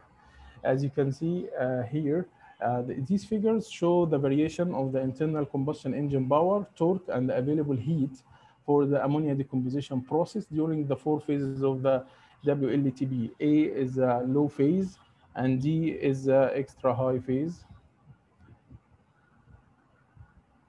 And here in this slide, these figures show the variation of ammonia supplied to internal combustion engine, and it's mentioned on the figure as N.4, ammonia supplied to dissipation separation unit, N.5, hydrogen produced from the unit, N.7, and nitrogen released from the unit, N.11, and also the maximum hydrogen production that can be released from the unit during the four phases of the WLTP driving cycle. And here for this slide, we can see the variation of the exergy destruction in the proposed system and the exergy recovered during the four phases of the WLTP driving cycle. And these results, or this technique to combine the dynamic analysis with exergy analysis is very unique, and is not in the literature. And here we can see the variation of the exergy recovered during the different modes of the vehicle, and also the potential exergy recovered, because not all the heat going to the dissipation separation unit is used to produce hydrogen, because we need only 1% by mass to enhance the combustion. So we have a high potential to produce more hydrogen, and we have studied that we modify the system and add a fuel cell to enhance to use extra hydrogens that can be produced. So for the conclusions, the overall energy and exergy efficiencies of the system are found to be 31% and 28.85 at the maximum traction power of 118 kilowatt. Maximum exergy destruction rate in this system is found to be 168 kilowatt at system maximum output power of 118 kilowatt. Dissipation separation unit succeeded to minimize the exergy destruction rate in this system by almost 24 kilowatt when the system is operating at maximum traction power of 118 kilowatt. The maximum amount of the hydrogen that can be saved from the decomposition separation unit after deducting the hydrogen supply to the internal combustion engine from the total hydrogen produced is 1.076 mole per second at maximum internal combustion power of 118 kilowatt. The vehicle maximum speed is found to be 185 kilometer per hour with maximum gradability of 25.65 and the maximum acceleration of 1.01 meter per second square at the second gear. So these are the references that used in my presentation, and I'm up to any questions. Okay, thank you, Mr. Mohammed, for your nice presentation. I actually check my question box, so we don't have any. And I have a question. Have you performed any experimental study actually by using ammonia in an internal combustion engine? Yes, we are doing now some experimental studies to see how the things are going, but yeah, we are about to publish some stuff from our. So as you understand from your experimental study, you need to actually modify the engine, right? You have to perform some modifications on the engine. Yes. What kind of modifications you do? Okay, so actually the ammonia have slow flame temperature, and we had the option that we can increase the compression ratio of the internal of the cylinder because the ammonia has high octane number 120, and increasing the compression ratio will also reduce the possibility of producing the NOxes from the internal combustion engine. Also, we can have some modification to the ignition and the injection system because ammonia is stored in liquid phase and at 20 bar to ensure that ammonia is in liquid phase. So we need to have a pressure regulator and inject it in the right way. Also, the ignition need to be modified because it's different from the conventional gasoline engine. Maybe we can advance the spark plug time or something like this. And after that, we should use like a simulator to get the results of the driving cycles. And yes, that's it. Okay. Okay, thank you for your presentation. Ladies and gentlemen, dear listeners, we have already come to the end. And we had in this session 6 presentations, and we actually got very important knowledge from the presentations. And now I want to actually close the session. Therefore, in this regard, actually, I would like to thank you. I would like to thank the presenters and the listeners and the participants. Thank you and see you in next session. Okay. Thank you.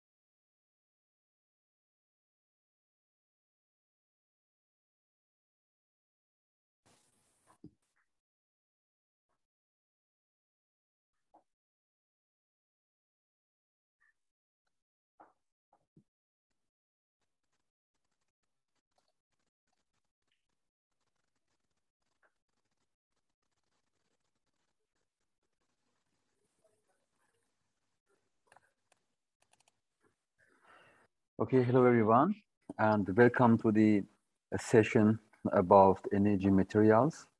This is general session number 14 of the conference. So we will have 6 presentations. We will have 6 presentations today, which again 50 minutes for each presenter. Of course, we can decide about the time of the QA, I mean 2-3 minutes. So it would be great if you can finish in 12 minutes so we can have 2-3 minutes for QA. Welcome again for the new participants that joined the program, I mean the session. I'm going to start with the first presentation, which is from Istanbul University, and will be presented by Mr. Mert Yıldırım. The title is about the nanocellulose energy applications, current status and future prospect. So, Mr. Mert, are you with us now? Thank you for introduction. Okay, floor is yours. Okay, thank you. We can start. Hello, everyone. My name is Mert Yıldırım. I'm a PhD student in Istanbul University, Cerrahpaşa. Our project name is Nanocellulose in Energy Applications, Current Status and Future Prospect. Outline, objectives, introduction, nanoscience, nanotechnology, nanocellulose, applications of nanocellulose in energy, conclusions, and acknowledgements. Objectives. Firstly, the objective of this review, the properties of nanocellulose, is introduced. Secondly, the main objective of this review is to review the use of nanocellulose materials in energy devices such as supercapacitors, lithium-ion batteries, and solar cells. With the increasing consumption of fossil fuels and environmental concerns, green energy development and storage technology has become a major topic.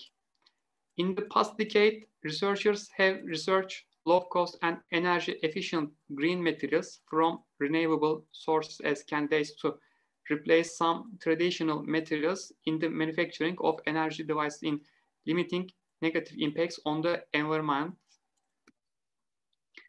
Over the last 2 decades, the application of green, sustainable, renewable, and biocompatible materials has become increasingly important for producing various high-value products with low environmental impact.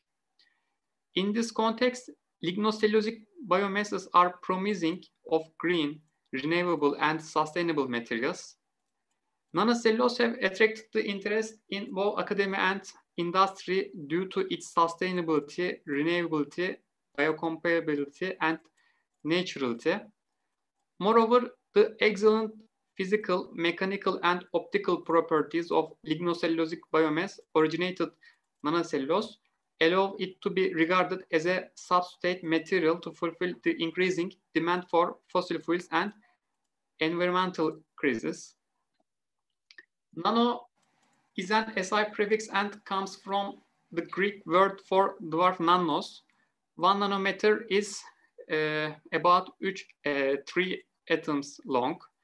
As see figure 1, nano, micro, and macro size matters.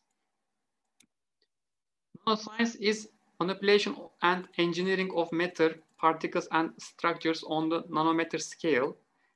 The branch of technology that deals with dimensions and tolerance of less than 100 nanometers, especially the manipulation of individual atoms and molecules, is considered to be nanotechnology. Lignocellulosic biomaterial structure mainly consists of 3 primary biopolymers, such as cellulose, lignin, and hemicellulose.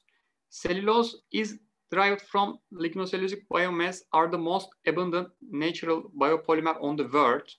As seen, figure 3, structure of plant cell wall in lignocellulosic biomass, which is consisted of lignin, hemicellulose, and cellulose. Nanocellulose is nanoscale cellulose-based materials isolated from trees, annual plants, agricultural resource, and algae or generated by bacteria or tourniquets. Cellulose-based nanomaterials have many unique characteristics, including a large surface area, high mechanical strength, a low thermal expansion coefficient, and excellent reinforcing potential.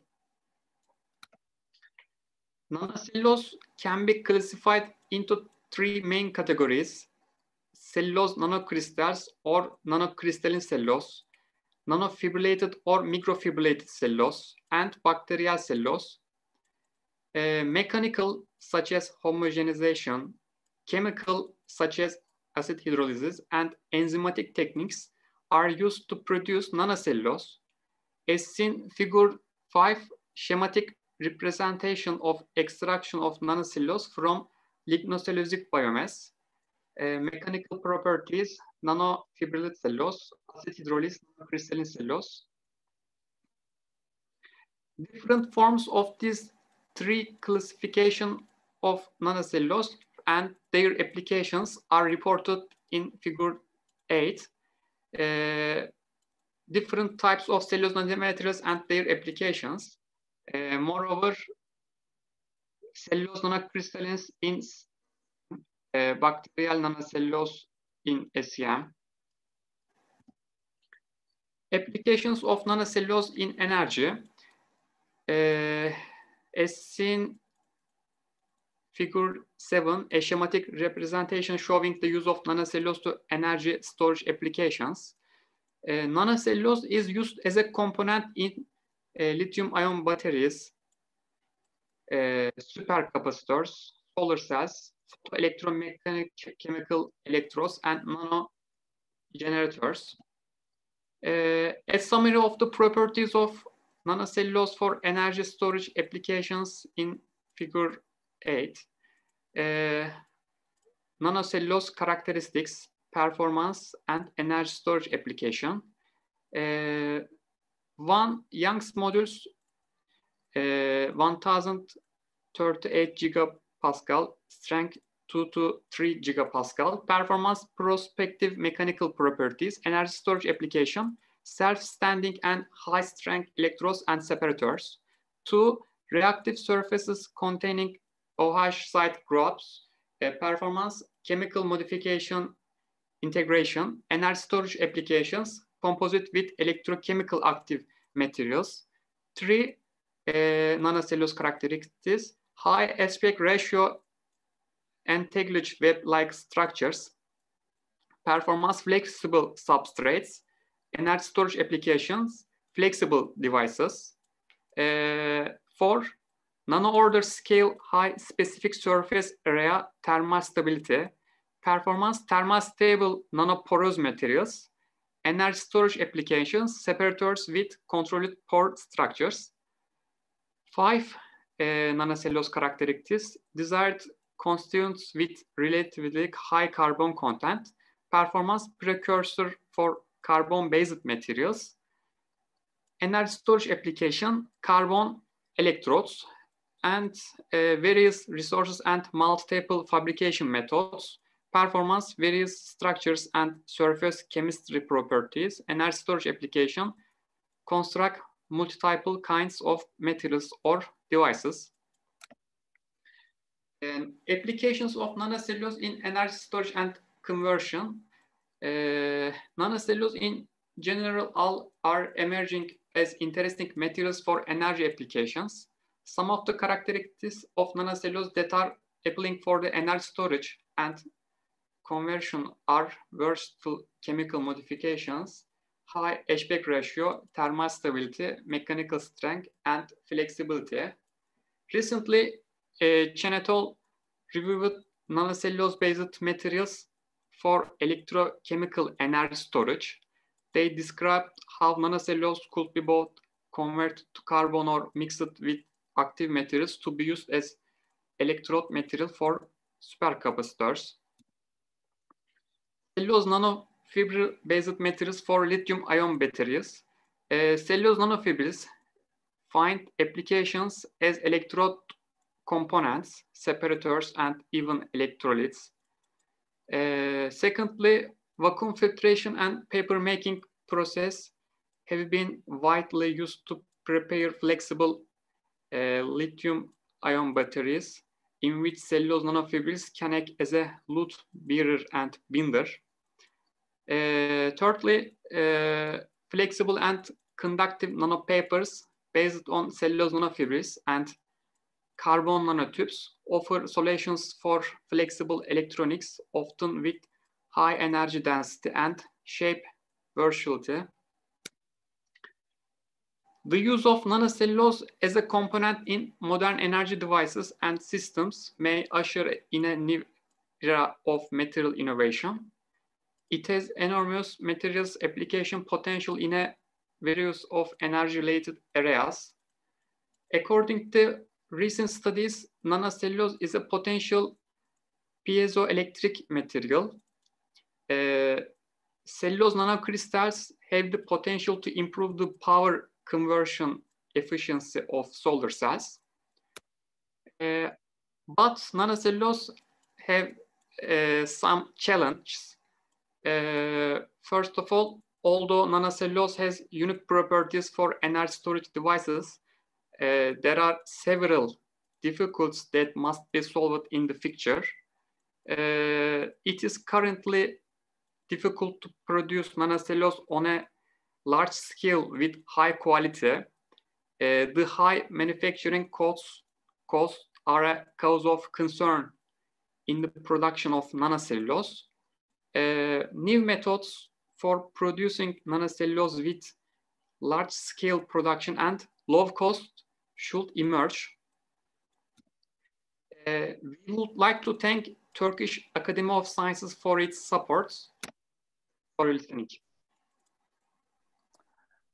Okay, thank you, Matt, for the presentation. You were on time. It's appreciated. So, dear participants, you can ask your questions. You can write in the chat box over there, and then I will read to the presenter. If there's any question, we have time for a couple of questions about the subject. Okay, I would like to ask a quick question from you, Matt. My question is about the nanocellulose, because nanocellulose materials are technically produced from the chemically based reactions, right? Not found naturally.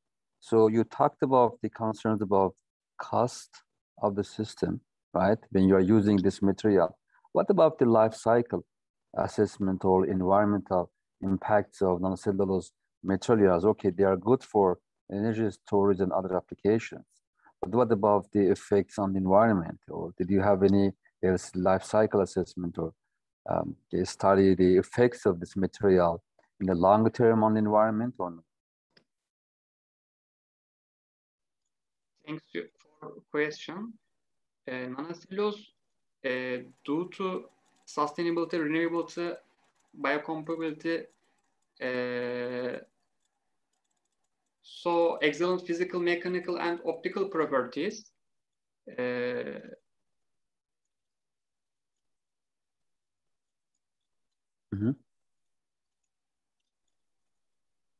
So, life assessment and environmental impact, low environmental impact. So you say that there is no concern about this material? That is what I understood. Yes, currently nanocellulose production is laboratory scale, not okay, in the process. Okay, any further question from you? I mean, audiences? Nice. It looks like there is no question. Thank you again, Matt, for the presentation. For again. Thank you.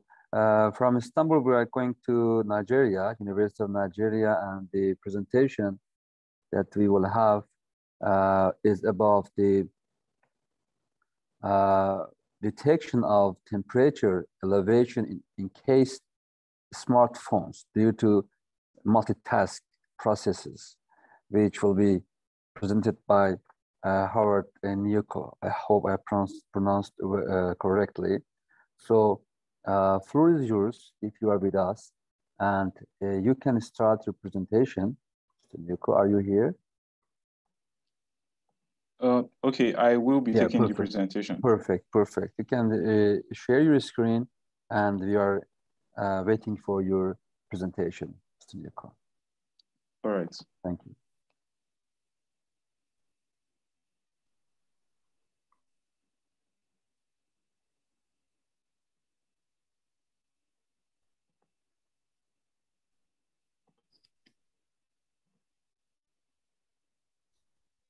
Okay, we see. Please make it full screen and start.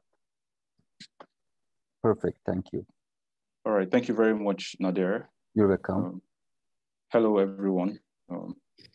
Good afternoon to you. My name is Chibuzo Ndubisi, and I worked on this project with Dr. Howard Njoku. We are both of the Applied Renewable and Sustainable Energy Research Group, Department of Mechanical Engineering, University of Nigeria, Nsukka. We want to appreciate each and every single one of you for tuning into this presentation, and we want to thank the Turkish Academy of Sciences for accepting our project into this prestigious conference. Our presentation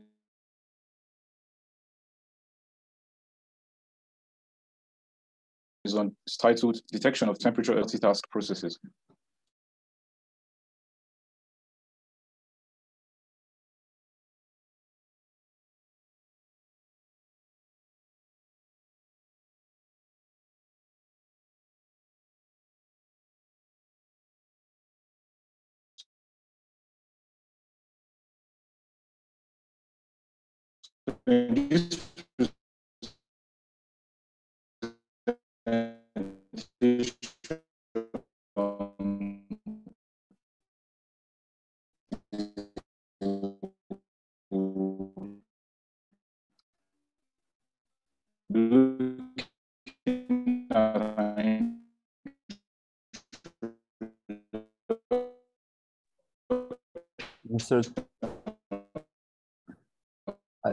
I think there is a connection problem.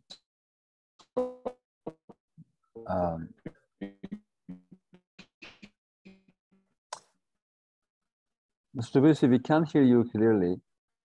There should be. Can you hear me?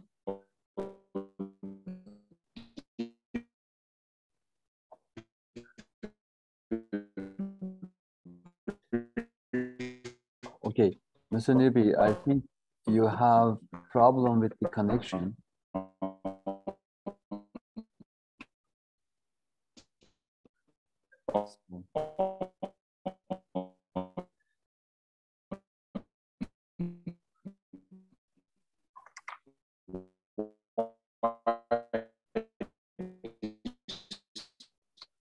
Mr. Chibuzo, there is a problem. Why we decided to make a study on the topic.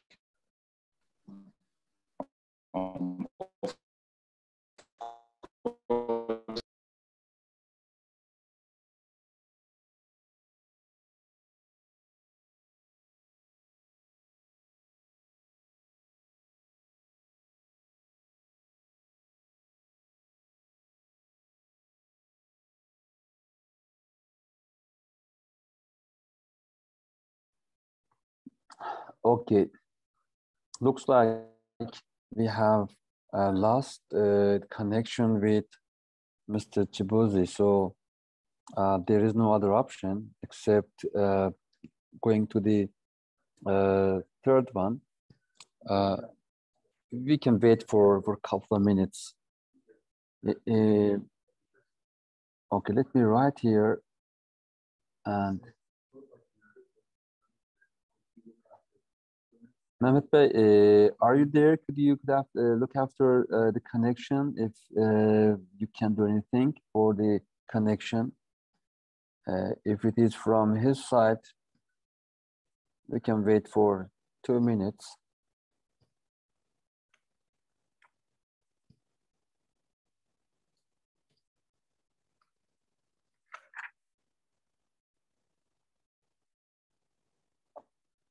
Okay, still we are waiting for the connection from Nigeria, and if we cannot solve the issue. Hello, sorry, can you hear me? Yes, we can hear right now, but okay. Yeah, sincerely sorry for some. Yeah, it's okay. Okay, now we can hear you, so you can proceed your presentation and just share your screen again. You can check. We don't have your screen here. All right, sure.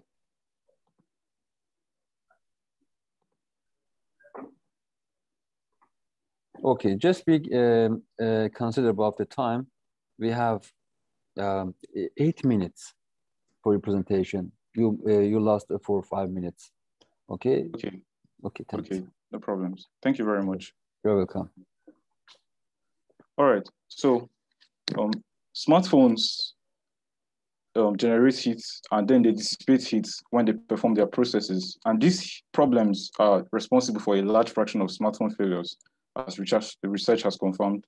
Also, smartphone users are exposed to dangerous radiation when the phone temperature crosses the 45 degrees Celsius threshold, which was confirmed by the National Committee on Non-Ionizing Radiation Protection.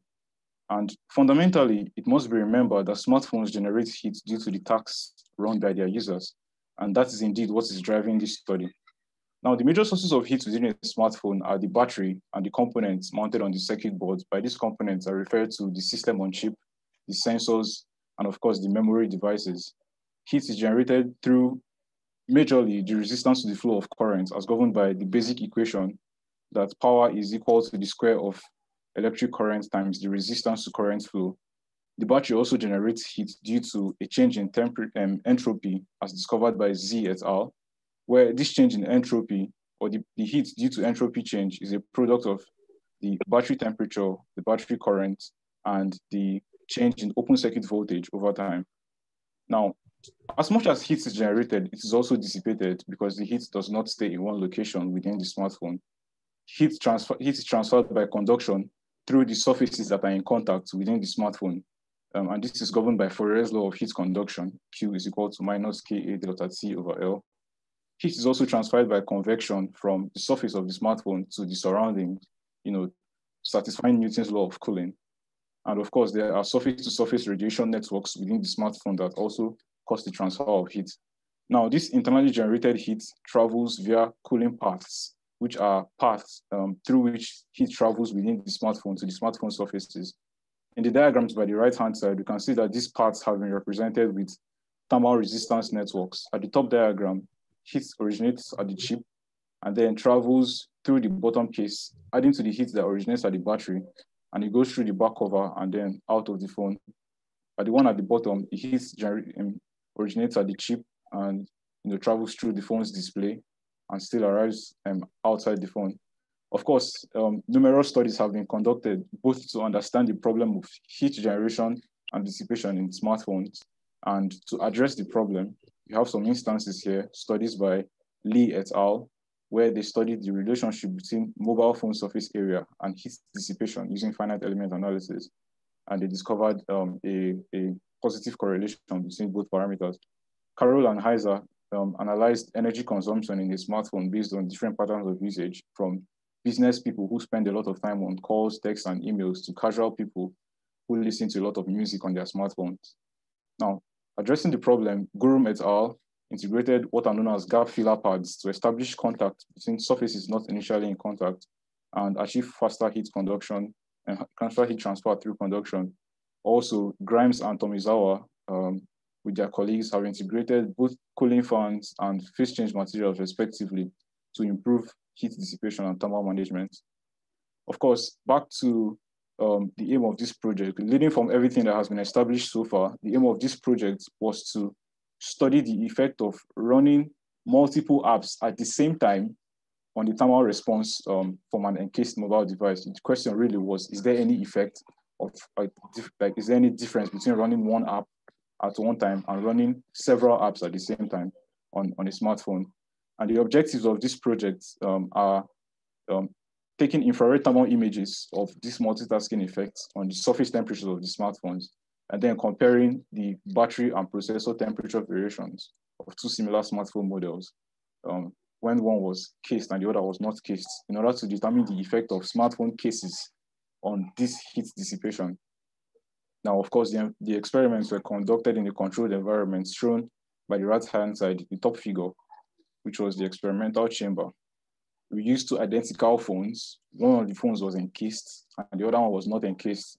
One was in a smartphone case and the other one was not in the smartphone case.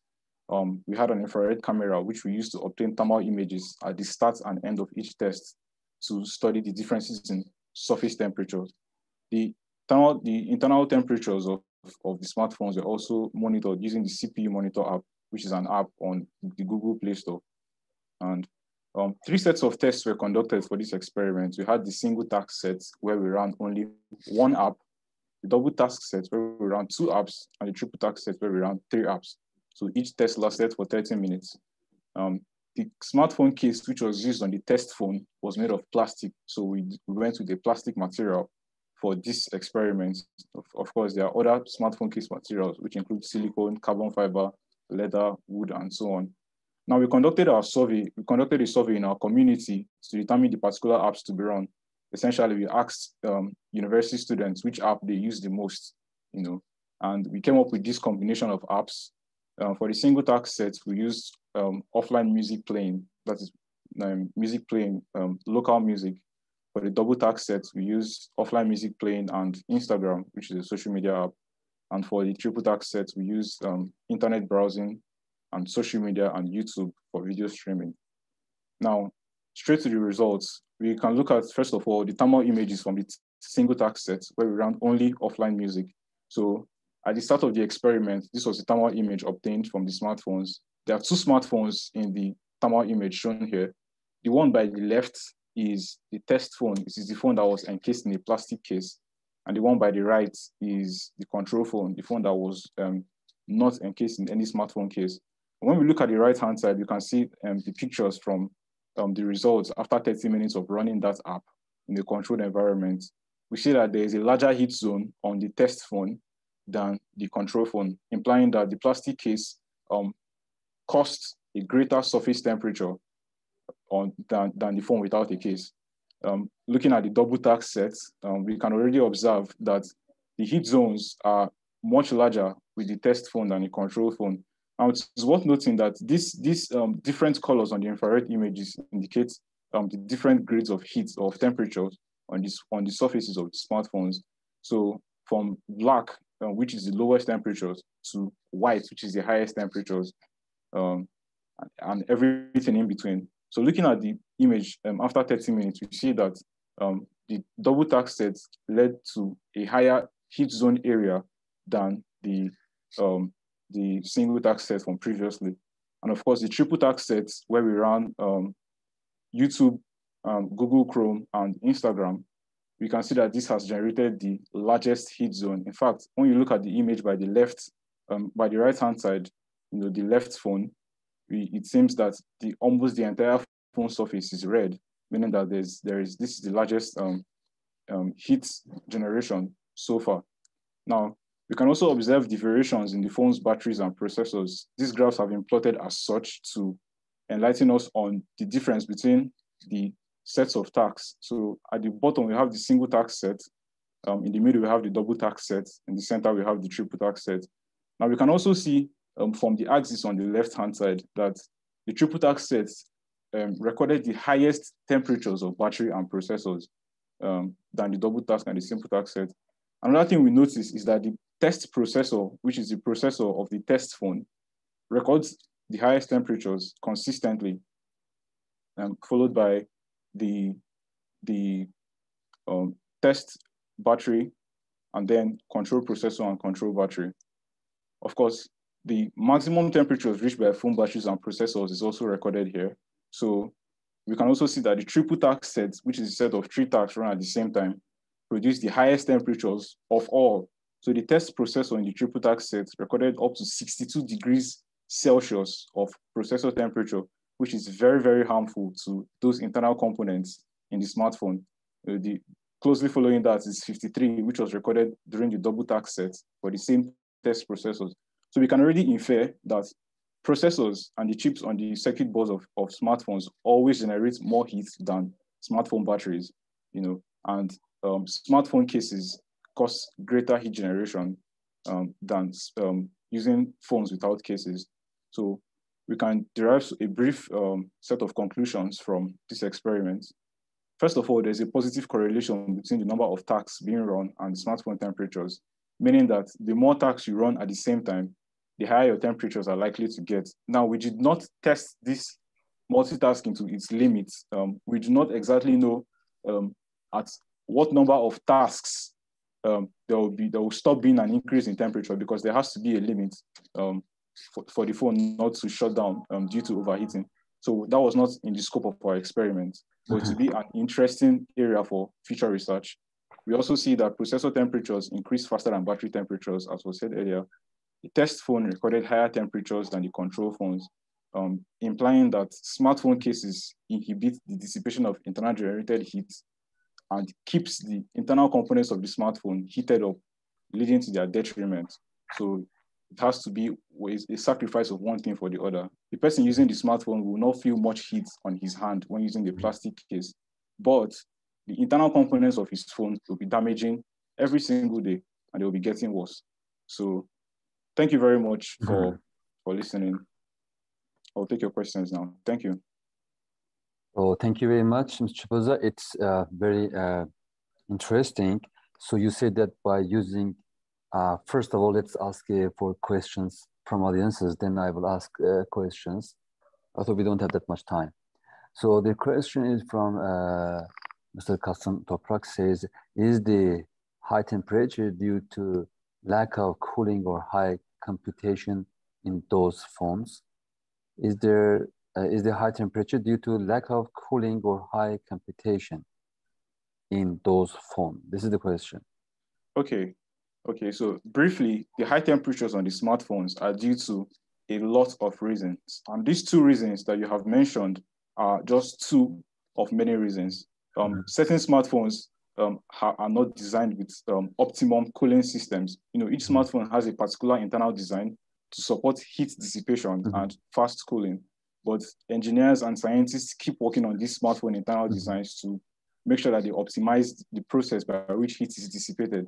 Now, heat is also generated due to computations on the smartphone components. Of course, this is inevitable. As long as you're using your smartphone, heat is going to be generated.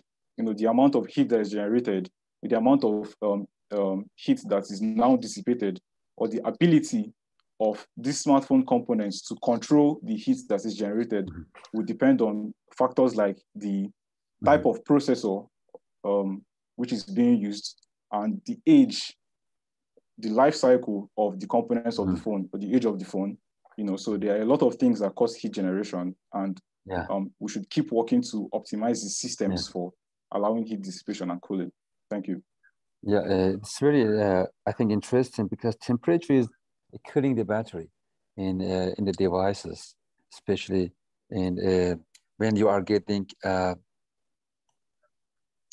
more current from the battery, which means that you are running 3 tasks. You talked about Google Chrome, Instagram, and other, but you told that you didn't go to the limit. 62 degrees is very high for the internal component of the battery of the smartphone. But if you continue for, let's say, having 4, 5, or 6 applications in the phone, so it would be interesting to see what will happen to the component inside when we have the case around the smartphone. A very nice study, and from today I will just remove the case of my phone, because that much yeah, really it was interesting. And also with 62 degrees it's terrible. And one more thing that I'm thinking is based on the thermal imaging that you just did, maybe you can work on the type, let's say design effective case around the foams in a way that can dissipate the generated heat in an effective way. So beside the protection, physically protecting the foam, we can be sure that the dissipation and this heat is going to be okay, and there will be no problem. I'm designing the effective case for this foams. Anyway, unfortunately, I also have questions, but I cannot ask because we are a bit behind the schedule. Mr. Chibudu, thank you again for the nice presentation. I really liked it. I hope other colleagues like this. Thank you very much, Nadir. Thank you. Take care of yourself and stay safe. Okay, we're going to India, and we have a presentation from the civil engineering, from physics, from nanoelectrochemistry department of the India University. So Mr. Preti will be with us for presenting their work, which is iron. Are you here? Are you with us? Yes, sir. Yes, Perfect. Sir. I'm here. Perfect. So this is iron oxide-based photocatalyst for hydrogen production and dry degradation under natural sunlight. So Preti, floor is yours, and let's say you have, unfortunately, 10 minutes or 11 minutes. That if you can finish in 11, I will be very happy. Okay. Yes, sir. Start. Okay. Thank you. You can start. Okay. Yes, sir. So can you able to see my presentation? Not yet. 1 minute.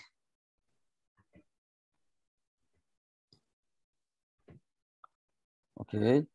We see your screen now, and okay, just make it full screen and okay. Yes. You're good to go. Okay. Yeah. Good evening, everyone present here. I'm Dr. Preeti. I'm a doctorate in environmental engineering and working with photocatalytic hydrogen production. I'm from Hindustan Institute of Technology and Science, Associate Professor and Head Civil Engineering Department. Now I'm going to present iron oxide based photocatalytic photocatalyst for hydrogen as well as hydrogen production as well as dye degradation under sunlight. So according to energy statistics, we are running out of fossil fuels and we are in need of clean energy sources. And when compared to other renewable energy sources, for example, biomass energy, hydropower and wind energy, etc., solar has large potential. Especially India receives a large quantity of solar energy, and so we have to utilize the solar energy at 600 trillion watts we are receiving in India. So in case of photocatalytic process, it requires only solar energy to convert the waste hydrogen sulfide to hydrogen. And this hydrogen sulfide has, this particular hydrogen sulfide is produced in various industries. And it is really, the photocatalytic process has both economical and environmental benefits.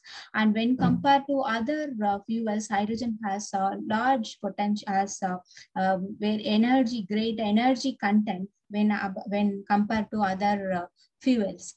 So in case of our work, we have synthesized nanoparticles, iron oxide based nanoparticles, and using natural urea fuel, that is cow urine, we have added the ferric nitrate.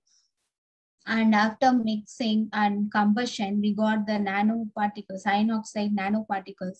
Similarly, in addition with aluminum nitrate, along with the ferric nitrate with natural fuel as well, we got the aluminum oxide, iron oxide. And similarly, samarium oxide, iron oxide, and yttrium and iron oxide also synthesized with the help of samarium nitrate and yttrium nitrate with the natural fuel.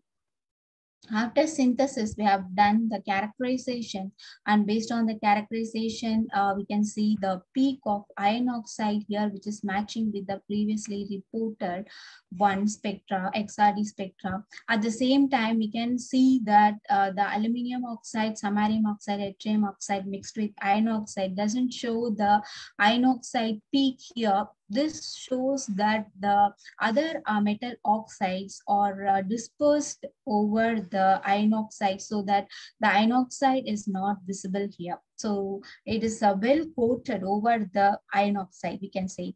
And in case of UVDRS study, the particular synthesized photocatalyst all are under visible region.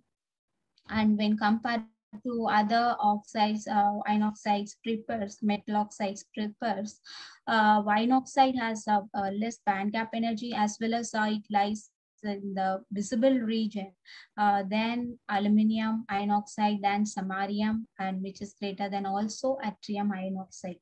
And here the same image shows that the porous iron oxide and the aluminium and samarium and yttrium oxides are as dispersed as spherical aggregates over the iron oxide particles. And also we have done the EDAX as well. After that, we have used the photocatalyst, nano photocatalyst, and tested for both hydrogen production as well as the photocatalytic hydrogen production and dye degradation studies.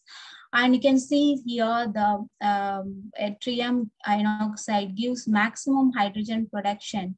And we have used the trapezoidal reactor, and using the solar irradiation, we have tested the hydrogen production. And sacrificial agent sulfide we have used, and 1 liter of working volume for 1 hour, we have calculated the hydrogen achieved is 365 ml or 350 or to 365 ml per hour.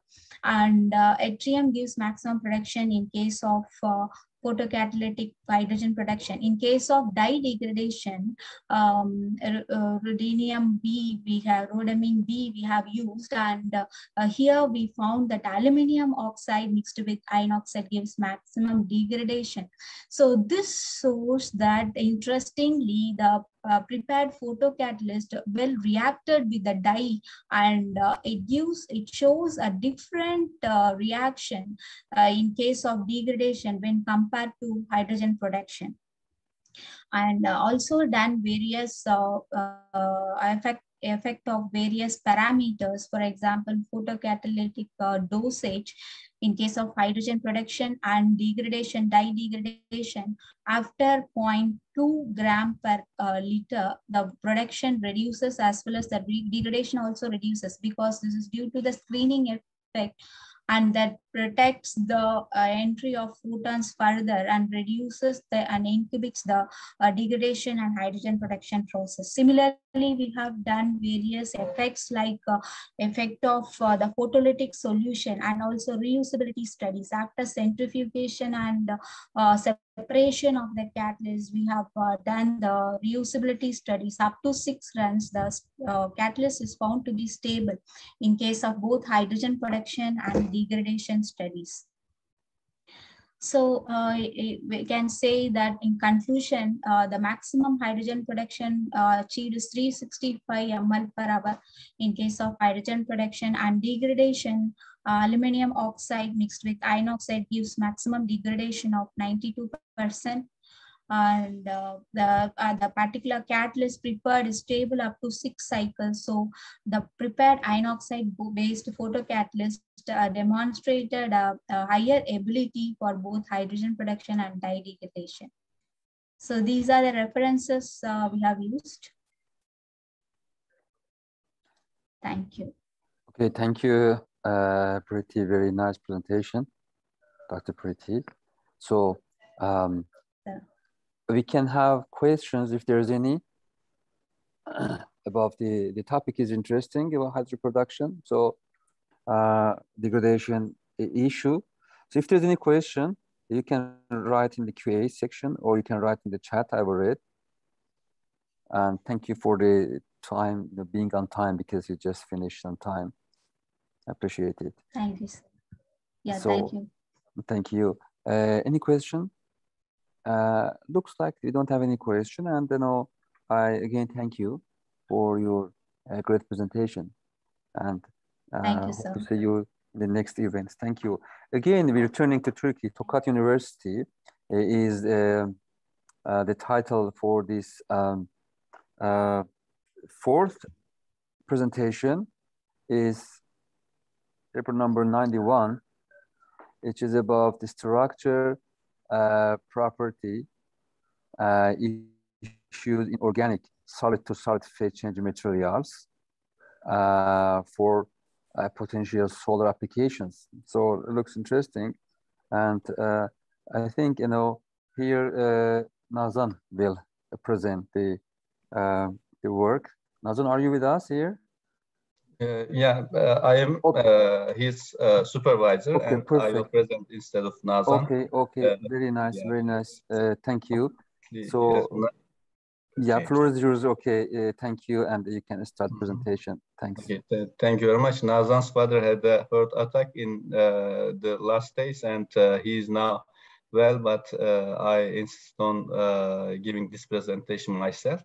Okay, nice. And she's my PhD student, and we are a chemistry group in Tokat Gazi University, and we have been producing some organic phase change materials for different functionalities and for some application ease.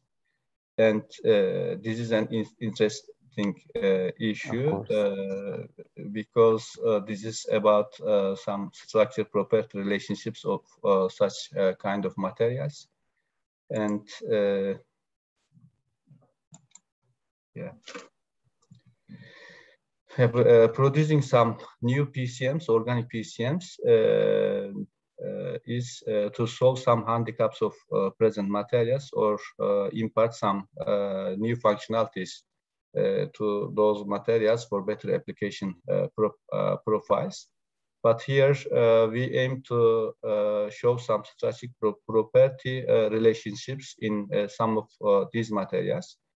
In the past, we have used fatty acids, fatty alcohols to produce some new materials. Sometimes we sulfonated paraffins, produced esters, amides, ureas, thioureas, and in some of our works, we modified polymers to produce thermal energy storage materials with solid-solid phase changing property. And in that case, we aim to produce some polymeric plastic materials that can be easily shaped and used in, especially in passive systems, to store thermal energy and release it back to the system very easily and without leakage.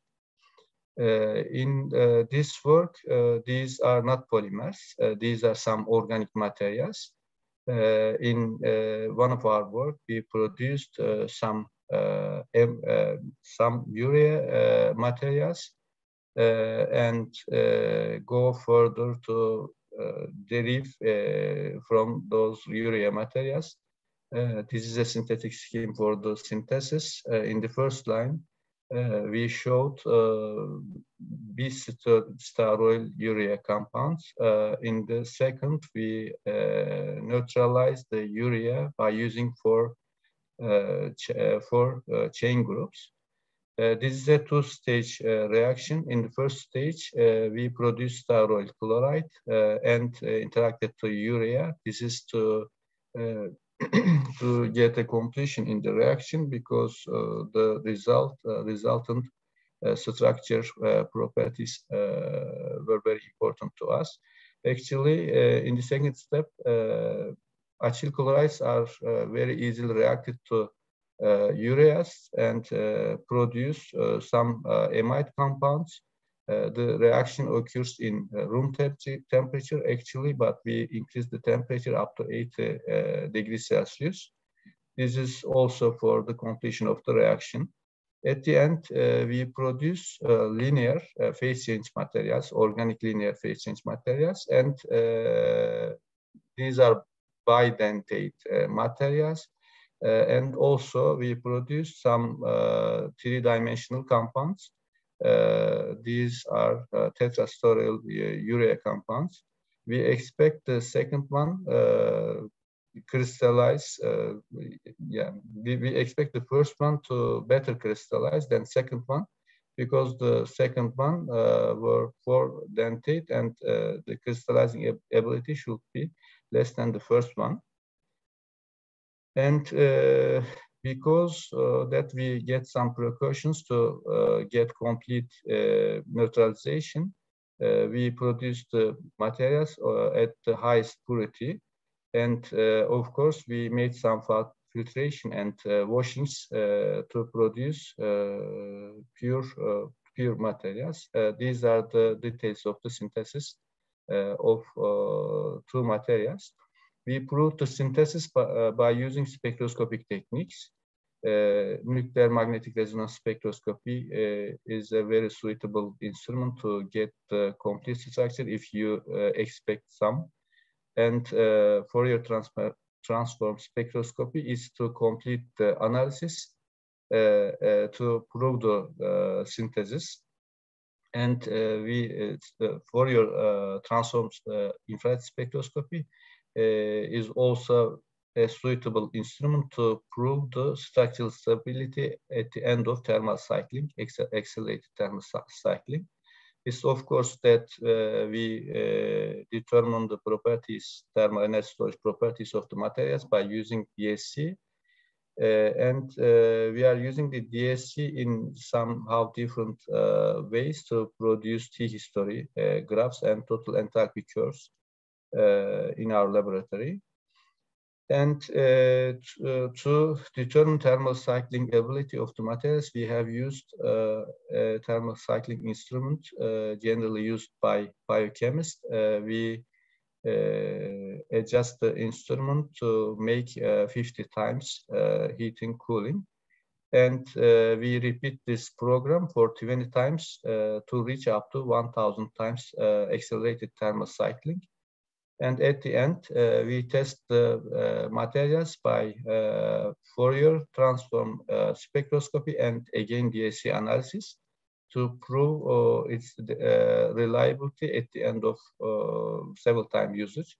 1000 times means about 15 years for the compounds. And this means the suitability of the materials to use in some solar applications. To determine the thermal endurance limits, we applied thermogrametric analysis, and we showed how resistant our materials against high temperatures. And this is infrared spectroscopy. In detail, we look at the compounds, the spectroscopic data, if some of the specific peaks are present in the resultant synthesized materials or not. And sometimes we also look for some peaks if they shift to other wavelengths or not. Here's carbonyl peak is very important. We saw that in bis-steroyl urea and tetrasteroyl urea, they shifted to some other wave number, especially in steroyl urea, it's at around 1760. And also in urea, it's a broad peak, but in the synthesized compounds, they showed similar attitudes at the same wave numbers. This proves the synthesis actually. Also, hydrogen NMR technique is very suitable. We can add carbon NMR to this investigation, but hydrogen NMR is enough to prove the purity and also synthesis of both of the compounds. These are the DSCs of the compounds. This is what we made this research. At the left side, it is bis-steroyl urea compound. It has two thermal transition. One is assigned to solid-solid transition. as the other is assigned to solid liquid. Both of the peaks are reproducible at the end of thermal cycling, accelerated thermal cycling. And in the left, it is seen that the solid-solid phase transition occurs in considerable enthalpy. When we look at right, we saw the DSC of tetrastoryl urea. Here, the peaks are very close to each other. There is still a solid-solid phase transition, but it is very much close to solid-liquid phase transition, and so we concluded that the left one can be used as solid-solid phase change materials for thermal energy storage, but the right one should be considered for as solid-liquid phase change material for thermal energy storage. One of the aim of our studies is to separate these two peaks as much as possible.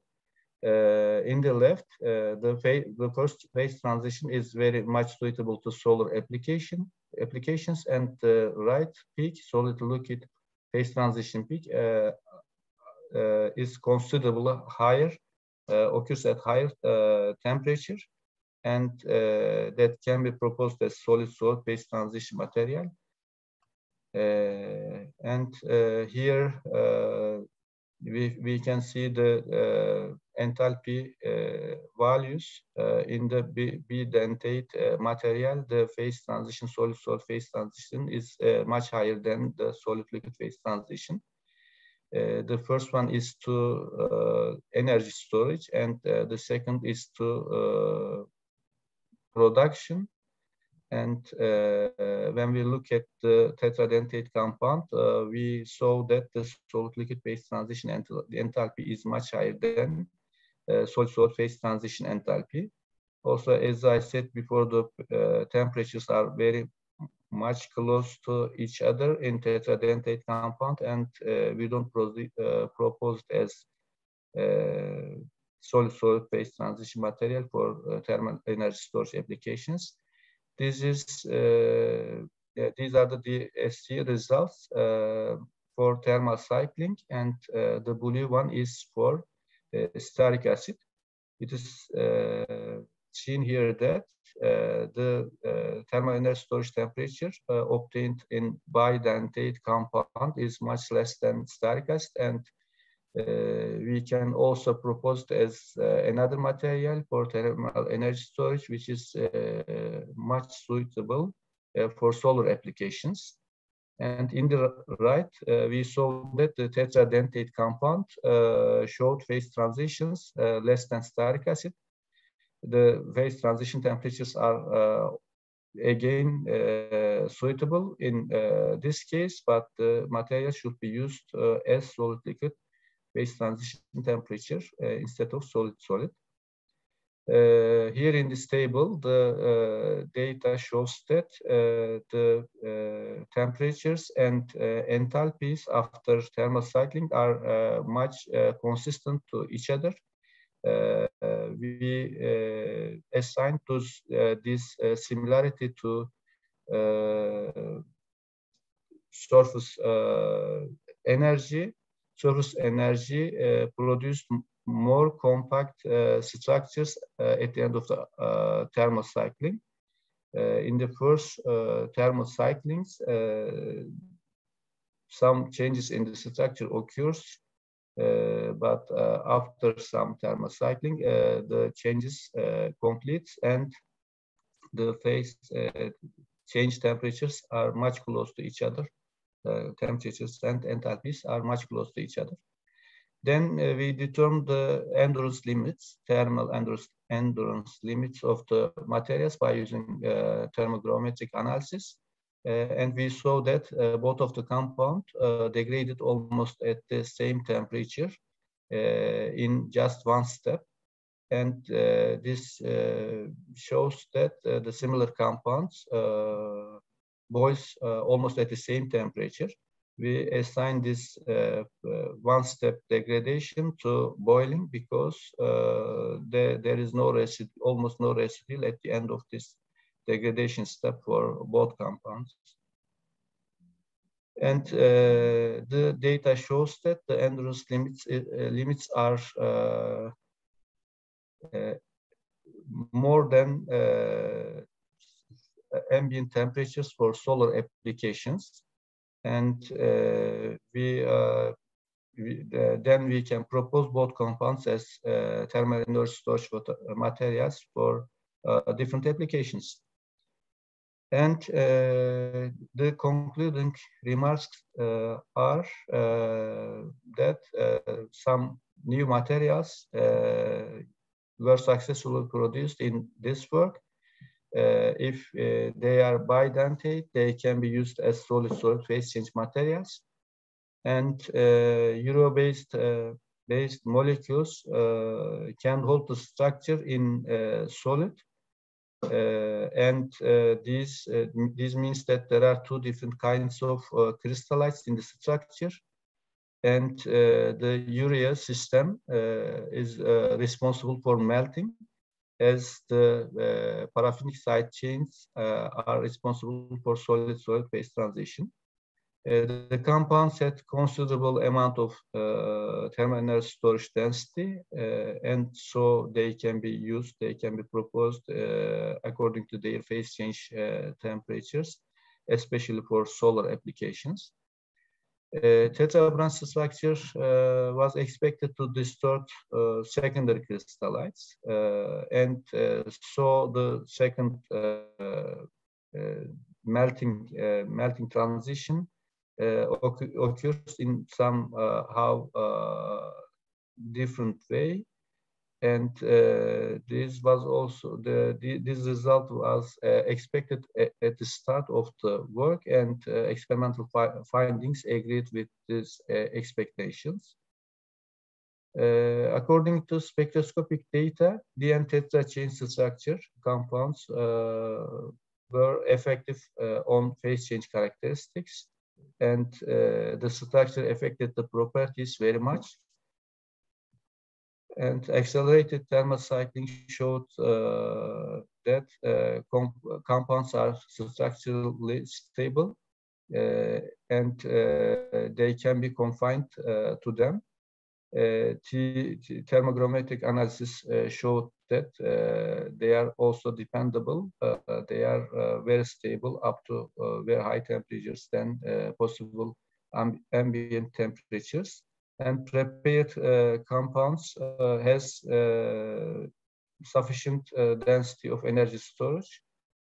Besides these compounds, mass odor and capable of forming metal complexes. We think to go further in such compounds, they have ligand property, and they can be integrated to some metal compounds to increase their thermal conductivity. And these are some references from our works. We have been studying such kind of materials more than 10 years. And then thank you very much for your attention.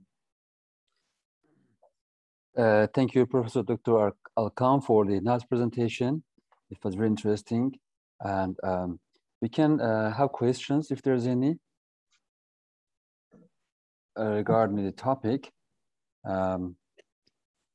So you can write your questions in the chat or in the QA section.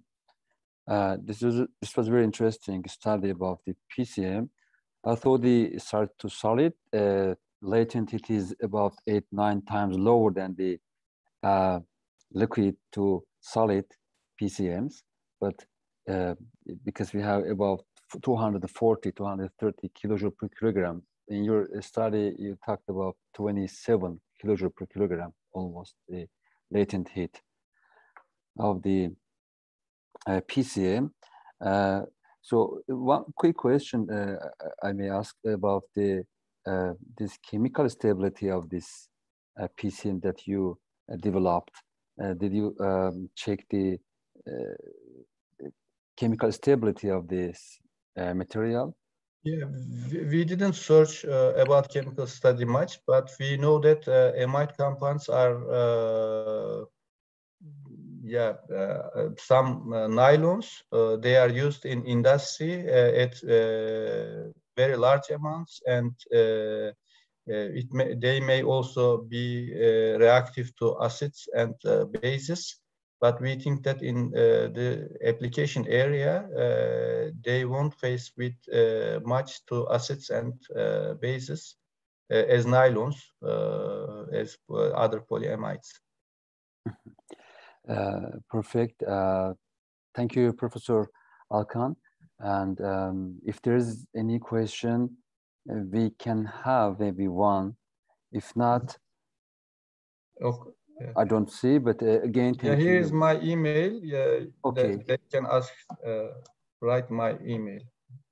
Okay, I personally just take a screenshot. Okay, thank you, Professor, for the nice presentation.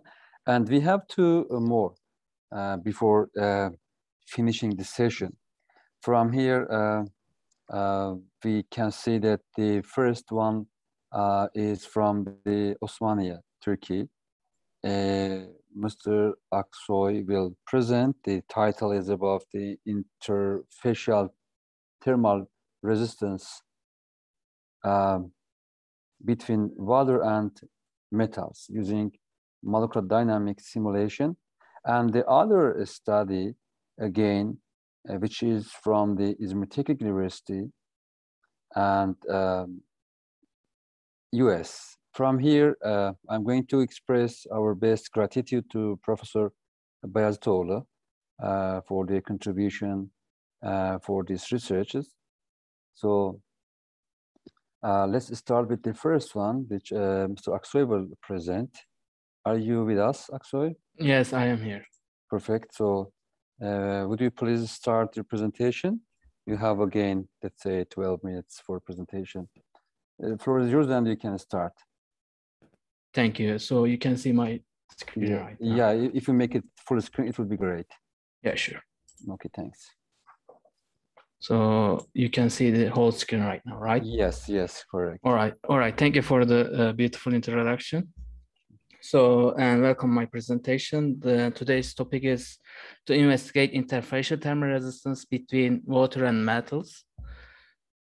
So I will start by giving some motivation as well as some background information for this research. Then I briefly talk about and define the problem investigated and which method is used and how it is applied to this problem. So our motivation is that in nanoscale, current continuum models are not sufficient to understand heat transfer between solids and liquids. For this reason, this topic is important for both fundamental and practical perspectives. So question is here, why we need to evaluate properties at interfaces would be generally explained in these ways. So first of all, it helps out to design nanochannels. Secondly, to design energy efficient materials and to reveal the details of cooling process of thermal interface materials, and the examples can be increased, so and so on. So in here, we have specific examples for metals and how and where they can be used to be shown actually. These studies are not the only rare examples, but also these metals can be used in various applications. Understanding these methods for nanoscale would be beneficial from the perspective of energy materials. So for each metal that we have used in this study has a specific rare example here, we can see in this slide. If I start to mention the theoretical background of my research, let me first define what interfacial thermal resistance for solid and liquid interfaces. It can also be called as Kapitsa resistance as well. And it is the measure of resistance of the interface to thermal flow, which is simply a ratio of temperature difference between the interface and the heat flux through the system. From phonon transport perspective, or it is a continuum method, there are two models, acoustic mismatch and diffusive mismatch models. And this figure actually represents that liquid helium interfacial thermal resistance continuum methods and the real case. So as you can see clearly that AMM overestimates and DMM underestimates the real values. For the technical details of this work, we can see here two schematic figures of continuum methods, which is the above one, and MD simulation respectively, which is the below one here. Since it is difficult to carry out experiments to investigate heat transfer at the nanoscale interface, molecular dynamic simulation, from the definition, it can track the position of and velocity of area atom, making it a powerful tool to study nanoscale interfacial thermal resistance. Starting here, I am going to briefly explain how MD simulation works and can be applied. First of all, MD is a deterministic method, which means we can predict the state of the system at any future time from the current state. In a general way, MD is designed to solve Newton's second law numerically. So for the steps of MD, we can generally divide four main steps. First, we need to initialize the position and the velocity of particles. The structure for simulation should be compatible with the particle positions. Initial state and interaction rules actually affect all outputs, so we need to be careful at that stage. Finally, Newton's equation and analysis part comes.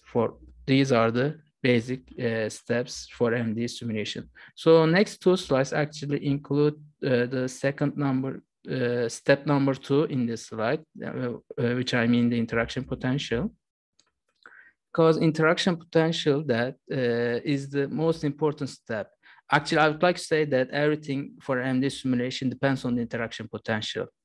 So it can be called as force field as well. It is used to calculate the potential energy of particles, which I mean here the atoms or molecules or whatever we have in these systems. Total energy is the summation of bonded, which is covalent linked, and non-bonded, which is non-covalent bonds, can be seen in here, these figures schematically. So we have non-bonded forces, van der Waals interactions, it can be called as well that. And the long range forces can be defined with Coulomb's law. So for our study, we have used PCFF force field, that's the name of the force field. And we can refer the necessary equations in here for H2O, I mean the water molecule, and the face-centered cubic metals. So those are the schematic figures for the water molecule and the metal. So we can see the actually bond angle and bond distance at the equilibrium stage for the water molecule. So for an MD simulation, we need thermodynamic ensembles to run it. Therefore, several ensembles are used in an MD simulation with different constraints on the thermodynamic state of the system. So in order to apply these thermodynamic ensembles, we use thermostats. So we have used Nose-Hoover thermostat, and related equations can be seen in this slide. I'd like to talk about the precise steps at our simulation. After the necessary initialize and minimizing stages, we follow these shown steps to obtain the results. At first, the system was equilibrated for a total of 1 nanosecond under 2 stages applying MP10 and MV10 ensembles.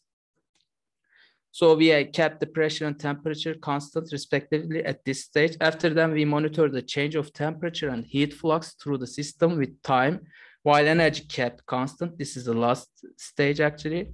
So this is the application of the MVE ensemble. So this last step can also be linked out to Muller plate method or reverse non-equilibrium method, which is a different name, but it's the same, in which this temperature gradient is measured with respect to imposed heat flux. So in the below schematic figure, we can see that nanochannel and how heat sources are applied through the system. So we have 2 heat sources and the heat flux goes through the middle to the heat sink. So for a final load, we use LAMMPS code to run these MD steps, molecular dynamic steps. So for the results section, a solid metal structure that have face-centered cubic can be seen in these figures actually, figure 1B. was built and then placed on each side of the water box, creating a sandwich system.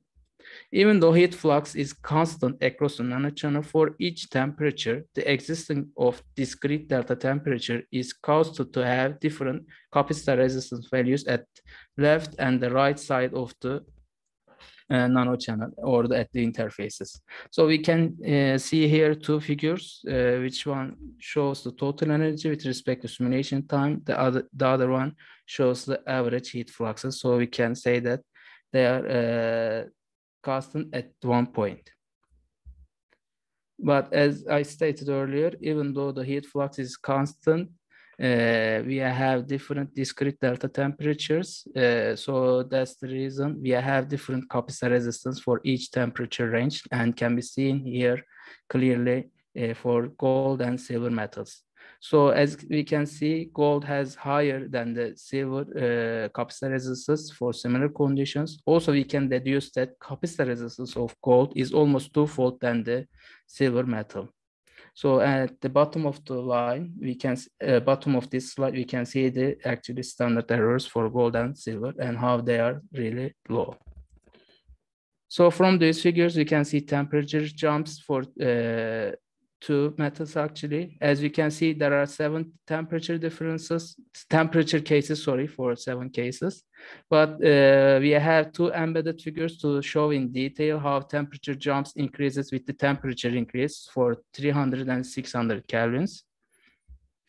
So by increasing temperature, obviously heat flux increases as well. However, the incremental ratio is not same as with each other as expected. For this reason, different resistance can occur for different temperatures and metals.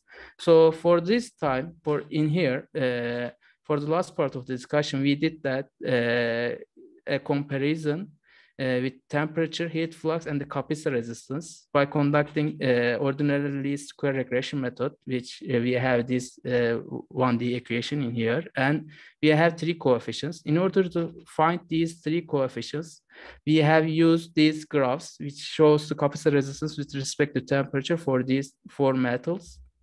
So we have found that the coefficients in this table, as can be seen. So as a result, we have applied a parametric example, as we can see here, an on a sheet problem for a 1D conduction problem, heat conduction problem. So we can say that from the capacitor resistance perspective, platinum has the highest and the nickel is the lowest in our study for our comparison.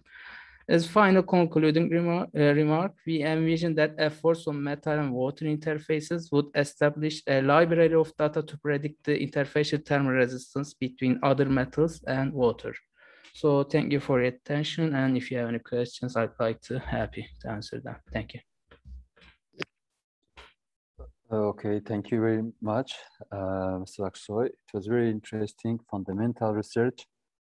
Talking about conductivity, where we don't have that bulk properties, then the continuity is not valid over there for the nanoscale. Very interesting study.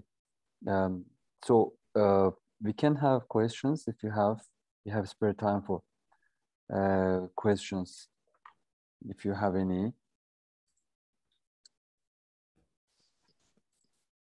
So you did a very good presentation at the same time. Thank you. I think it was clear and again, very fundamental research. Yeah, and thanks to Dr. Bayazıtoğlu as well. Of course. I think she is here. I'm not sure though, but yeah, she will be. Our greetings also. Yeah. Because our next one again is another contribution of Professor Bayazıtoğlu, which is going to be presented, and yeah, really appreciate it.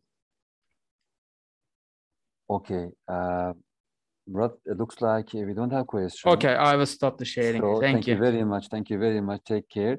And let's go to the last presentation. And the last presentation is again, as we talked, from the Izmir Technology University and the US, Professor Bayazıtoğlu. The title is Thermal Conductivity of Copper Single-Walled carbon nanotube using nano-equilibrium and molecular dynamics, again, related to what we had in the previous one. So I would like to invite Mr. Kasım Toprak for presenting the research. Are you with us? Yes, I'm here. Perfect, perfect. Okay. And I believe you can see my screen or my presentation. Yes. Yeah, very nicely, clearly. Floor is yours, and you have 10 minutes almost before finishing. Right. Thank you. Okay. So first of all, I will introduce myself. I think I need to correct myself. I'm Kasım Toprak from İzmir Institute of Technology from Turkey. Okay, nice. Not USA or İzmir Technology. No, I talked about the Professor Beyazıtoğlu. Yeah, sorry. Yeah, and greeting to Professor Beyazıtoğlu. So, okay, of course, go ahead. Absolutely. Thank you. And today, what I'm going to talk about is that thermal conductivity of copper single-wall carbon nanotube using non-equilibrium molecular dynamic simulations. During my talk, first of all, I will introduce the material that I use or method, and I'll give some brief introduction about our study. Then I'll finish my talk with the result and conclusion. So, as for the innovation in micro and nano fabrication and computer technology involved, newly designed and manufactured device must work under heavily loaded operation. This device generates heat by the production of the operation. Therefore, overheating, heat dissipation, and heat transfer rates become critical problems. Many studies have been done to solve this problem since overheating negatively affects material structure or properties. So, the size of electronic devices and interconnect components are getting so thin, must carry so much current, and that causes increased friction and occur heat. Consequently, cooling problems can damage the material. This picture shows a copper nanowire before current and after the current that was damaged due to overheat. Therefore, to overcome this kind of problem, design, optimization, and new materials are necessary to keep the system under the required working condition and make nano-sized device available for future application. So in electronic application, thermally and electrically conducting materials are wanted to use for quick heat dissipations. Copper is one of the widely used materials in electronic components due to its high thermal conductivity. Therefore, copper is widely used in electronics and industry. And carbon-based low-dimensional materials have received great attention for integration in the next generation of energy-efficient nanoelectronic devices. Among those materials, carbon nanotubes have better thermal conductivity than graphite and diamond. Carbon nanotube in a thermal application can play an important role in reducing oxidation, obtaining ultra-thin material, and enhancing thermal conductivity. However, the integration of carbon nanotubes in thermoelectric application is limited. So this issue has been raised people's motivation. And a remarkable amount of research have been conducted on designing and manufacturing other materials using carbon nanotube. Since quasi one-dimensional hollow structure of carbon nanotubes enable them to be filled, it has been filled with various materials. Filling the carbon nanotubes helps in improving the property of the core. Copper, as we discussed before, has low binding energy toward carbon and it is cost effective. So the commercial carbon nanotube nanowires have potential application in thermal, medical, power, and data storage application. Also, the carbon nanotubes can help to shield against harsh environment when it is used as a shell material. So the thermal properties are the main issues in our current world. The thermal conductivity of the carbon nanotube filled with copper was obtained versus sample length and two-edge direction using non-equilibrium molecular dynamic simulation. The simulation had been done in our server, and we use also TÜBİTAK servers. So first of all, what's the MDM simulations? So computer simulations help to test the theory, making the results more reliable and more applicable. Atomic simulations play an important role in scaling down to micro and nanometer scale. And MD simulation is the most popular method. Since experiments are difficult to perform in nanometer scale, MD simulation is the widely used to study thermal transport of carbon nanotubes or its composites. The MD simulation can be done with commercial software like GROMACS, Material Studio Labs, or you can write your own MD simulation code. And this diagram shows a molecular dynamics simulation steps. First, we are preparing and selecting the model system. Then force on particle and Newton's equations of motions are solved. And lastly, we calculate what we want from the simulations, like temperature distributions. So we model a core shell structure that has single wall carbon nanotube as a shell and copper nanowire as a core. The current study calculated phonon thermal conductivity of copper single wall carbon nanotube using molecular dynamics simulation. In this work, two simulations tools were used: LAMPS MD simulation software and an MD simulation code developed with C++ language with the MPI library. As you see from the figure, the atom close to the two ends of the nanowires are chosen as a heat source and heat sink as the thermostat region. To minimize the edge effect, the heat source and heat sinks were placed away from the two ends with the length of the buffer region. The key to the MD simulation is the using appropriate interatomic force field, which determines the accuracy of the results. I will describe potential energy in the following slides.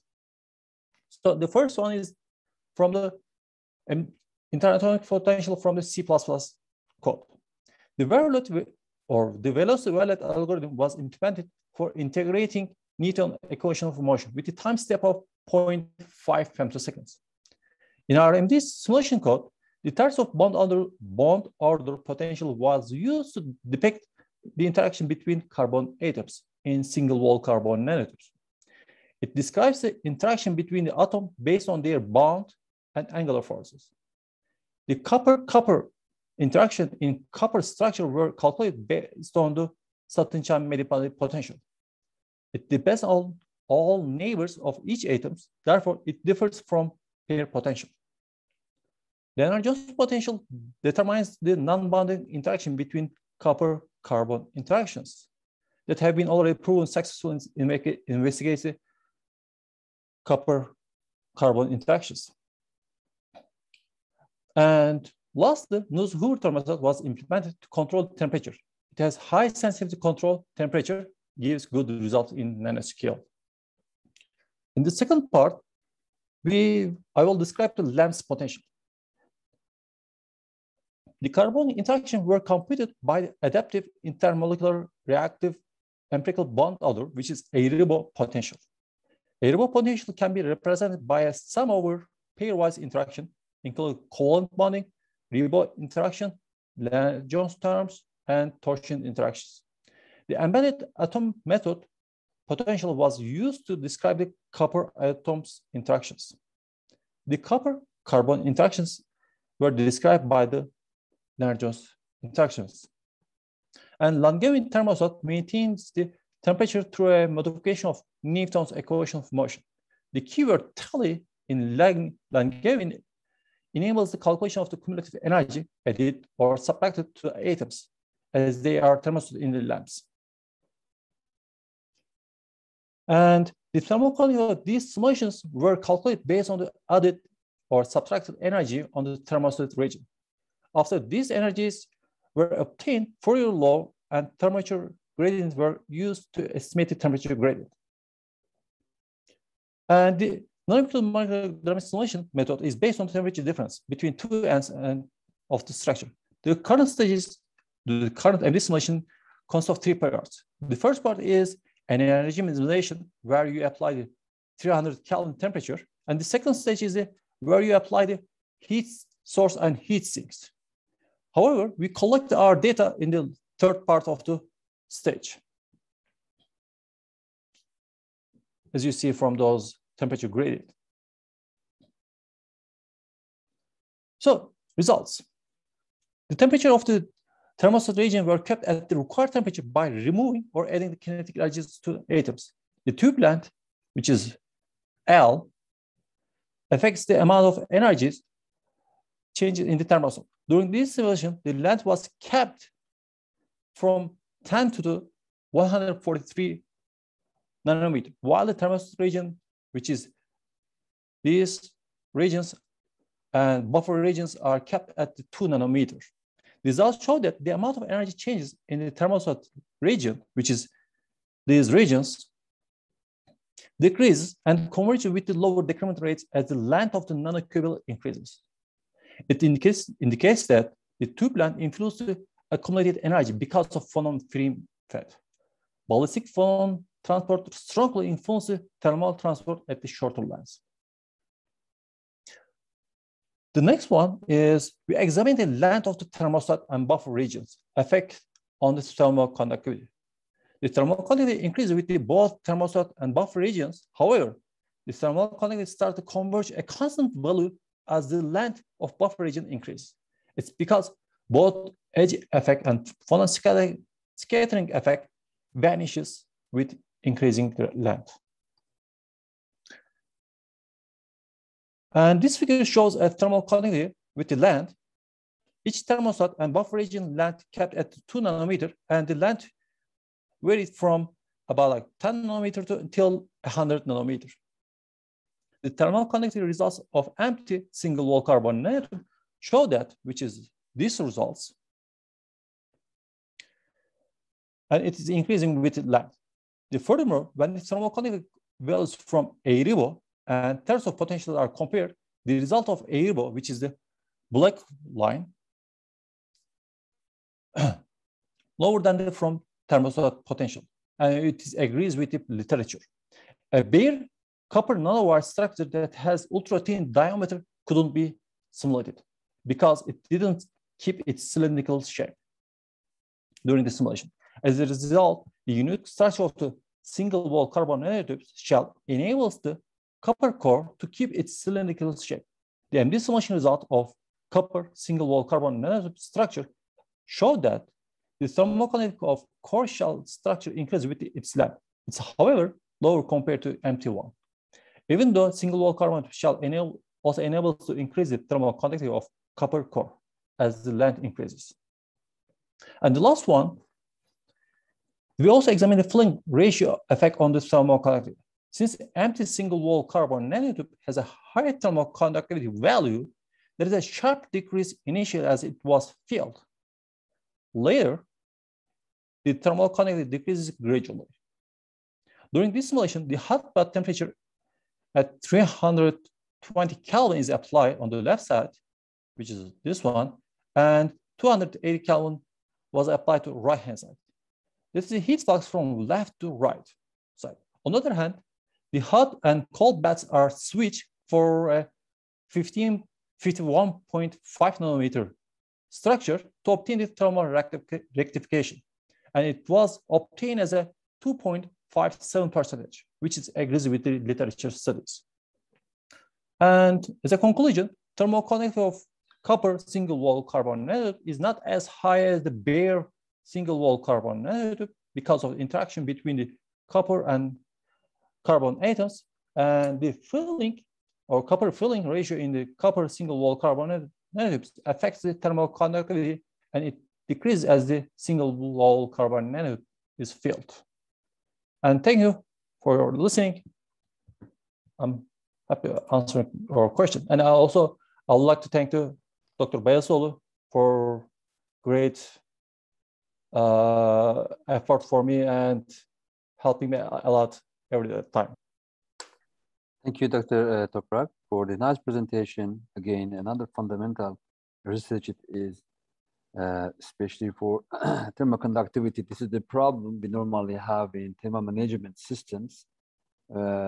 to deal with, let's say, lower thermal conductivity, and how we can, develop a new, let's say, system of thermal management with this material.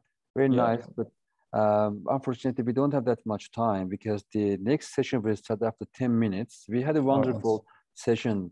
I personally enjoyed it, 6 presentations. And I really, in my turn, thank you all for the efforts and presentation.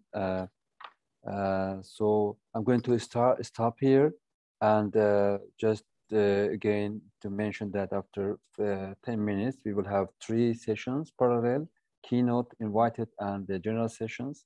And tomorrow is the last day of this 5 days event. And I hope, again, we will meet you tomorrow online. Thank you all, and take care.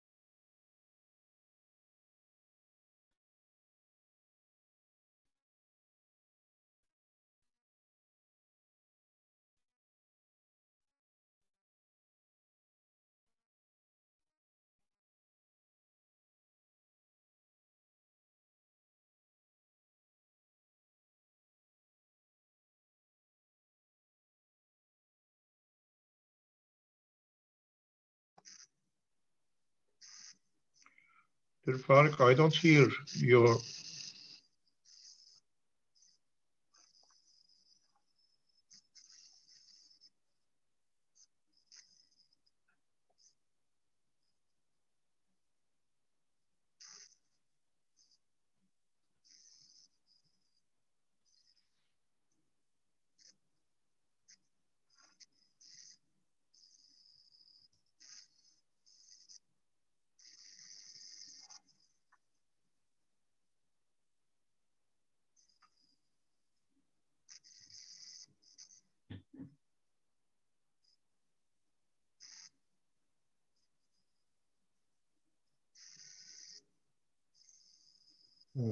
I don't hear anything from you.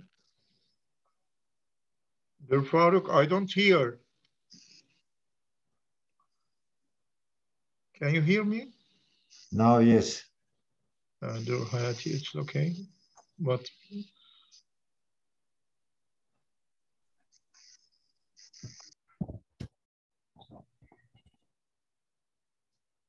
we cannot hear. Can you open your microphone? Yeah, can you hear us now? Yes. Yes, now. Okay, sorry about that. I thought my microphone was on. Okay, so good evening to everyone. Myself, Dr. Farooq Khalid, I would be chairing this session. And so I would like to invite the first presentation of the evening. That is the experimental study of red pine, biocoal and soma lignite blends in a circulating fluidized bed under oxy-fuel combustion. And the presenter is Mr. Babak Keviani, and you have 15 minutes in total to present. So kindly go ahead and please respect the time limit. Okay, so, can you hear this my presentation? Yeah, we can hear you, but we cannot see your screen. Please share your screen as well. So sorry.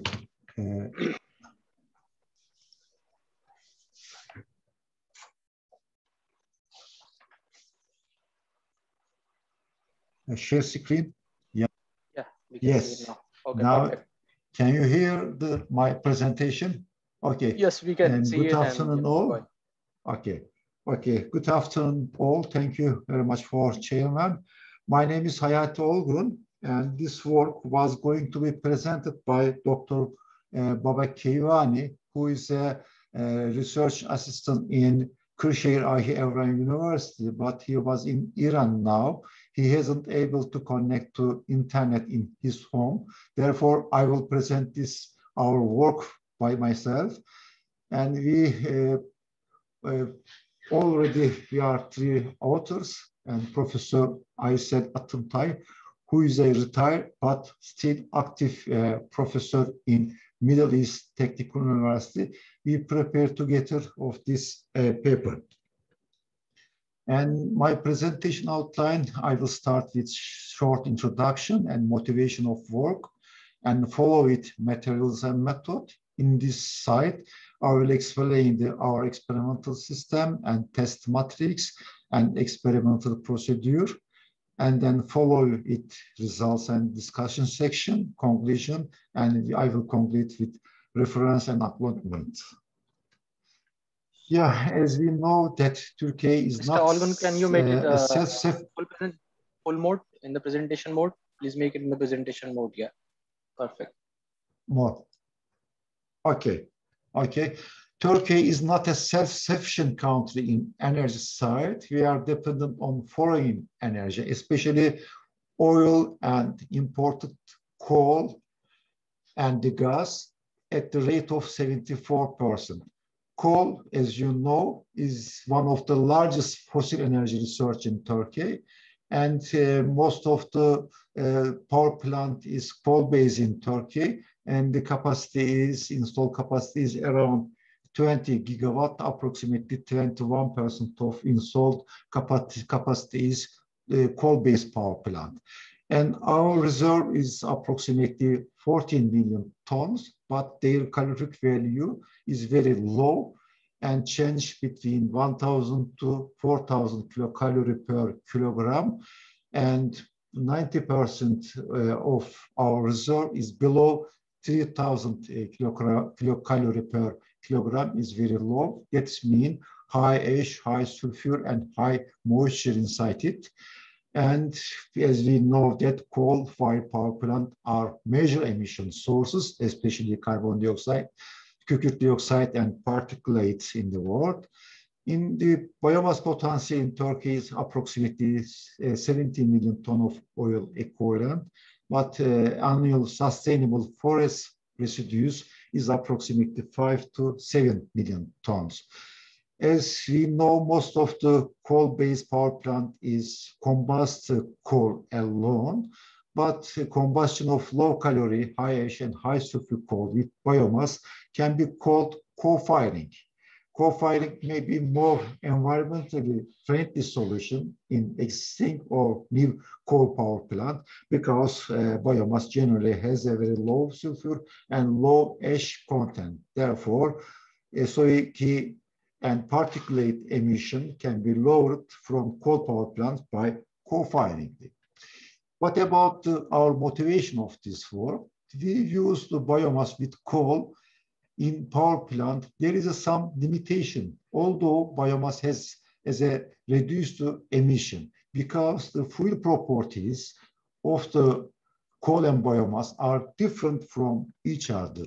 Therefore, in the co-firing application, approximately 10% of biomass is added to coal for co-firing application. Torrefaction is a good alternative to eliminate these negative fuel properties of biomass. This is a thermochemical treatment of biomass. It occurs around 200 and 300 temperatures and 20 and 30, 40 minutes in residence time, and also carried out under atmospheric pressure and the absence of the oxygen.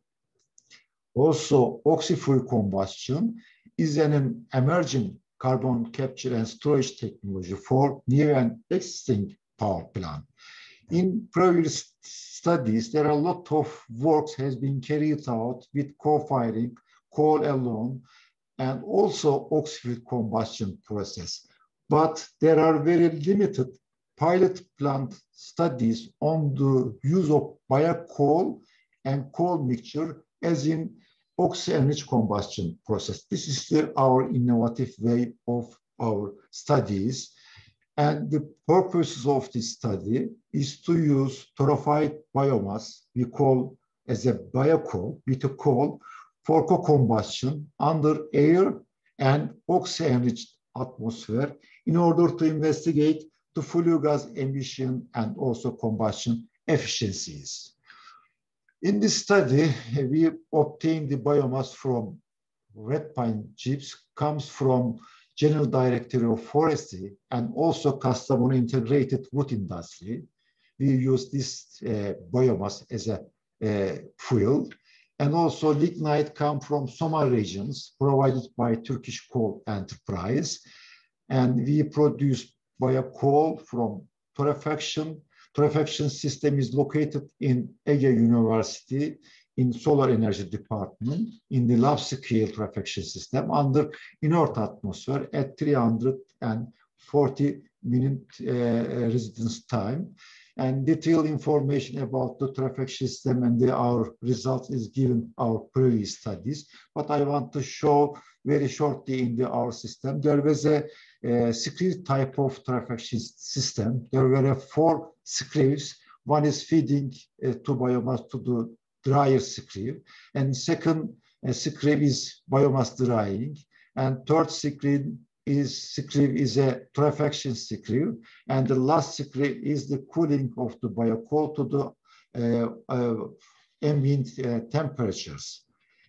And this system was supported by TÜBİTAK RDEP 1003 program, and the name of the project is oxy-combustion of Turkish lignite and biocoal, obtained torrefaction and biomass in circulating fluidized combustion system. When we look this table, you will see the Somali lignite fluid properties, biomass properties, and biocoal properties. We saw that when we look to volatile matters, we say that Somali lignite has 32% of volatile, biomass is 73, but when we get a biocoal from the red pine, and the volatile metal is 39, is very close to soma-lignite purposes. When we look to ash content, 40% ash in the soma-lignite, but the biomass and biocoal has around 1 point of ash percent. And also when we look to carbon content, soma-lignite 21%, biomass is 15, but when we get a biocoal from biomass and the fixed carbon content is increased very rapidly, we get 58% of fixed carbon inside the foil. Also, when we look to sulfur content, soma-lignite 0.73, but biomass and biocoal is very low sulfur content they has. When we compare the lower heating values of these foils, we say that soma-lignite is 10,000 kilojoule per kilogram, very low. Biomass is over than 15,000, but when we get the biocoal lower heating value is 22,000 kilojoule per kilogram. You will see our circulating fluidized bed combustion system. This system was supported by TÜBİTAK CAMAC project. The name is Development of Circulating Fluidized Bed Technology and Investigation of Biomass Lignite Coal Combustion.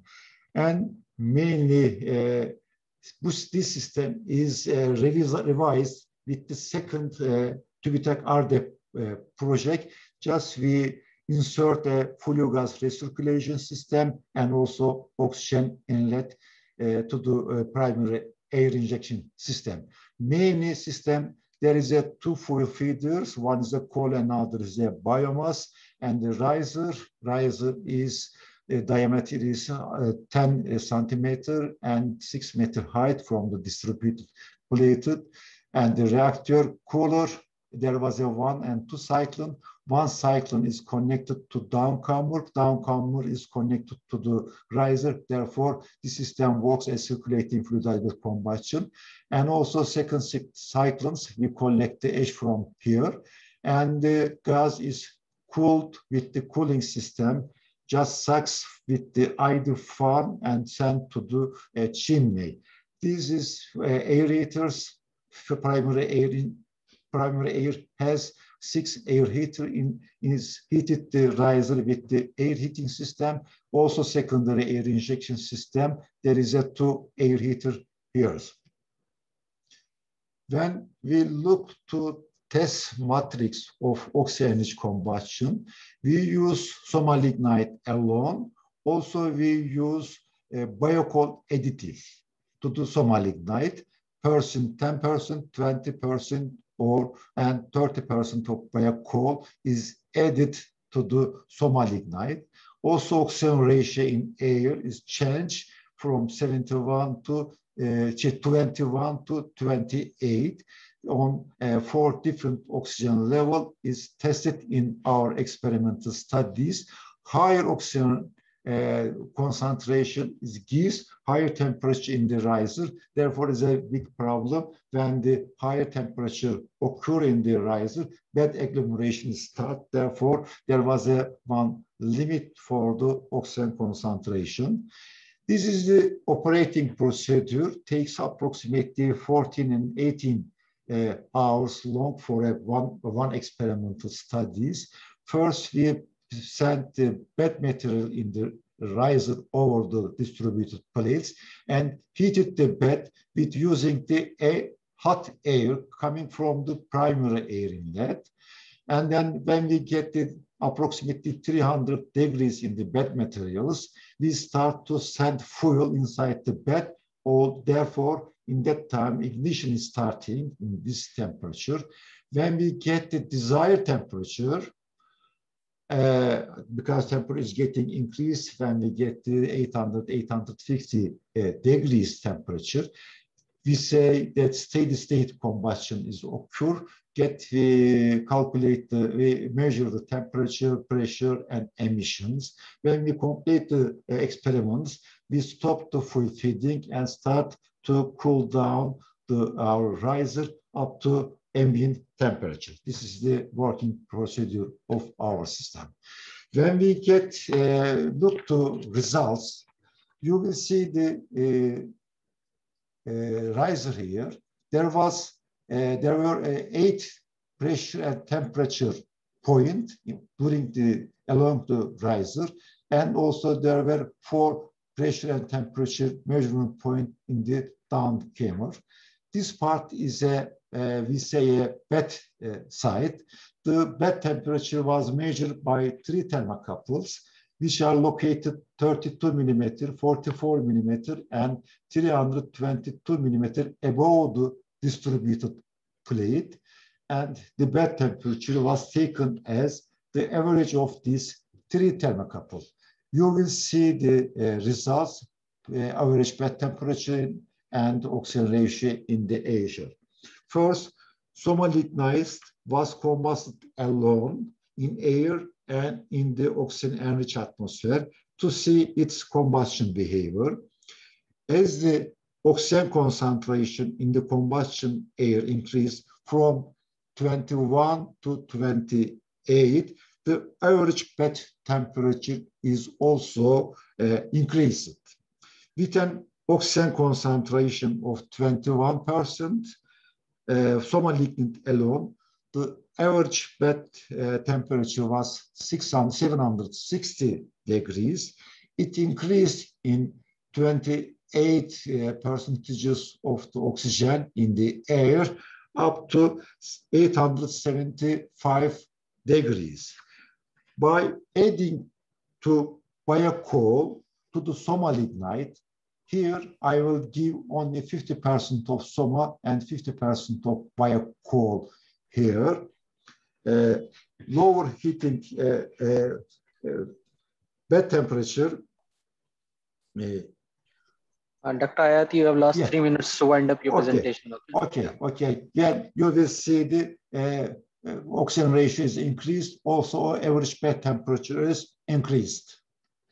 When we see the dense bed 350 millimeter above the distributed plate, and the freeboard is 1.2 meters and 2.2 meters over the distributed plate, and you will see the temperature profile of the distributed plate. You will see that when we get the 21% of oxygen, we get a less temperature.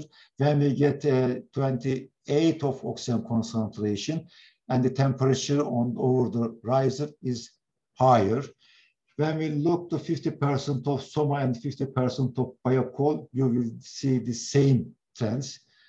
And I will go fast. When we go to carbon monoxide emission, we say that higher carbon monoxide emission occur in 21% of the oxygen in the air combustion studies. When we get higher oxygen concentration, carbon monoxide emission is getting low. And also similar trends in the 50% of soma and 50% of the biocoal. When we get a low oxygen concentration, carbon monoxide is higher. When we get high oxygen concentration, as carbon monoxide getting is low, this is the normal condition because we use more oxygen in the combustion air. And also when we look to carbon dioxide emission, you will see different trend tendency. Carbon monoxide decreased, but almost carbon dioxide is increased because all the carbon monoxide turned to carbon dioxide emissions. When we look to NOx emissions, we say that lower oxygen concentration, NOx emission is lower. When we get the higher oxygen concentration in the air, NOx concentration is getting higher.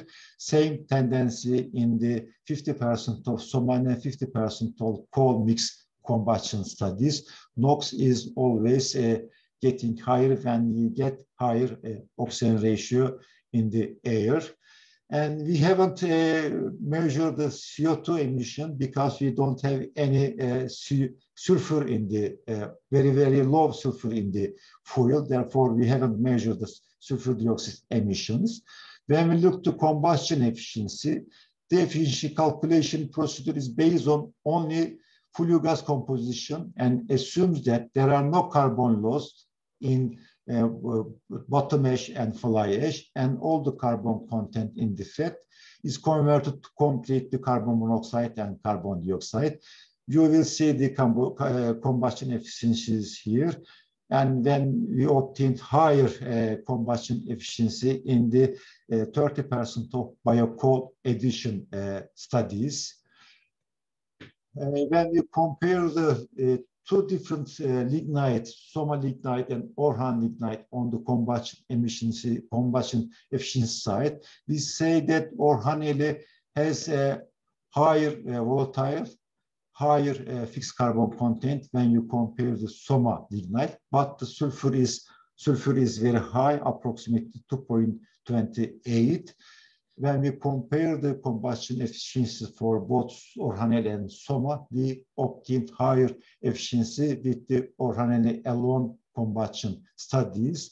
But Orhaneli, I mentioned that has a high sulfur content, therefore biomass editing has bring low sulfur dioxide emission. You will see here in these figures, you will see sulfur dioxide emission in the low oxygen concentration is low, but when we get higher oxygen concentration, sulfur dioxide emission is getting high.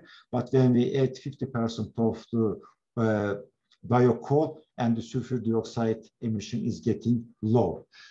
Now I will get the conclusion.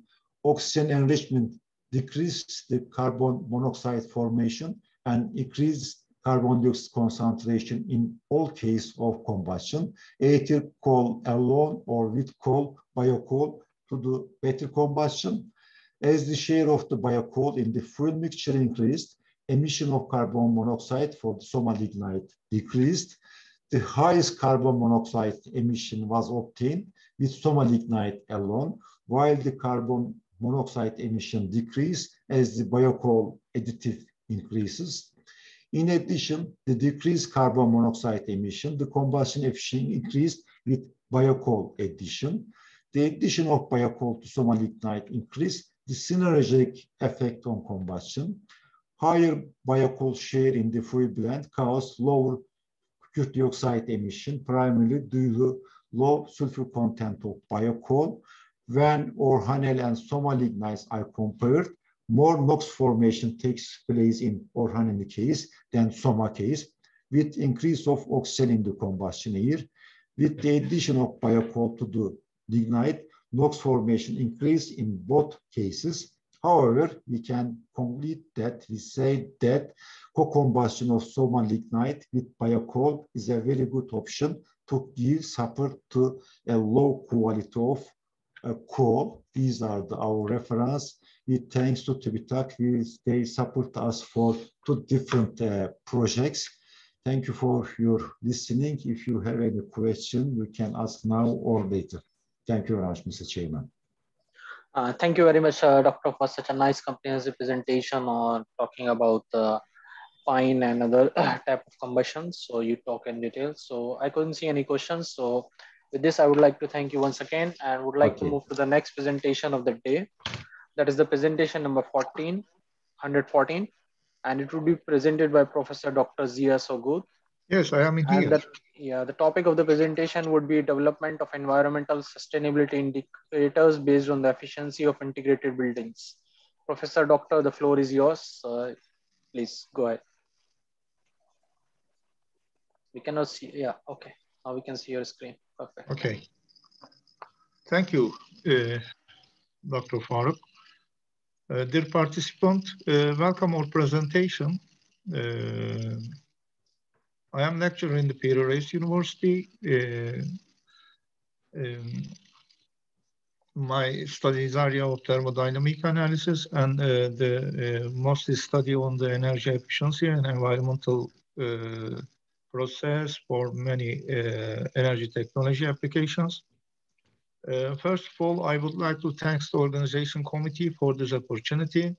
My study development of environmental sustainability indicators based on the efficiency of integrated buildings is presented new approach for evaluation of the thermal system performance related to environmental criteria. First of all, I will present my work under the subtitle you see on the slide. Fossil fuel consumption, which is the main problem caused by the global climate change, and the main input of as an economic value, is an indicator that should be managed for the institutional structure. Especially with the scope of the combating climate change, considering the emission potential of the building sector, approximately 30%, energy and environmental management should be considered as a managerial obligation for the corporate strategies.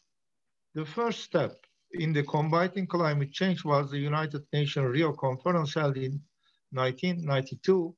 In this conference, the goal defined as to realize sound harmonies and the consistent production policies and national and international level, taken into account environmental concern in order to improve the functions of the goods and production market and optimize the contribution of the sector to sustainable development, is accepted as a start in the development of international awareness. Today, with the urbanization rate of the 60 or 70% on average, the energy consumption demands of the societies are increased rapidly, while the bad-built stocks, especially due to unplanned urbanization, increase the potential of the fossil-based energy consumption.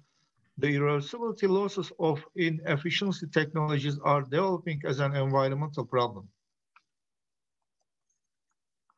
All these conditions defined as a struggle, process, and responsibility in social structure. Considering the consumption share and the responsibilities of the public authority, it is a fact that it has an active role in the development of energy efficiency solutions for corporate strategies.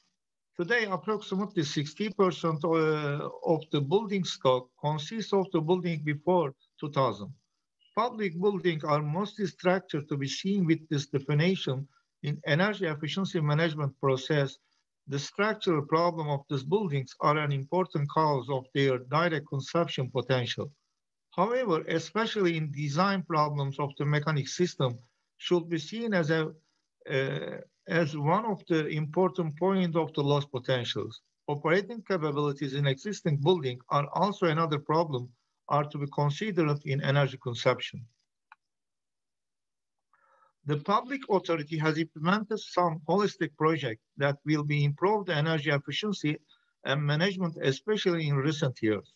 The implementation target in this project show that they can be provided significant gain depends on their current consumption in buildings. However, it should not be forgotten that application structure are multidisciplinary choice in the structure transformation, target definition, and system preference for energy management. For the basic target transformation and effective model studies according to building sample of the public authority and the climate zone, it is the basic need. It is known that the building sector has a significant potential in global climate change with the energy consumption based on the fossil fuel and the emission related it causes. The low efficiency of traditional heating preference, especially in different climate zones, can be seen as the main reasons for these potentials. Potential based on such system inefficiencies are basically as a measures of the entropy generation. This system irreversibility can also express with the exertion destruction due to management problem of the operational process. For all these parametric evaluations, environmental indicators on environmental scale with provided important convenience for decision processes. In this study, exergy efficiency and entropy performance of an institutional buildings block related to heating demand management are comparatively examined. Environmental sustainability indicators developed for the evaluations of the system have been defined. In addition, the improvement of efficiency that can be made in the system with the effective parametric control of the demand were evaluated in terms of the efficiency and environmental effect. Institutional structures often have integrated building features with different services. In such building, energy use is usually expressed by two sources, electricity and heat.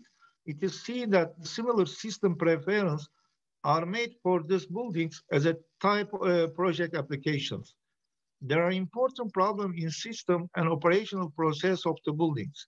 Actually, wrong capacity choices, operational difficulties, excessive losses in building architecture, lack of the energy control technology, and mechanical system problems can be seen as the basic on inefficiency system structures. The basic process in energy management is the identification of the need. This process, which is expressed as demand management, is a concept that ignores corporate management culture. Whereas for energy management systems, demand management directly plays a key role in energy efficiency and also defines system preference. Demand management in energy management is a disciplinary process and is basically related to heat demand management process technology. Entropy management is an approach based on the performance optimization for all processes with irreversibility, primarily to reduce irreversibility and reduce environmental pollution. It can also be seen an increasing exergy efficiency for the processes, in that as a quantitative expressions of uncertainty, the potential of the entropy is deceived. The basic factor affecting the administrative processes of entropy is system complex structure and the factor affecting the system direct or indirectly. The lower and more complex the structure of the elements and the irreversibility between them, the efficiency of the efficiency management of the system together with the effective management of the system is a factor that directly reduces the entropy production. The management sensitivity and stability of the system directly affects its performance and consumption efficiency. If control and compliance ability increase with stability, entropy management is also taken under control. The main criterion of the inefficiency in energy system is the losses caused by the processes. These are also the main search for the disorder of the environment. In thermodynamic terms, the criterion of this disorder in entropy production, entropy, its most general form, is directly quantitative measures of disorder in a system. Therefore, the management of the entropy has a key role in environmental sustainability. For this purpose, entropy management is an important parameter for environmental protection, primarily in environmental management strategies. For all processes that will improve the energy efficiency in corporate structures, entropy management should be seen as an approach based on the performance optimization. In this study, two basic criteria were taken into account to define environmental sustainability. This have been developed based on the environmental performance index, the fractional relationship between the entropy, energy, and environmental under ambient temperature, where the energy performance index developed has a value in the range from the 0 to 1. It should be close to 0 in terms of the environmental impact. The total entropy generation in the system is related to improvement potential rate that depends on the Carnot efficiency of the thermal processes. Sustainability index has been modified based on the improvement potential of the system, and it is used as a reference criterion for the sustainable index. This study evaluated the environmental performance of the energy users' behavior here in institutional structures. While the heat energy users' behavior of the reference building were evaluated cumulatively, the environmental criterion of the system efficiency was handled with two developed in this. The heat demand of the building group has been calculated based on the climate data, taking into account the holistic needs of the building. The indoor comfort temperature of the building was taken as 22 degrees, and the operating demand was defined through the management process of the building. The heat demand in the building was 52.990 kilowatt hour per year for both boiler room.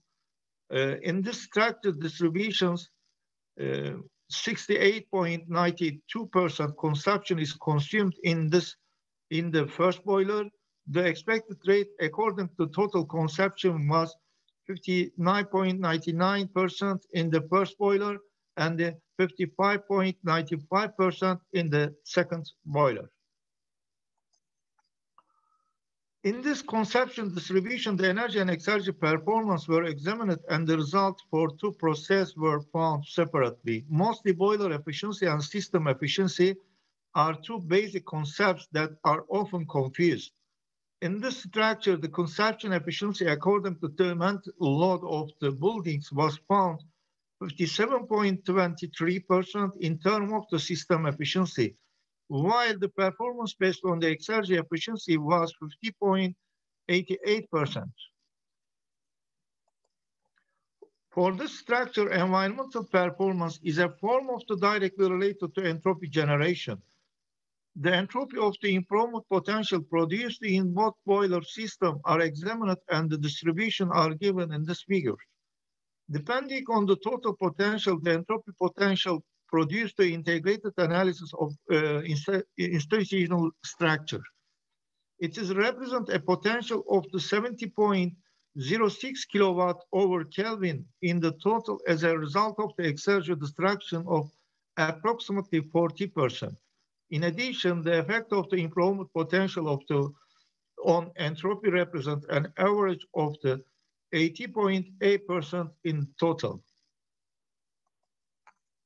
This entropy generation, which can be seen as the total irreversibility of the system in energy consumption, represents a potential of the structure that should be taken into account for the environmental effects. According to this usage behavior of the building, the environmental criteria of the structure were evaluated and each criterion was handled separately. The figure provided monthly assessment of the building's environmental performance indicators.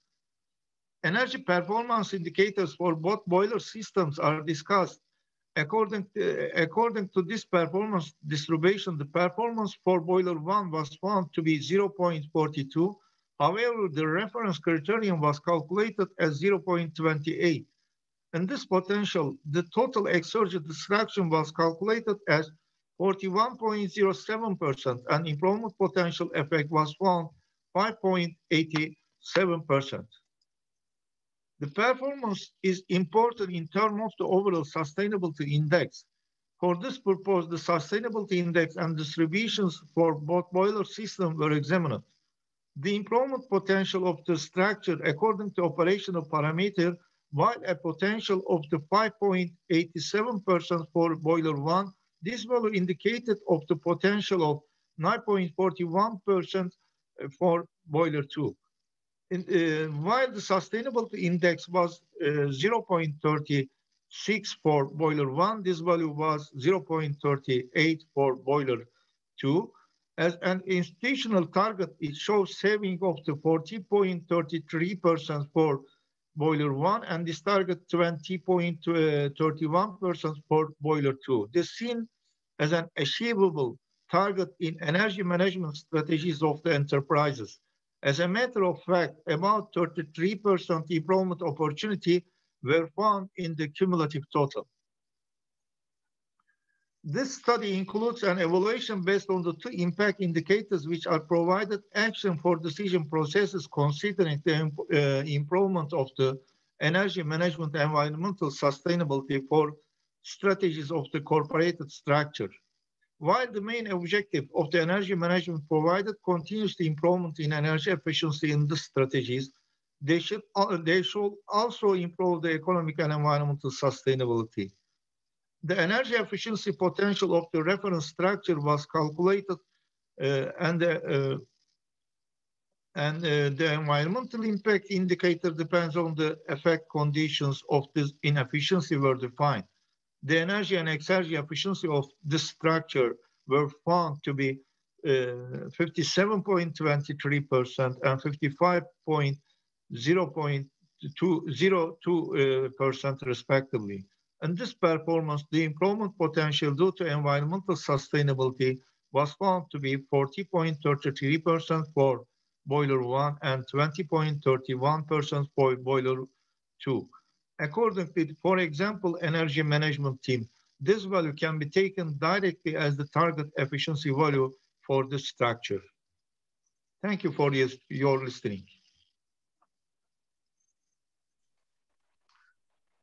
Thank you very much, Professor Zia, for such a nice and comprehensive presentation. We learn about how to use these indicators in buildings and other things, and this we can take on further to different materials or different energy technologies. We can do their sustainability based what you have proposed to us.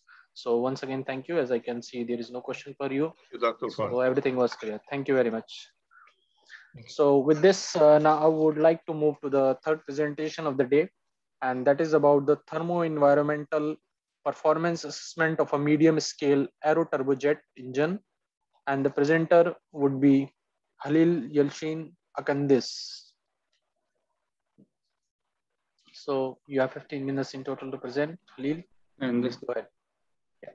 You can see your presentation. Please make it in the presentation mode. And hi everyone. Can you hear me? And can you see my presentation? We can see your presentation, but please make it in the presentation mode. Okay. Click on the presentation mode. Oh, sorry.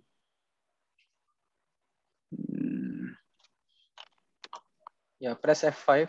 It can go take you. Function F5 or yeah, from here. Perfect. Thank you. Thanks again. My name is Halil Yalçın Akdeniz. And today I will try to present my study and thermo-environmental performance assessments of medium-scale aero turbojet engine. And my presentation includes these topics: motivation and objective, materials and methods, analysis, basic results, main results, and concluding remarks and references. Okay, recently energy efficiency and environmentally friendly aircraft or aircraft engines becomes greater concern because of increasing fuel costs and depletion of fuel resources. For this purpose, aircraft engines that are less harmful to environment in the aviation sector have recently become one of the important research topics for engine designers, aviation companies, researchers, interesters, and scientists. And the primary objective of our study is energetic and exergy-based thermo-environmental performance of GP6 fueled medium-scale turbojet engine is investigated. In this figure, you can sample turbojet. You can see sample turbojet engine, which consists of air inlet is intake and compressor section and combustion unit and turbine and exhaust. Also cold section and includes cold section and hot section. And in this study to evaluate the thermo-environmental performance, we conducted energy and exergy based analysis and thermodynamic performance metrics. We used thermodynamic performance metrics for the medium scale turbojet engine.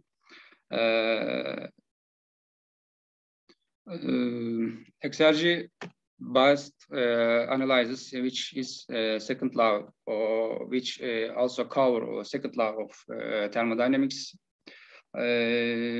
Exergy is measured using thermodynamics principles. Unlike the energy, exergy is destroyed due to irreversibilities in real process. Exergy is more useful than energy analysis. This method is particularly useful for quantifying types, magnitudes of wastes, distractions, losses, and losses of energy in any thermal systems, just like aircraft gas turbine engines. Exergy can also provide into efficiency, environmental impact, and sustainability of any energy systems. And in this figure, you can see the major thermodynamic specifications of our engine. In this slide, inlet air mass flow, mass flow 4.45 kilogram per second. Fuel mass flow 0.084 kilogram per second. AFR, which is air to fuel ratio, 52.976. And also you can see turbine inlet temperature and turbine inlet pressure and compressor outlet temperature, and you can see compressor outlet pressure and exhaust outlet velocity, which unit is meter per second. And we used some assumptions for better analyze. That pressure is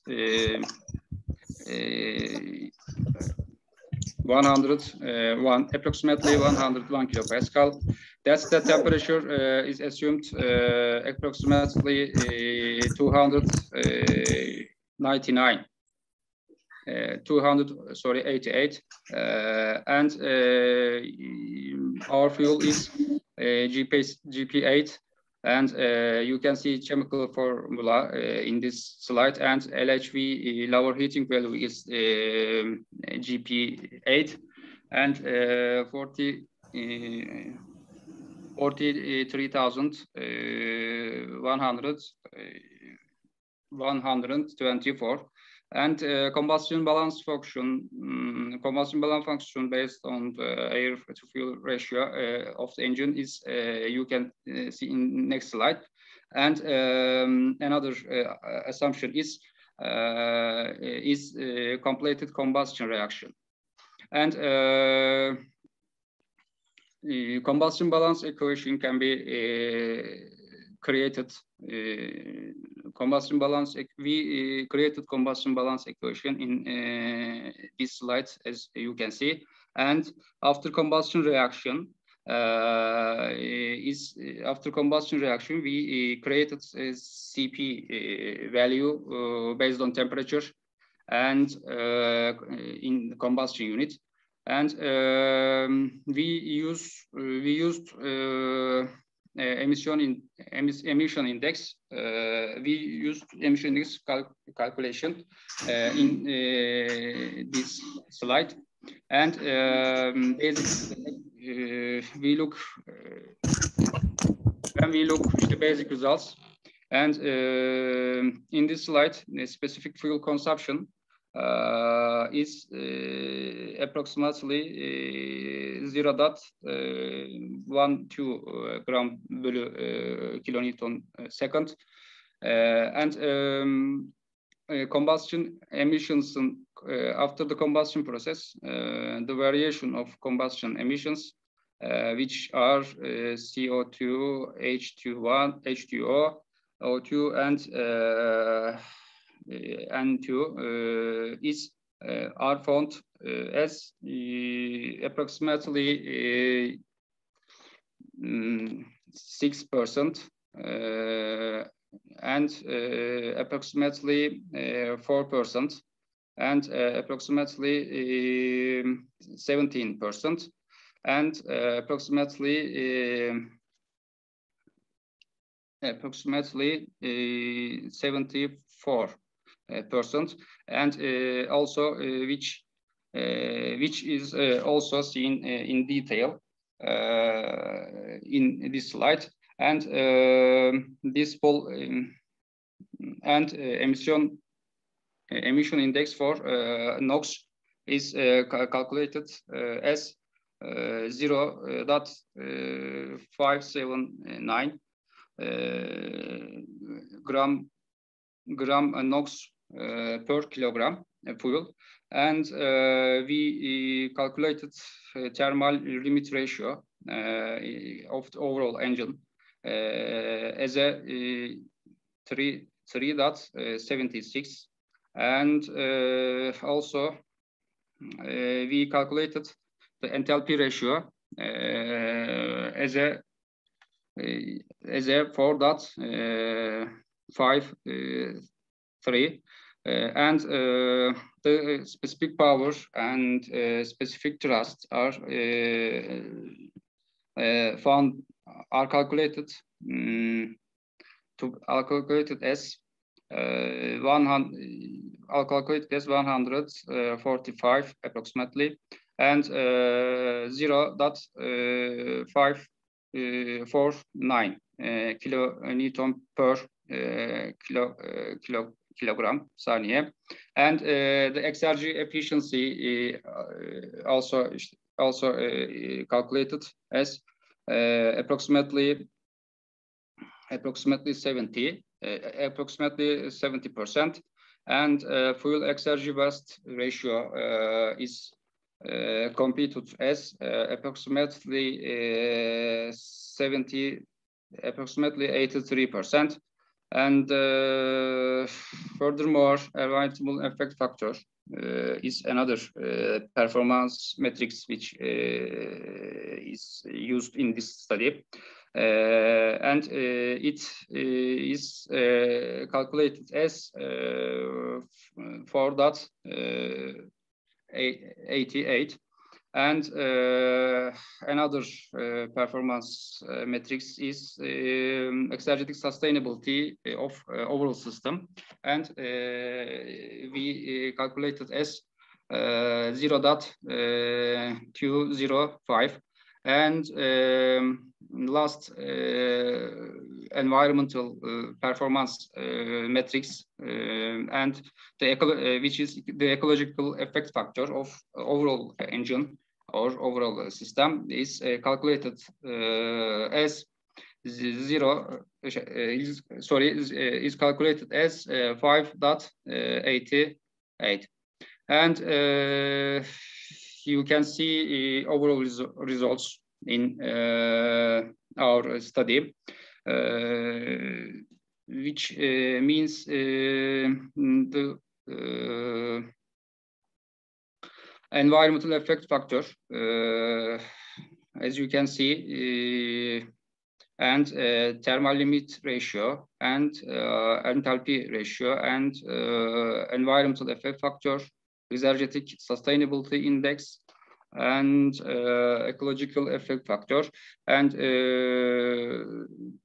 we also calculated exergetic sustainability of overall system as 0.205, and finally the ecological effect. We calculated ecological effect factor of the overall engine. Anil, you have last 1 minute to present. Okay? 5.88. Sorry? You have last 1 minute to present, okay? So please wind it up. Okay, thank you for listening. My presentation is done. Okay, so thank you very much for such a nice presentation. It's a good one. So after this, I would like to move to the next presentation of the evening. That is the presentation number 104. and it talks about the effects of design variable on exergy and environmental parameter of commercial turbofan engine. And the presenter for this presentation is Mohammad Rauf Sheikhi. So Rauf, the floor is yours. Please go ahead. And you have 12 minutes to present. Kindly respect the time limit. And I also urge all the participants to please close their mics and camera. Okay, so I'll share my presentation. Can you see my presentation? Yes. Yes, we can see it. Please make it in the presentation mode and go ahead. Yes. My name is Mohammad Rauf Sheikhi. I am a PhD student in aircraft maintenance from Eskişehir Technical University, and my co-authors are Dr. Hakan Aygun from Fırat University, with supervising by Professor Hakan Çalışkan from Uşak University. Our study is about the effects of design variables. Please, I can't see the more screen, total screen. Maybe I must be, okay, right now it's good. Effect of design variables and exergy and environmental parameter of commercial turbofan engine. This is the motivation, system description, methods and materials, result, concluding remark and references that will be my outline in this presentation. Our presentation is a numerical study or computational or maybe parametric design. We have the code based of some experimental result from the real aircraft, but our study is numerical. The exergetic and environmental metric of aircraft engines that we know are topic paramount importance for study examining the effect of fuel consumption and combustion and environment. So it is important to quantify this parameter to predict the extent of environmental impact originated from aircraft engines such as the turbofan engine that widely used in the commercial aircraft. In this study, effects of turbine inlet temperature, TIT, and high pressure compressor pressure ratio, HPCPR, and several exergetic parameters that you maybe you found in the literature. Our previous present, you can see some exergetic parametric regarding turbofan engine. We select the CFM 56, the famous engine in the commercial aircraft, turbofan engine. For this aim, first and second laws of thermodynamics are applied to this engine, and its 6 components, and the component are the main component of the turbofan engine. TIT change, turbine inlet temperature change between the 1450 Kelvin to 1550 Kelvin, and HPCPR change between the 7.5 to 8.5. The main contribution of our current study could be highlighted as following: 1, to compute exergetic parameter and calculated several environmental parameters, and in the final we apply the new index, the specific irreversibility production that worked by Dr. Hakan, present by Dr. Hakan, is the factor that this factor show us the specific irreversibility production per thrust. At these 3 contributions, if we applied to turbofan engine CFM 56 for 36 cases. Our cases is maybe sometimes with constant of TIT, and sometimes the constant of CPR, and we selected the different conditions for the engines that maybe these conditions give us the behaviority of the results in the final. This engine widely used in the commercial aircraft. Some military aircraft also use this engine. This engine thrust is 121 kilonewton, and with 5.1 bypass ratio and 32.8 total pressure ratio. The engine has one stage fan and another properties that you see in the slide for this engine. Exergy, maybe the previous study, Dr. Yalchin is talking about the exergy. That's enough. Maybe you know about the exergy principles, that the maximum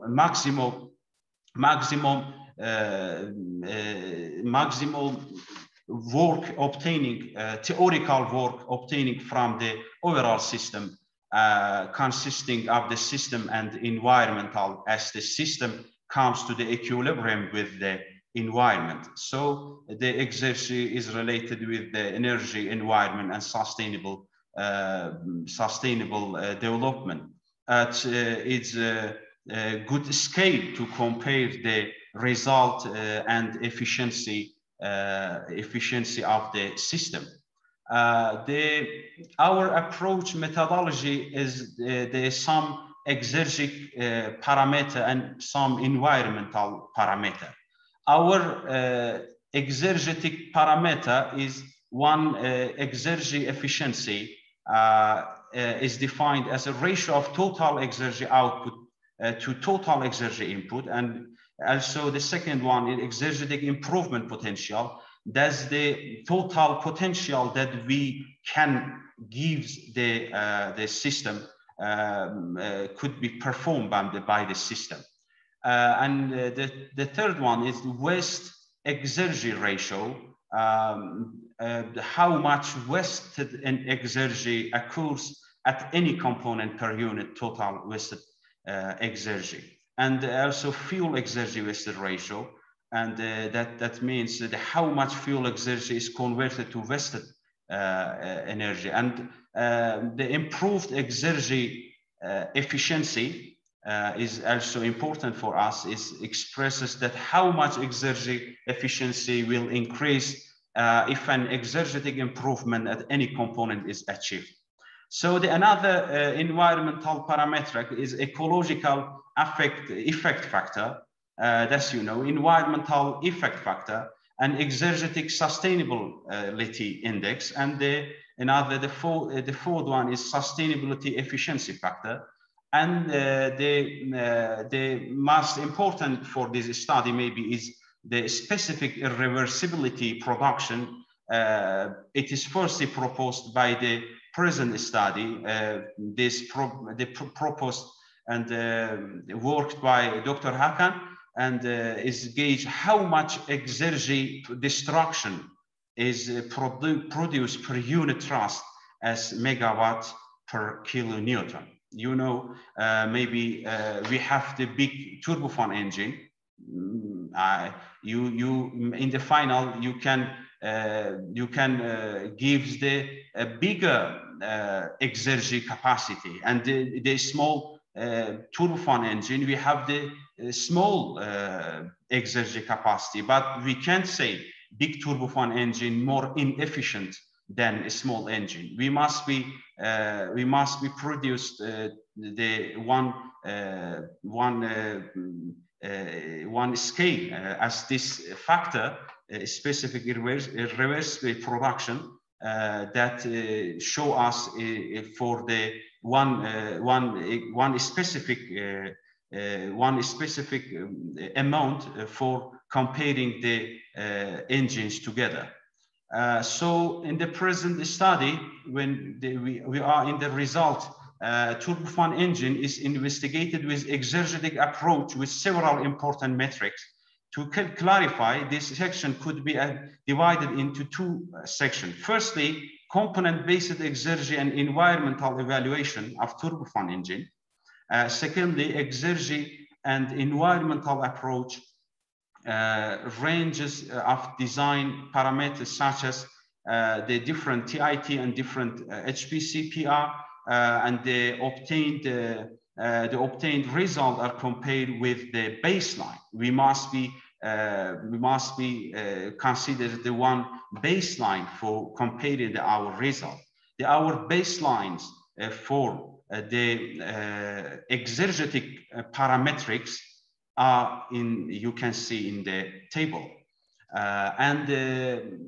Related with the exergetic parameter, as can be seen, the combustor has highest exergy destruction, changing between 9.3 megawatts to 12.51 megawatts. Its baseline is 10.52 megawatt, whereas exergy efficiency of the combustor changed between the 65.65% to 85.85% to 96%, 0.96%. Its baseline is 87.11%. The lowest exergy destruction belonged to LPC, the low pressure compressor. Its value is 0.486 megawatt, and exergy efficiency is 91.94%. The following figures depict wasted exergy ratio and fuel exergy wasted ratio that we showed in the previous study by formulas for 6 components at 36 cases. According to these figures, to this result, effects of TIT and HPCPR and these metric of components are different. Namely, the increase in TIT leads to lowering wasted exergy ratio of fan, whereas to increase wasted exergy ratio of combustor. The highest wasted exergy ratio and fuel exergy wasted ratio are calculated for the combustor. We can see all of the parametrics for the exergetic. The critical component is the combustion chamber. We can play with this component for improving our system. Wasted exergy ratio changed between the 31.17% to 33.7%, while fuel exergy wasted ratio between the increase maybe 1%. So finally, exergetic improvement potential of component as well as improved exergy efficiency are given in the following figures. The highest potential is also the combustor. The amount, another is you can see in the slide. Maybe that's enough for reading this amount. After that point, outcomes to environmental and sustainability index regarding turbofan are given. Firstly, the baseline findings are presented in the table. The baseline for the environmental parametric. The LPC has the lowest environmental effect factor, whereas the combustor has the highest one. Ecological effect factor value of turbofan is measured as 2.824, whereas its environmental effect factor value is found as 1.063. So the ecological effect factor and environmental effect factor of component are presented in these figures. Since exergy efficiency of the combustor is the lowest, and it's the ecological effect factor and environmental effect factor are gauged as the highest, namely ecological effect factor of the combustor between these amounts. Whereas the environmental effect factor of combustion change, the increase, you can see these amounts. The increase in the TIT leads to increase the combustor's ecological effect factor and environmental effect factor, whereas the increase the HPCPR result in decreasing these metrics. These figures show us the exergetic sustainability index and sustainable efficiency factor of component are this matrix has adverse relationship with the eco EFF and environmental effect factor. The lowest exergetic sustainability index and the also sustainable efficiency factor belong the combustor is also. I say the combustor is most critical component for our study. Maybe is very clear in the gas turbine engine in most critical point maybe is very clear is combustion chamber. Another combustor varies maybe you can see in the amount in the slide. In the final, maybe we have some remarks. The maximum exergy efficiency is found as this amount 36.94%, and the minimum ecological effect factor is calculated as the 0.9563, and another factor is also you can see in the slide, and I can say these results show us when we compare with the baseline is also our study is show the combustion chamber is for exergetic and environmental metric is the most important component for improving related with the exergy. That means have the more capacity for challenging and for playing to improving the system. In the final, in this study, turbofan engine and its major components are dealt with considering exergetic, environmental, and sustainability aspects. Instead of the one-point assessment, the analyses were carried out by 36 cases under different range of turbine inlet temperature and high pressure compressor pressure ratio. The total exergetic improvemental potential is computed as 2.077 megawatt. Exergetic improvemental potential of the combustor consists 65.2% of total the exergetic improvemental potential. If exergetic improvement can be achieved, exergy efficiency of turbofan rises from the 35.41 to 46 is very important, but it's the total capacity. But we can see the difference between the maximum exergy efficiency and baseline one is just 1.50 that we can improve by this study with changing the TIT and the also the high pressure compressor pressure ratio. We can improve the 1.53% is more related about the combustion chamber. The specific reversibility production is measured the lowest with this amount to the HPCPR.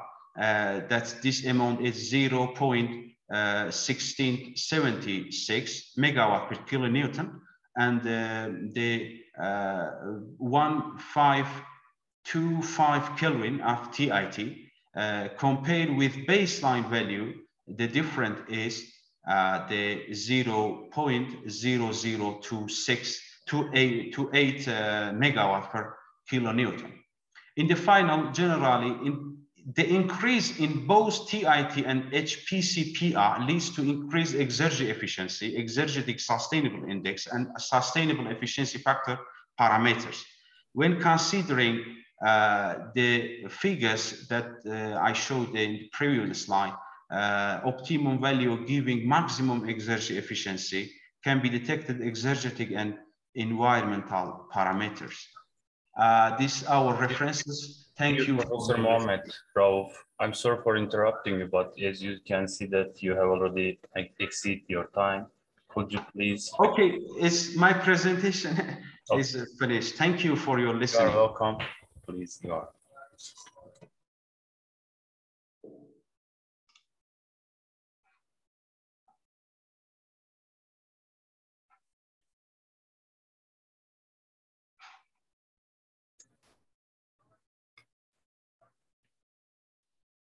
Next speaker, Abunamuna, is here or not? If he can raise hand, then we can transfer from attendee to the panelist.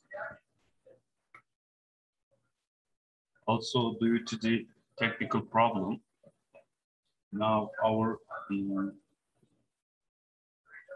chair, Farooq Khalid, has some technical problem. That's why we changed the moderator.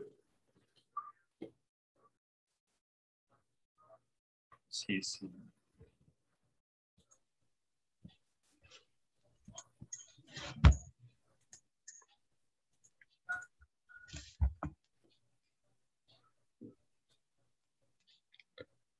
Chairman? Yes, we hear you. Now, presentation number 110. My presentation is now. Okay. Fifth presentation. The stage is yours. Thank you. You're welcome.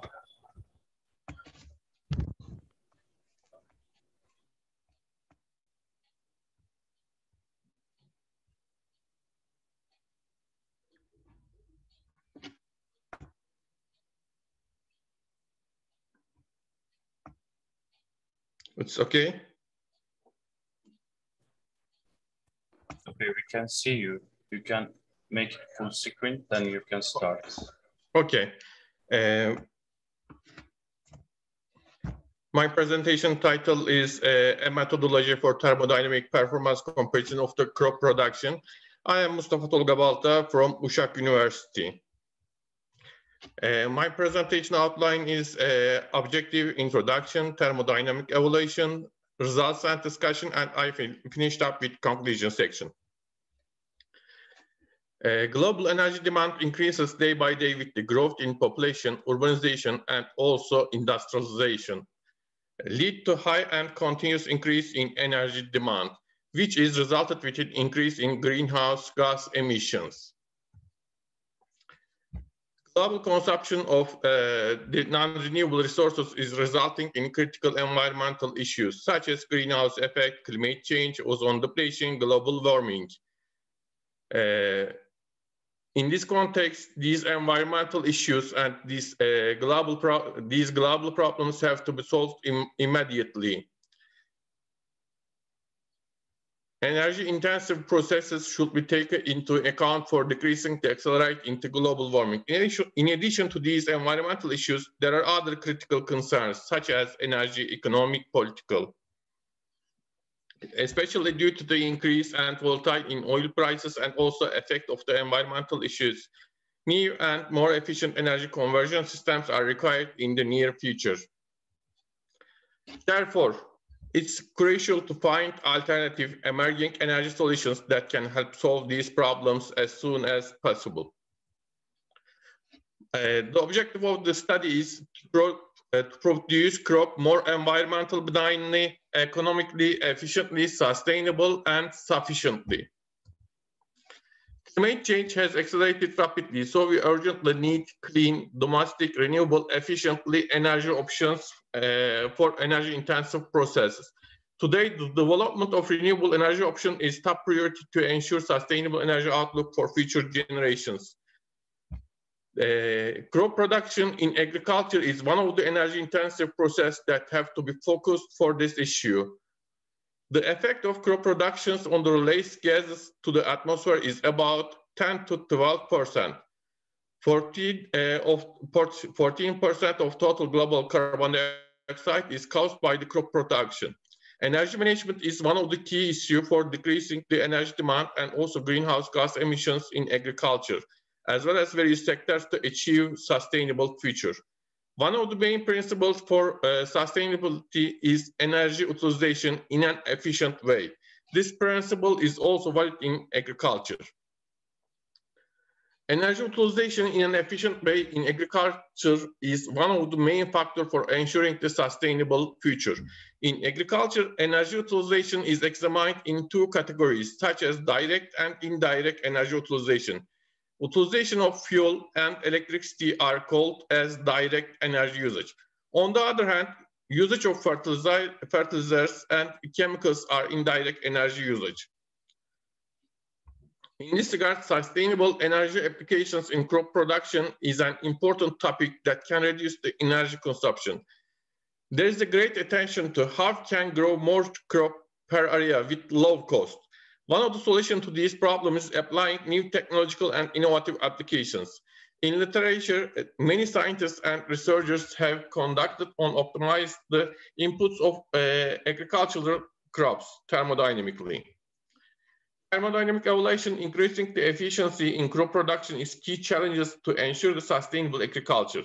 This paper presents a methodology for thermodynamic performance comparison of the crop production. Performance of the crop production in agriculture is mainly analyzed through first law of thermodynamics by the many researchers and scientists. In this analysis section, we have mass balance, energy balance, and exergy balance equations, as you can see, are defined and for determining the thermodynamic performance analysis of crop production. The performance of any crop production is given by Salzburg's model as the cumulative degree of perfection, CDP. The CDP of any crop production can be expressed as you can see. The exergy efficiency of the crop production system can be calculated from the formula you can see. Results and discussion in this study, thermodynamic performance comparison of crop production and can calculate it with given methodology using CDP and exergy efficiency. Cumulative consumption of the energy and exergy and CDP carbon dioxide emission values to the production system should determine and compare for the crop production. Now, how can we produce the crops more efficient, more low cost, more environmentally, more sustainable, and more energy security? As soon as possible, we should determine available energy sources, short, medium, long-term roadmaps, new strategies for global warming.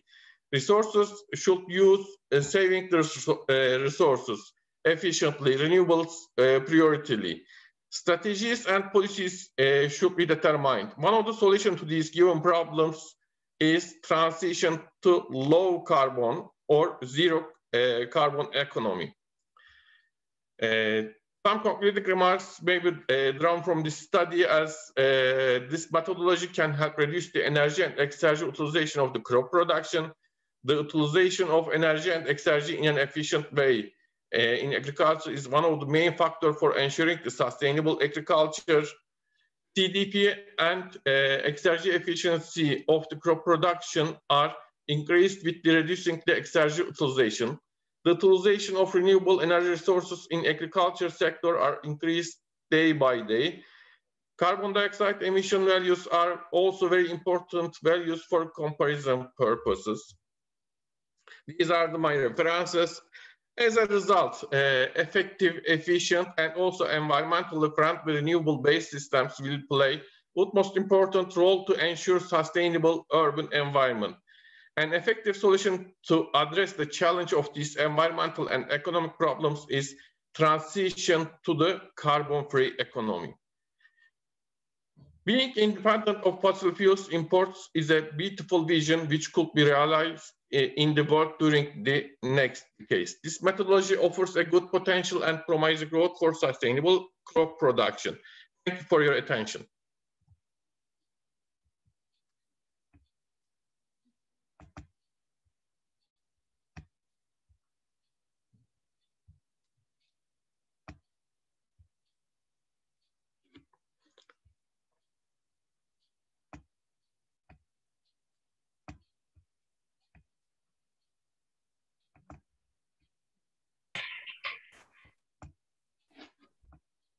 Mr. Mustafa, thank you very much for your presentation.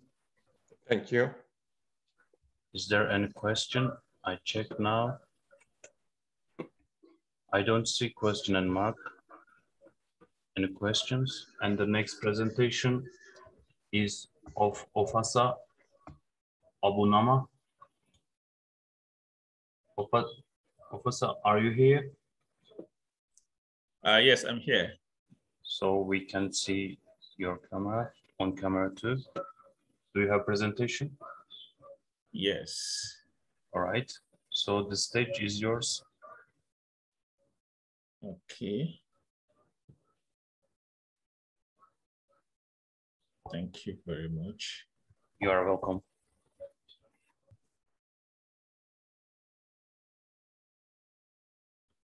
Just a minute.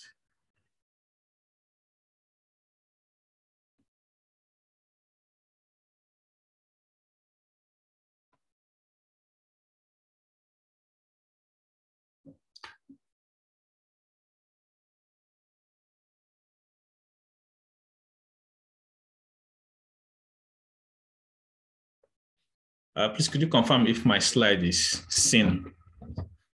It's broadcasted. Is it properly shared? Are you? Hello? You hear? I hear you. Okay. I just want to confirm that the screen is shared properly. Yes, I see your presentation. All right, thank you. Okay. Good evening, everyone. I'm Ofasa Abunuma. I'm here to present, make a presentation on cost description and characterization of gas-enhanced oil recovery processes. And this work is in collaboration with Priscilla Ogunlude and Professor Gobina. We're from the University in England, in the UK, called the Robert Gordon University. And this work was carried out at the Center for Process Integration and Membrane Technology. I would like to thank the organizing committee for the invitation to make this presentation today. Without further ado, I would like to go ahead with the presentation. So here we'll be looking at the research overview, the methodology. The research was divided into 3 phases, phase 1, phase 2, and phase 3. And at the end, I'll be concluding. Apparently, 70% of oil are trapped across reservoir globally. And this 70% needs to be, because of our reliance on oil, we need to look for technology to displace this oil or release the oil from trapped pores. That's where enhanced oil recovery comes in. And one of the technologies is to inject gas into the reservoir to displace the trapped oil. So the aim of my research is to look for the ejectant, that is the gas that is most cost effective.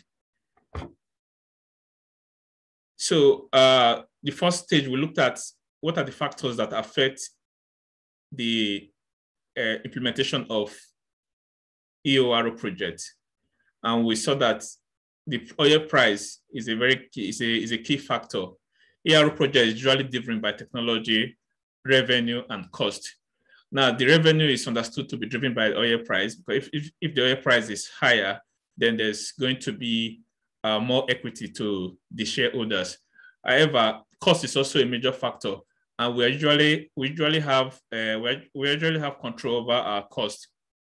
So in this research, I'm suggesting that, okay, what is the gas that will give us the most competitive cost, so that the project will be technically and economically viable. Now, this is a schematic of what happens when we're implementing gas EORO. Here you see that a truck is brought. Sometimes they use a truck to convey the gas, or if there's a pipeline structure, like in the US, where there's gas trunk line. So what happens is that the gas is injected into the reservoir. In this case, carbon dioxide or CO2 was injected into the reservoir to displace the oil towards the producer well. Now, in a typical reservoir system or in a typical feed, there are components to the expenses. We have the CAPEX and the OPEX, which are the cost centers usually seen or worked with in a reservoir system. Now, the ejected gas is an OPEX. It's an operating cost. And we also know that the quantity of gas injected into a reservoir is proportional to the produced oil. So we want to now know what gas will be injected.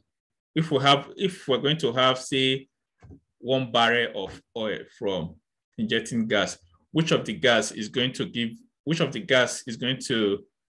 the least expensive to purchase and to inject?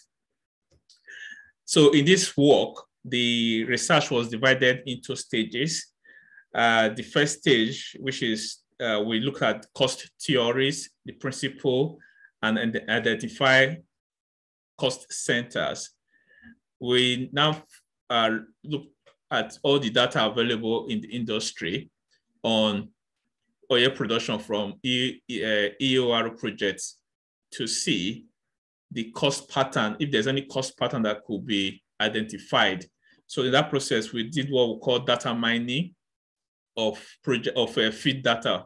Then from there, once we're able to identify some information, we now did an experiment in the phase 2 to test the information we saw. In the phase 3, we coupled the phase 1 and the phase 2 results. So the first stage in the data mining, we use a coefficient of variation and Pareto analysis to identify that, okay, there are 15 quantities that affect decisions in enhanced oil recovery processes. And coincidentally, cumulative gas cost was identified to be one of those factors. So we now through the data, the records of oil feed across the world to see if there's going to be a discrimination between the gases.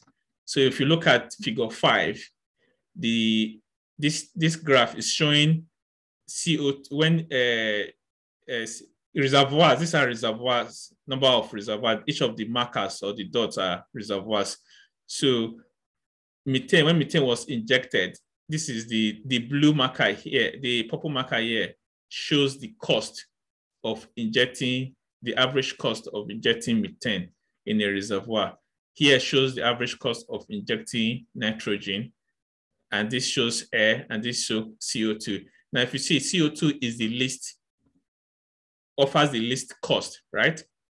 So we now did the money bag analysis, where we arranged, we did like a qualitative depiction of the cost profile. So you will see here, this is methane. Methane is the highest, costing $570 per feet. This is in raised to power 10 raised to power 8 rather. So this is in billions, and followed by nitrogen, followed by air. You see CO2 is very small down here. So we also try to look at how does this gas cost, does it relate to the gas properties? So if you see here, the molecular weight of the gases were arranged in increasing order. CO2 has the highest molecular weight, which is 42 grams per gram moles. And also the specific gravity, CO2 has the least specific gravity. So when I say, okay, let's arrange more physical properties of the gases and see how they will align with the cost profiles in oil feed. So this is a division of the property we identify. So look at the specific gravity, specific volume, the apparent viscosity, specific heat capacity, the mean free path, the kinetic diameter. Now you see that CO2 has the highest mean free path. So it means that it takes longer, it takes a longer distance before it has a collision. If you put CO2, there's the collision between molecules in a gas chamber. So we now say, okay, what is the cost? What is the market cost of these gases? So if I want to buy methane, for instance, how much will it cost? What is the industrial cost? So this is a profile of the industrial cost. Again, methane is the most expensive gas of the three gas, but unlike the feed data, here where the market cost, the difference between air, nitrogen, and CO2 is not very, very much. So we now went on to the phase 2. So with all the information we had in the data mining, we now constructed a process where we have to inject these gases into membrane, into core analogs. So these are porous media, and these are the parameters of the porous media. So this is the experiment. We have this gas here, and we have the core parameter, and so inside a core holder. So gas is injected at varying pressure and temperature, and then the gas is allowed to permeate through this core, and the readings is taken here. So the temperature range was between 200 and 6,000, around 300 kV to 670 kV, and the pressure range was the 20 to 300 kPa. The experimental data, we had about 1,973 runs, generating over 8,000 data. So now, you remember this graph where we did a cumulative gas profile of gas EOR projects. So these are the global, we've seen this before. They will not compare it with our experimental results. So this is the cumulative gas profile for our experiment. If you notice, there's some form of similarity here. Methane is still the highest. See, methane is the highest here, and CO2 is the lowest, which kind of validates. So our experiment is validating what is happening in an oil reservoir. So we now took the three categories of cost. The first cost, remember the market unit. This is the market price. If you want to use CO2, you want to go to an industry, buy it from the industrial guys. This is the cost they will give to you. Now look at the competitiveness. CO2 is the most expensive gas, and methane is CO2 is the least expensive, so it's most competitive. We want to reduce cost, so CO2 is the most competitive gas, while methane is the least competitive. Now, in the feed data, we discovered that again, CO2 is the most competitive because it has the least cost. In the experimental data, again, CO2 happened to be the least expensive. So the conclusion is that CO2 is the least expensive gas, so therefore is the most competitive. Now we discovered air was the gas that is most sensitive to injection cost. It was amazing because air is free, it's kind of free. So we really can't understand why air appears to be showing signs of even more expensive than CO2. So the cost correlation to gas property, you remember we were also interested in understanding if the gas of cost is inherently correlated to the intrinsic properties of these gases. It turned out that yes, the money bags of the market, feed, and experimental gases, gas cost profile are strongly correlated to the gas property. At least we have gas molecular weight is correlated to the market price, experimental price, and feed price.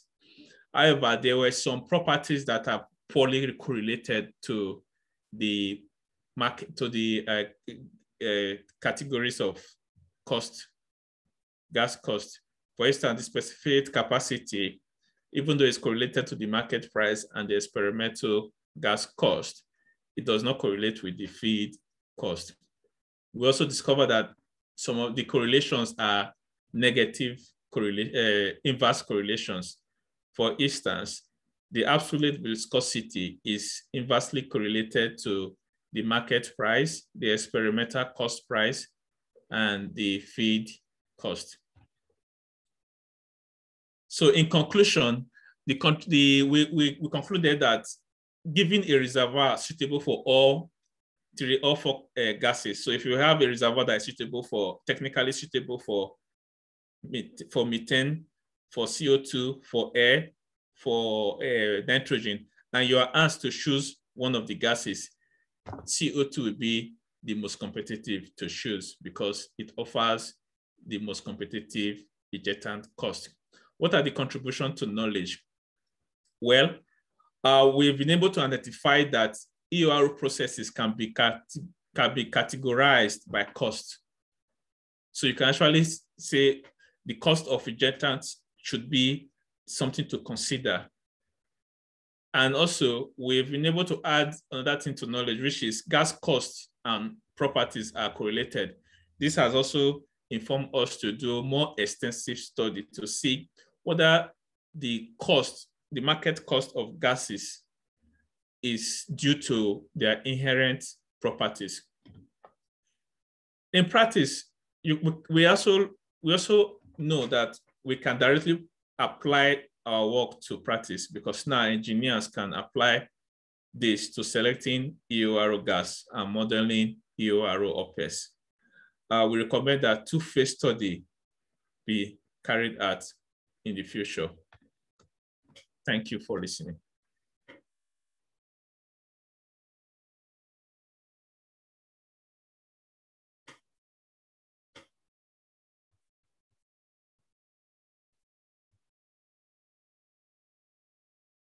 Hello.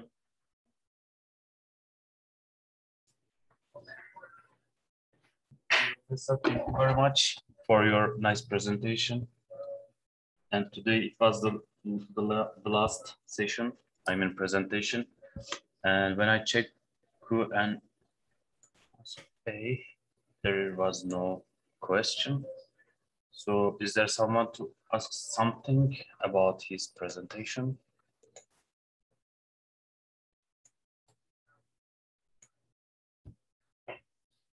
Anyway, thank you very much, all of you, for your nice presentation on different topic. Tomorrow, our World Science Conference will continue at 9 o'clock in different 3 sessions. We hope to see you again. Have a nice day. Thank you. Thank you.